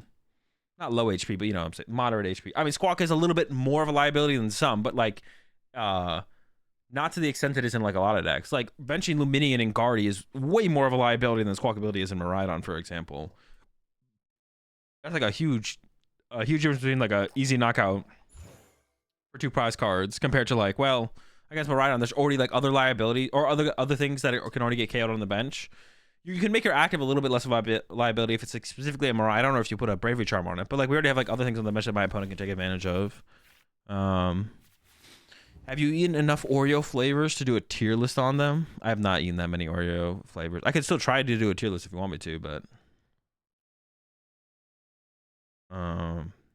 yeah, Squawk lets you definitely just like play more games. So playing more games is good. Plays more games. I wouldn't ever cut. If I cut Squawk, it would specifically be for Luminion. Hot take: Luminion is why Tor doesn't want a tournament with Guardy yet. I mean, that's not a hot take. That's just a stupid take. I'm not gonna lie. I don't think. Yeah, I don't think Tor choosing to play Luminion is holding him back from winning a tournament. That's definitely not. Like, not why he hasn't won. How do I actually play this? Well, they drew so bad. Dude, it won't let me click the Raikou. Dude, I hate this. All right, hold up. Let me cook.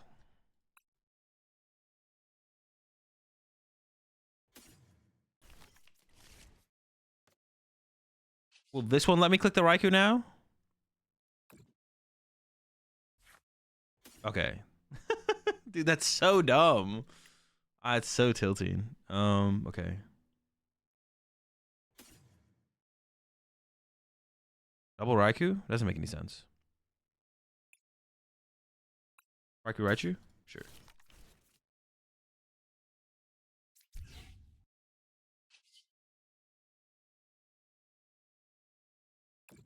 The Star Alchemy for...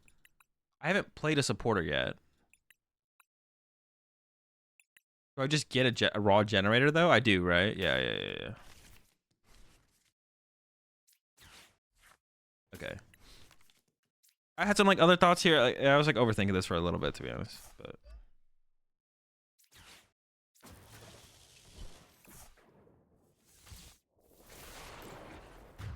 Nice if there wasn't a time limit in the World's Finals. I mean, that's just stupid. That's not a... I think I already had this discussion with someone how that's, like, a stupid take. But the way you put, like, the periods at the end of your sentence there, I assume you're not being sarcastic. There should 100% be a time limit in the finals. That's literally like a win condition for some decks, is like the time limit. Like, control decks can't exist if there's like not a time limit. Wait, is that true? Yeah, control decks literally can't win it. Wait, that's not true. No, but there not being a time limit would be like ridiculous. So there not being a time limit would be ridiculous. No, but that is true. Time limits are like literally like, yeah, time limits is not having a time limit would be so, they have 75 minutes, bro. Just because Tord is playing freaking as slow as a turtle, like, you can't look at the World's Finals and be like, Tord could have done more to give himself a better shot in game 3. Like, that's absurd. Like, you can't look at the World's Finals and be like, Tord could have done more to give himself a better shot in that match. Like, Tord definitely misplayed by maximizing how much time he was taking to think about his actions. Now, that's not to say that's maybe not how Tord has found other success, but in that set specifically, it was a mistake from Tord to be taking as much time as possible to like think through the actions. I know Tord's like in the World's Finals, doesn't want to misplay, but you also want to have enough time to actually be able to play game 3 in a matchup where you have a disadvantage when time gets involved. Played worse than his opponent, that's why he lost. I mean, I didn't watch it, so I don't know if Tord played worse, but that was definitely part of Tord's downfall. Like, I don't know if Tord, like, how can you quantify, like, I don't know how much, like, I don't know if Vance misplayed a bunch in sequencing throughout the game, but, like, how could you quantify, like, someone playing worse than another person? That'd be a little bit hard to quantify, but Tord could have played better, yeah. Maybe Tord didn't actually make, like, any mistakes sequencing-wise, but Tord could have played faster. Tord could have played faster for sure.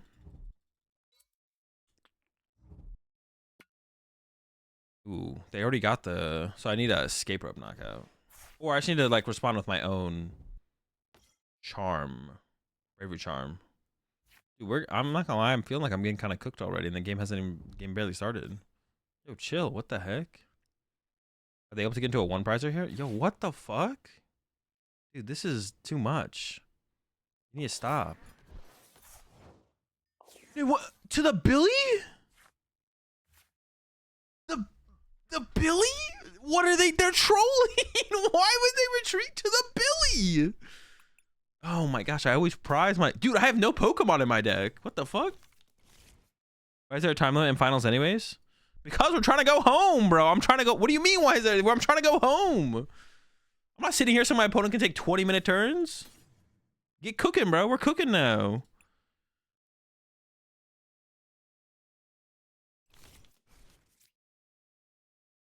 Not letting these freaking guys hold me hostage here.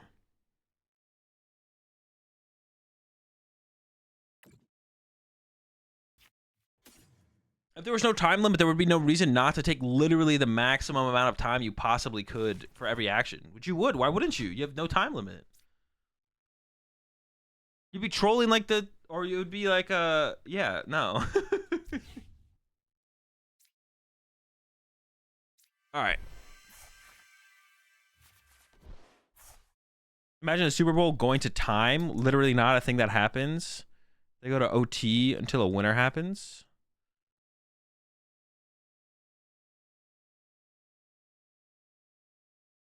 No, but there's OT in Pokemon too. If you're tied on prizes when time is called, next prize card wins. Just like with that, that's just so dumb. There's literally OT in the Pokemon TCG.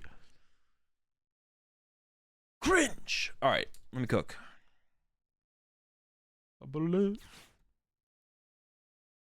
Look at him, bullet. Maybe I should get rid of these two, to be honest. Energy's kind of cool. Energy's like pretty sick. Oh, I forgot about Billy, to be honest. I overbenched here. I forgot about Billy. Dude, I forgot about Billy. Dude, fuck. Wait, what's my out now? Dude, I'm whiffing the turn 2 attack. All right, hold up. Chill out. Chill out. Calm down, chat. We got this.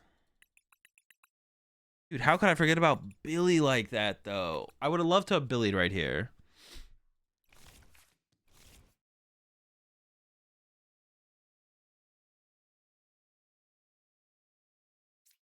Dude, I got the knockout, but like, dude, what am I doing after this? I have to like hard retreat my Miraidon. I'm still questioning why they sent up Billy to begin with. I definitely should have kept the bench space open for Billy here.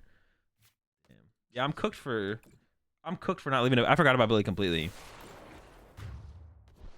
There used to not be time limits in Yu-Gi-Oh! Finals. It did not make people play slower in the finals, by the way. It 100% did. I've never even seen videos of people are 100% playing slower than they normally would if there was a timer on. Well, in Yu-Gi-Oh! Games finish fast anyways, right? Well, that's not even a good argument, though. No, 100% people were playing slower. I guarantee it. The game could still finish fast, but I guarantee people were playing slower. All right, they could draw pretty poorly off this judge. Oh, hello? What did I get off my prize card, chat? I wasn't paying attention. Because the only way I can want to kill this Raikou is with a Raichu here. Dude. I can't believe we won that game. Well, actually I can because my opponent sent up Squawkabilly turn 1. Never mind. I 100% can believe that we won that game. My opponent literally sent up Squawkabilly turn 1. There should be a reasonable amount of time. There is. 75 minutes to play 3 games of Pokemon is more than a reasonable amount of time. Why don't you per match time limits and overall time?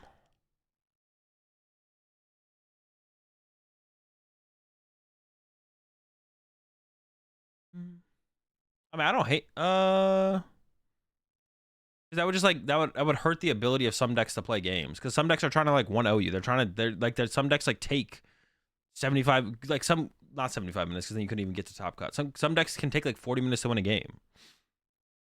Like it would like make control decks terrible if you did like per game, which I guess like maybe isn't the end of the world, but I think that's bad. Yeah, just doing like the overall time is fine. I think there's no way no time every turn would take a day. Well, theoretically you'd still be enforcing pace of play, right? So even if like you had an untimed finals, you'd still be enforcing pace of play. So you couldn't actually take forever because then prize penalties would happen eventually, but you would maximize it for sure. Players did not play slower. They played slower. I don't even have to be. You were there and I wasn't there, Bladder, but I can tell you they played slower. You're misremembering it. That's a dub. First time watching your boy on stream. Sup, Azul. Yo, what's up? Is it Yexer? Just do chess clocks? No, chess clocks are cringe. If you think chess clocks are legit worth it, you're cringe. Confirmed.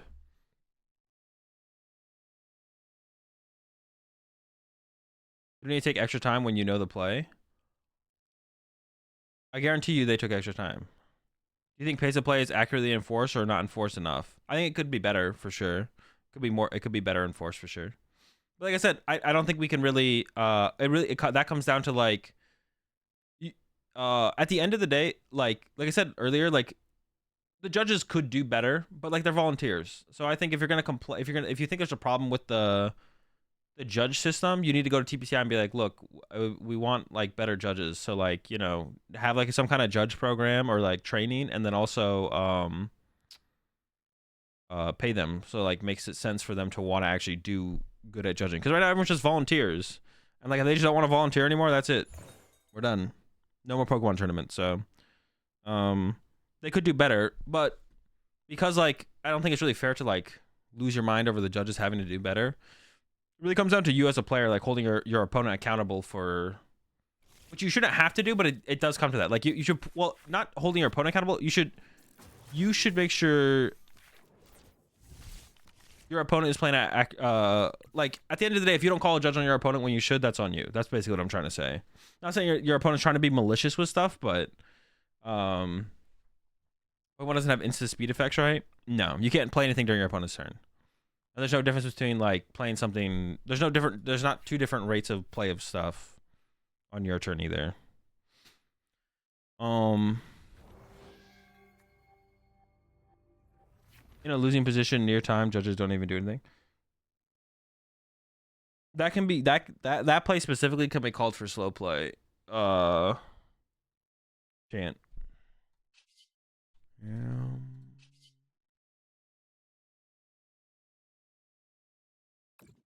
Yeah, specifically that kind of thing can be deemed slow play. I get double sheep. I mean, that seems pretty good. What do I want to attack with in this matchup? Let's see, 270, 47. So I'm not gonna Billy here because like using Billy, I don't want to use Billy if I don't have to. But I'll go ahead and get a Raikou, right?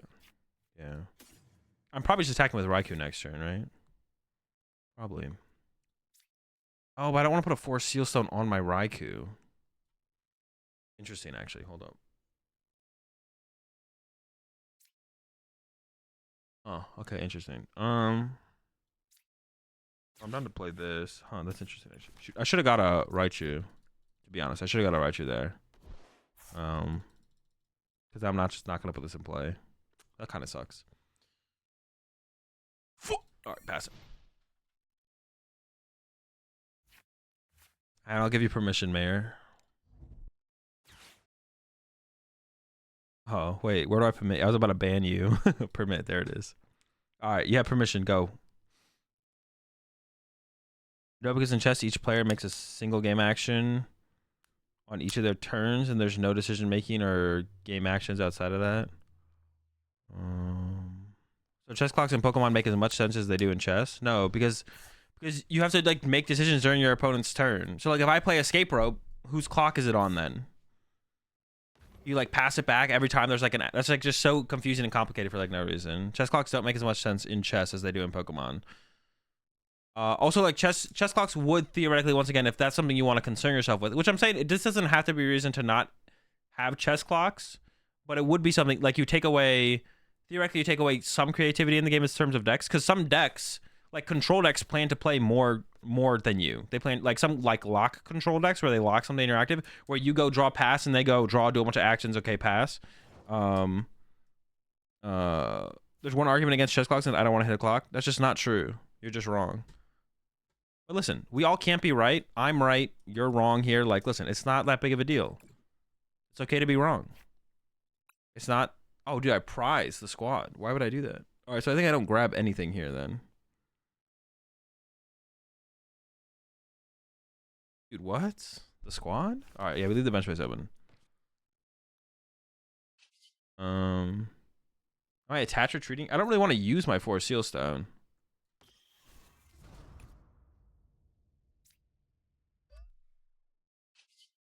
Oh, wait a second, though. I want to KO a Ralts here, though, for sure, right? Dude, I'm just, like, cooked. We're cooking? Are we cooking? Are we not cooking? What's cooking? What's happening? What's cooking? What am I doing, bro? What are we doing? What are you doing? Where are we going? All right, changing things up. I'm actually getting this other Raikou. What did they do on their first turn? Did I go first or did they go first? I went first. So they just don't have a draw supporter in hand. But judging them wouldn't be bad if they have like Curlios and stuff. Honestly, I don't hate KOing Mew here. I kind of want to see a little bit more myself. So I think I'm locking in this Mew KO angle.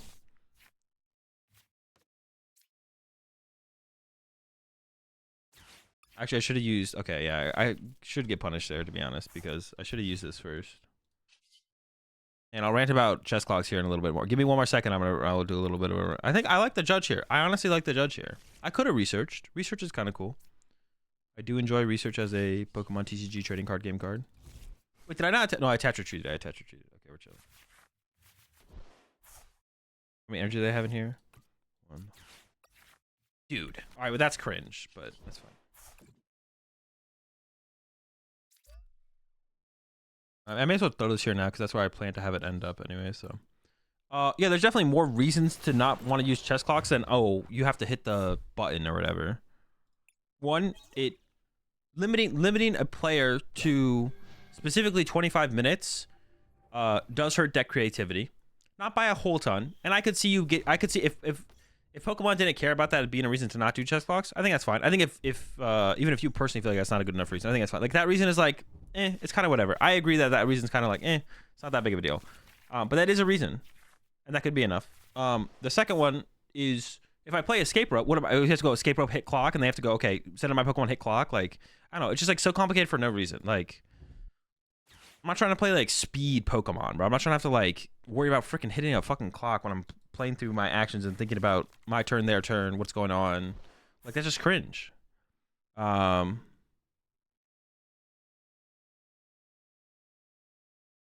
What do you think chess people do in chess? But there's so much. It's so much different because it's like literally just locked down to your turn. Like during my opponent's turn, when they play a escape rope, I'm not gonna have to like worry about hitting my own clock back or whatever. I don't want to hit the clock. No, that's not the argument. The argument is the interaction that has to happen consistently during my opponent's turn, or also the killing of the creativity of potentially hurting deck creativity. Like there's one card. Or we have escape rope. Actually, might not be the main cards. Escape rope. What else is there?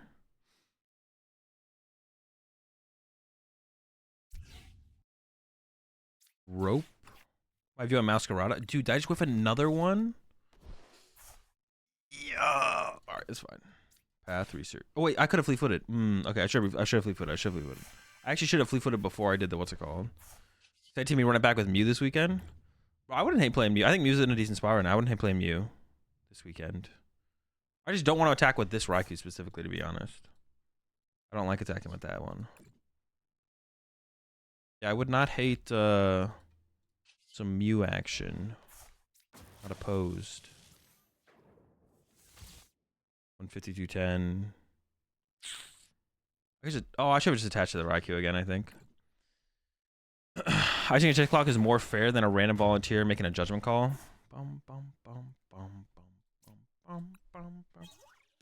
Yeah, if the goal is to give people exact amount of time,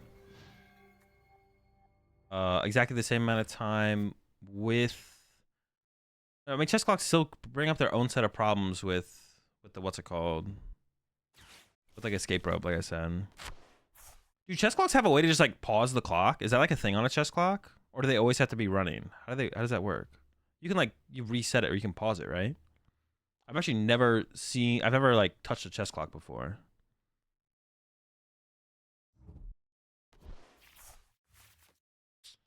The escape rope part is just horrible, but if there's literally no interaction, I mean, there's still the point of like, it does hurt deck creativity. Just like neutrally does hurt deck creativity. You can call judges in chess. Okay, yeah, that's what I was wondering about. Honestly, no rule set right now is perfect, but I do agree on the chess clock for each player. What was I saying? I was just saying something. I mean, yeah, it does hurt deck creativity. No, I don't think that's like it's not a huge hindrance to the, like I said, that's not a huge hindrance to the Pokemon TCG. Most decks function within the idea that both people will play about the same amount of time in a game, which is like, yeah, most decks function under that. But even like if you look at Gardevoir in the current meta, like there's some decks in the current meta, like Lost Box and Gardevoir generally play more of the clock than like Lost Box, and like what if Gardevoir's just like what if like Gardevoir can like or like Lost Box can reasonably finish a best 2 out of 3 when they're not in a mirror match, but then all of a sudden like because like like what if most of the time they're taking like 30 minutes, then if they just end up in a Gardevoir, like Gardevoir becomes almost an unplayable deck because when you go up against because you just will always time out. Like I mean, you'd have to test it, I guess, to see how much it hurts deck creativity. I guess you could always just make the argument you just have to play faster at that point. But then no one would want to play Gardevoir or Lost Box if like all you end up doing is misplaying, which means there's like way less meta decks overall because of that. That's like a potential, I guess. These digital clients can handle clocks like that only because the client is also control. Well, no, it'd be fine. Like hitting the actual clock itself is not a big deal. That's not a big deal. See, other things that happen when you introduce clocks, like escape rope and deck creativity, are like the two things that come up. If like hitting the actual clock itself is not a big deal. But for some reason you're bent on that, Hexer. I don't know why you're trying to. You seem to be taking like personal offense to like anyone who like doesn't want to do chess clocks, and then you just like fall back on, oh, you just don't know how to hit a button. I don't know why this has got you all riled up. But I don't know. Maybe you own like a chess clock company, trying to make a move. You go, damn, that is actually good. I mean, I think it's actually just fine right now. People's arguments are bad. I mean, that's fine, but you don't need to like lose your mind over it. When you watch the videos on YouTube, you don't get to see the questions. This is so much funnier to follow when you see the chat too. That's one reason I've thought about putting the chat on the screen for like the YouTube videos. I just always hate the way that streams look though with chat on top of it though. Big Chess wants this so bad. Big Chess. Dude, we're kind of getting, I'm not gonna lie, we're kind of getting cooked out here. Oh, we'll be fine. Turn this up. Have I found a Raichu yet? Let's find out. Big Chess. I have. Should I have even thrown that in play though? I'm actually not sure. I want to just KO the active this turn, right? 1, 2, 3, 4, 5. I mean, I can't KO that. I can't boss KO that anyways. And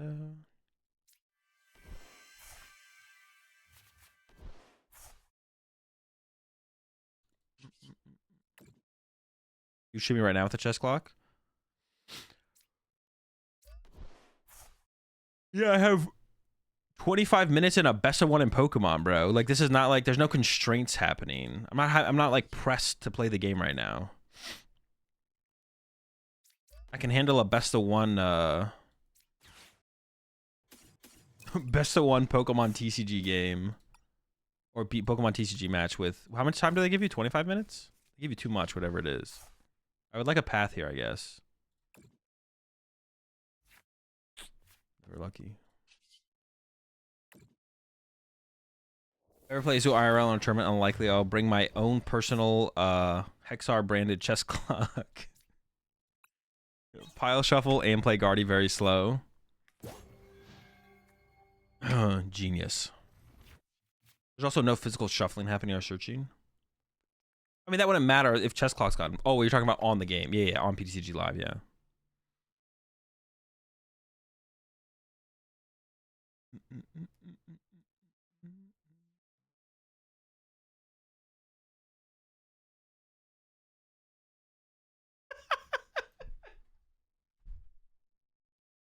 Dude, that was such a quick emotional change right there. Not emotional, I don't know, thought process change.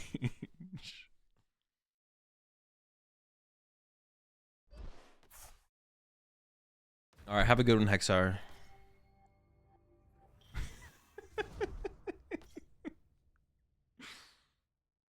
Oh, I didn't even think about the freaking Zation, man. Do we just lose? Change of pace? Yeah, change of pace. That was funny. That was a quick switch up. Quick switch up. Damn, bro, they are absolutely cooking. I'm just gonna lose this one, to be honest. I just lose. I needed a path this turn, and then maybe even a path next turn if they had a stadium bump this turn. I'm just not finding the paths. I just need paths. This matchup is tough. You need paths. I don't know. Hexar was like, I don't know. I was like, seemed like overly heated. I don't know, bro. It's like, you need a lot of freaking. How big do chess do? That would be a lot of chess clocks. Do you bring your own chess clock? No, you don't bring your own chess clock, right? Because who would bring the chess clock? You or your opponent? I guess you could like pick one. The tournaments like show up with the chess clock. How many chess clocks do we need then? We got 1,200 masters showing up. You need 600 chess clocks. I mean, it's not the end of the world, but.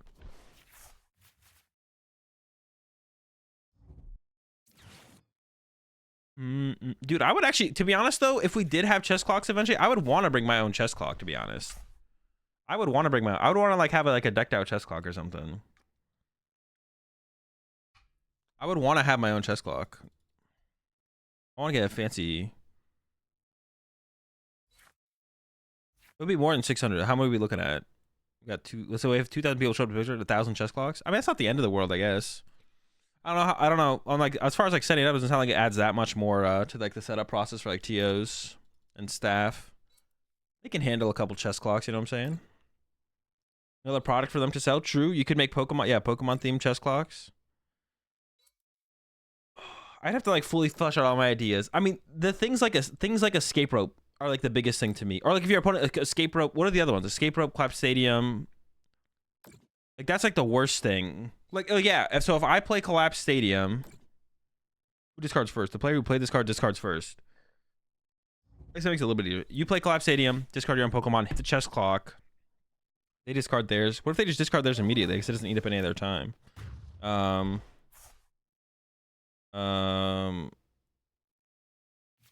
Big chess. Big clock. It wouldn't even be chess, bro. Big clock. Clock industry. Alright, we cook. I might just lose, right? I don't even have a win condition. Yeah, this mat, if we don't have path, we just get... Oh, wait. Or do we have a win condition? Where their bosses at? Well, they have all their bosses left, but you know what? We got nothing else, so... What it's all about right here. If you finish shuffling first, do you flip the clock?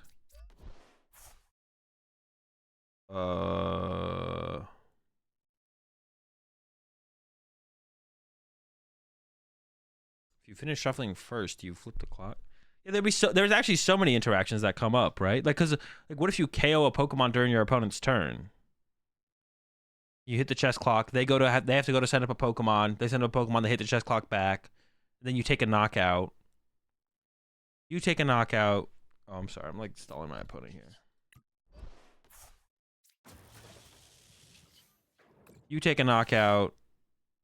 No, it's just too much. It sounds like such a hassle. It's too much of a hassle. We're actually canceling chess clocks. We're actually going to remove them from chess as well.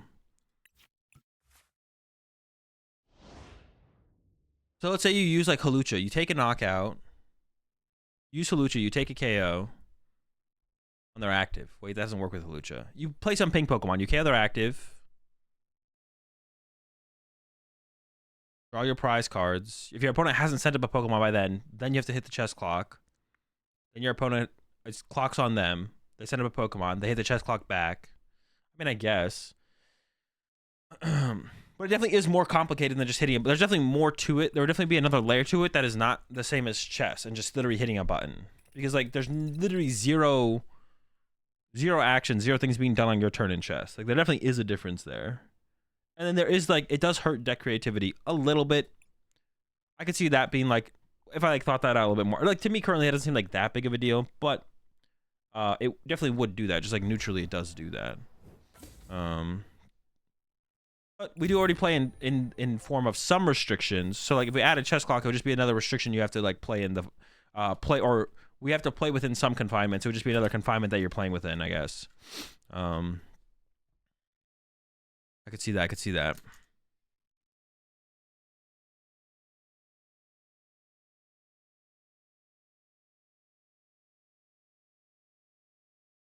Yeah, I wouldn't mind if Hexar wanted to have like a discussion about it, but like Hexar was just like broken down, like was like being like toxic and snarky. Just be, oh, so you just don't like pushing a button, or you can't push a button? Like, no, it's a little bit more than that.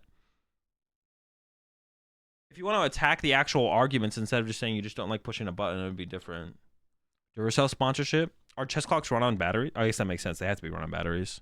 Solar powered chess clocks. Bro, I'm thinking about the Earth. Okay, my chess clock is solar powered.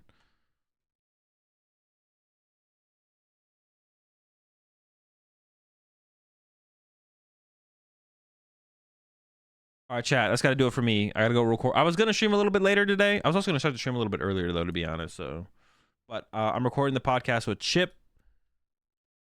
today because we didn't get to recording it yesterday. So I'm going to head out. I'll be back tomorrow. Tomorrow, I'm going to start the stream up earlier, though. I'm going to get... Dude, I just want to be on a good schedule. Let me find someone to raid before I head off here. Also, I'm back to YouTube tomorrow. No tier list? No, I'll do the tier list tomorrow. I'm going to do the Pittsburgh Regionals tier list tomorrow as well. For this, I'll do this meta tier list Post list in Discord? It should already be in Discord. Actually, maybe the updated one isn't in Discord. Hold up. Yeah, maybe didn't put the updated one in there. All right, the updated list should now be in the Discord. Unless the Discord bot is broken, but I'm pretty sure it's not. So it should be in the Discord. Actually, I'm going to go ahead and check.